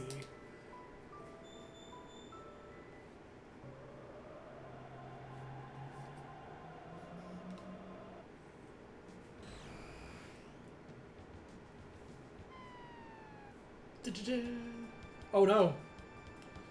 They're all green and scaly.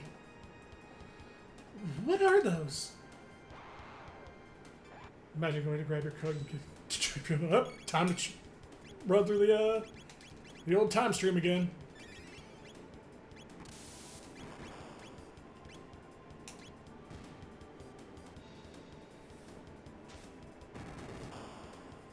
It's a napalm grenade. I like how half of Luca's tech abilities aren't even based on, like, her magic. She's just like, yeah, no, I have a napalm grenade, and I can a flamethrower, and...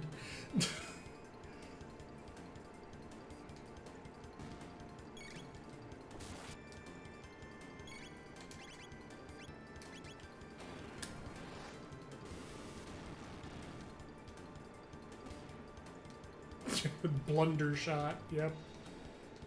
Fucking wonder shot. Luca casts his gun. We're outnumbered. Oh yeah, no, that's gonna be a huge problem. We just destroyed 5 of them like they're nothing. Oh no, there's 3 more. What should we do, Chrono? Time for best girl. Straight introduces herself with a fucking jump kick, a bite, a spinning kick. Goodness, she is tough. Who is that woman? And just runs one off screen. Uh-oh, they're coming our way.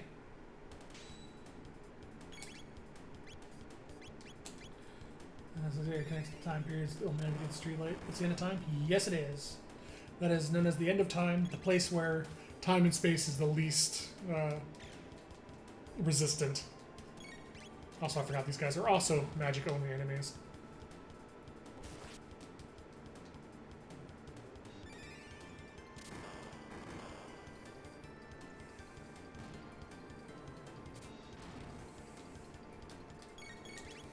Their sleep attacks are much more effective than the other sleep attacks.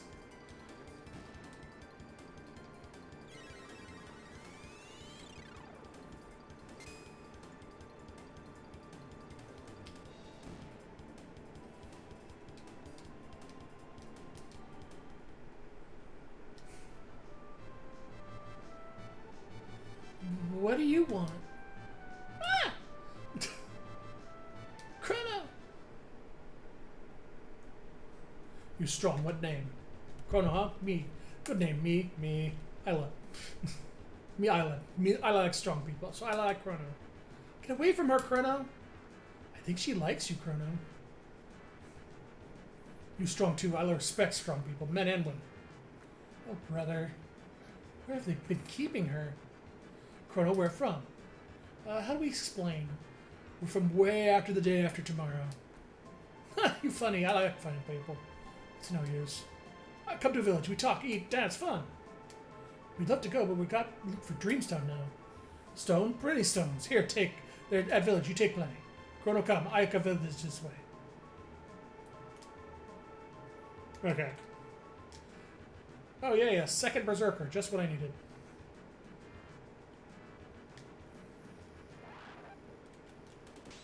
I'm going to run from this fight because this fight sucks to do without having the level 2 spells.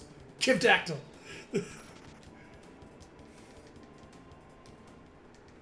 You come, give Dactyl!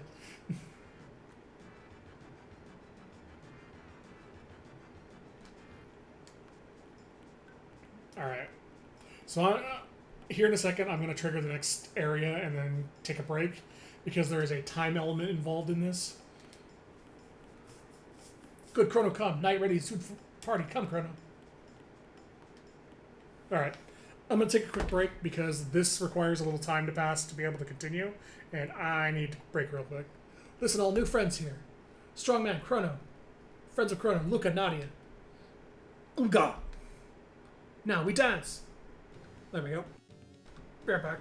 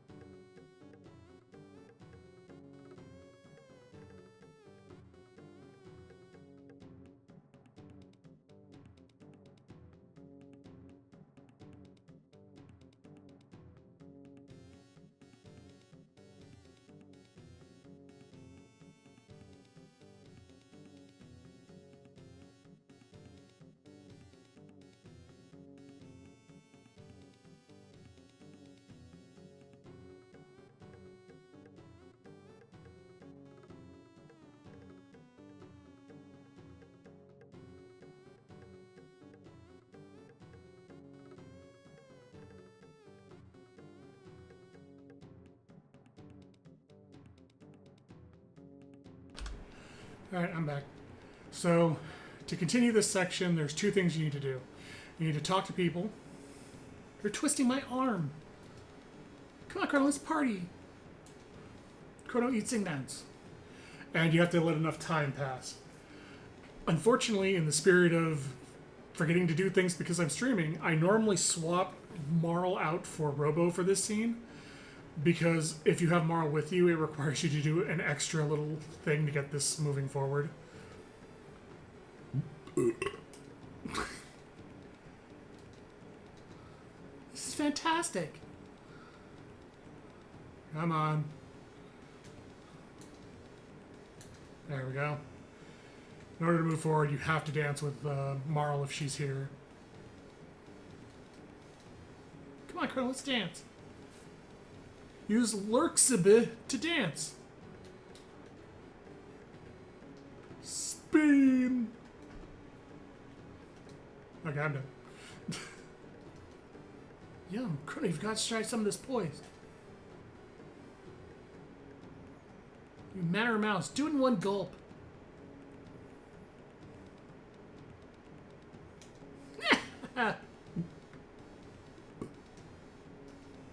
There we go. Now we can continue.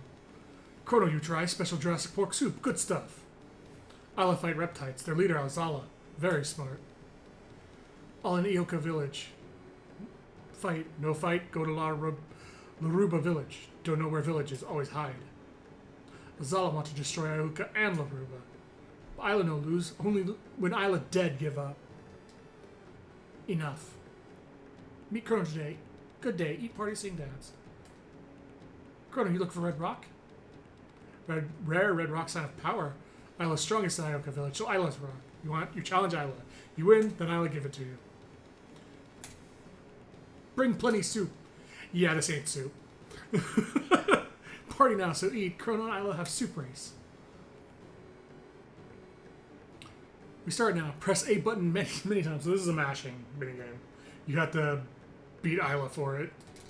And it's to note, she calls it soup in the original SNES version, which is what I'm playing. In the DS and later versions, it's called Skull Cracker. Because it's an alcohol that gives you a hangover. Enough, Chrono. You win. I give you a rock. Chrono, eat plenty. Eat last bowl for health. Okay, eat. Maybe eat too much. They call it the Skull Cracker drink.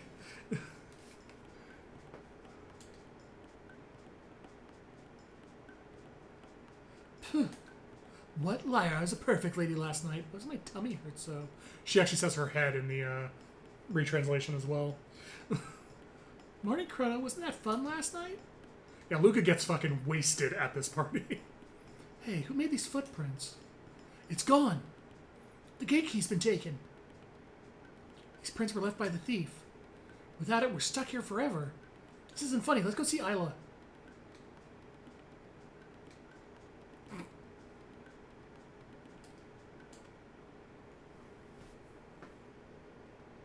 Huh? Chrono, you up already? Yawn. Too much soup. Sleep like stone. She also says, too much skullcracker. Sorry to wake you, but we've been robbed. What? Must be reptites.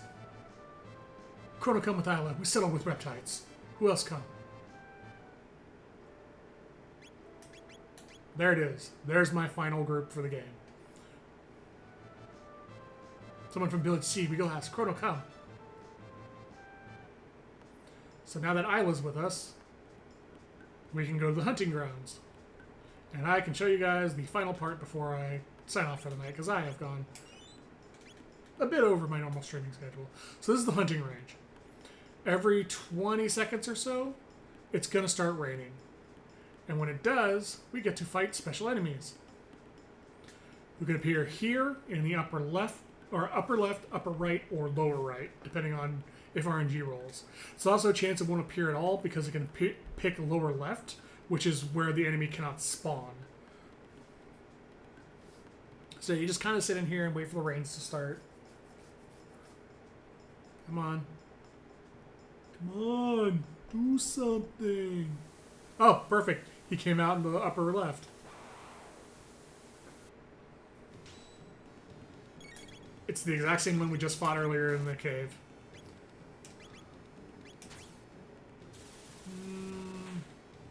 Spin cut's pretty good damage. Oh, not in the cave, sorry, in the forest. In 600 AD. Isla has no text yet. Let's see what Fire Sword does to him. All life begins and ends with new. This is what I believe, at least for now.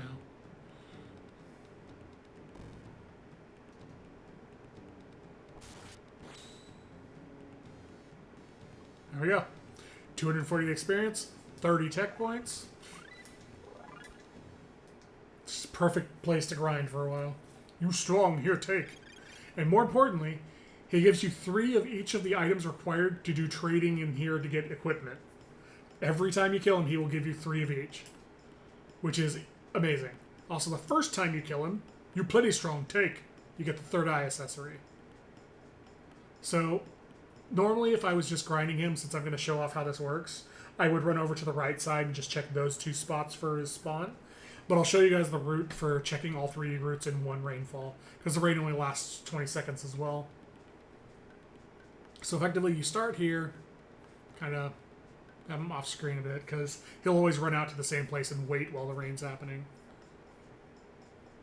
Wait for rain. You go, okay, he's not there. Climb up this vine. Check to see if he's there. If he's there, you go down this line and go fight him. I'll show you the rest of the route after this fight. Because the important distinction is, he cannot spawn in a location you've already fought him until you completely leave the hunting grounds and come back. Like, all those spots work once until you leave and come back. So after killing him twice, I usually leave and come back to refresh him.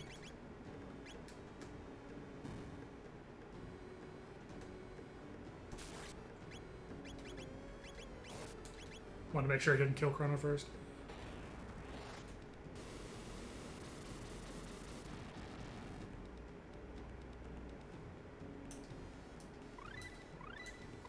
Yep, time to learn a bunch of attacks. You get 3 of each item. So let's say he didn't appear there. So effectively what you do is, like, as you're running along the path, you can see if he's there or not, and you just keep running. And the third place he can be is... where's the vine for this? Oh wait, no, it's not a vine for this. It is effectively right here. You can spawn in this little plateau area. So that's it. And if he's not in any of the 3 locations when you run here, you just wait here for the rain to stop, wait for it to start again, and then just run the route back to check again. So rain, he didn't spawn here. You can see if he spawned down there. And then check if he spawns here. You can cover all 3 in one rain. And that's it. That's how you farm news in this area to get a shit ton of tech points and trade items for later to get equipment. In fact, I think I have enough to get a couple pieces of equipment that'll make this go faster. Got the Ilka hut. We got him. What do you have? So he wants 3 of any 2 items to give you something in return. Petal. Fang gets you the ruby gun. Luke is in the group, so we'll do that. I think Petal and Feather is the sword. Oh, that's stone arm. No, I don't want that. Fang and Feather? Yeah, seriously, how are they inventing guns? Ruby Vest I do want, but I'm going to get the sword first. The Ruby Vest is very important for an upcoming area. Petal and Horn. Sage Bow. Yes.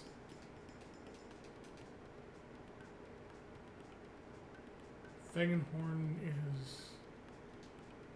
Rock Helm, maybe?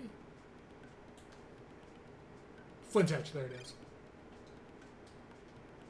No.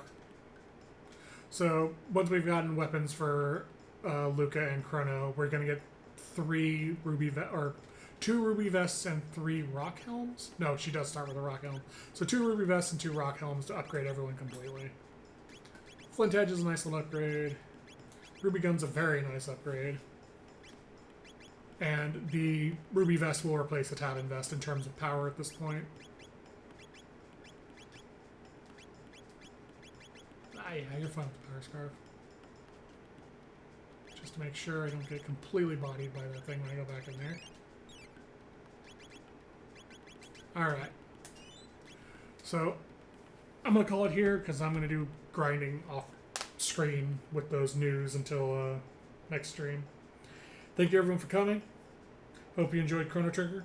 Sorry it wasn't Breath of Fire 3, but I need to get Breath of Fire 3 working. And honestly, it's probably for the best because Breath of Fire 3 is considerably longer. So, Chrono Trigger, near future, I'll probably finish this in 2 to 3 streams. I know this game far too well. Like, I don't get stuck on anything like I do with Paper Mario. But yeah, thank you again for everyone for coming. Thank you everybody who subbed or resubbed. And I will be back next Wednesday at 8 o'clock Eastern as usual. Have a good night, everyone. I appreciate y'all being here. The hell is my outro? Although there are innumerable ways for one to die, our danger-seeking prince has come to know a sizable variety. Oh no!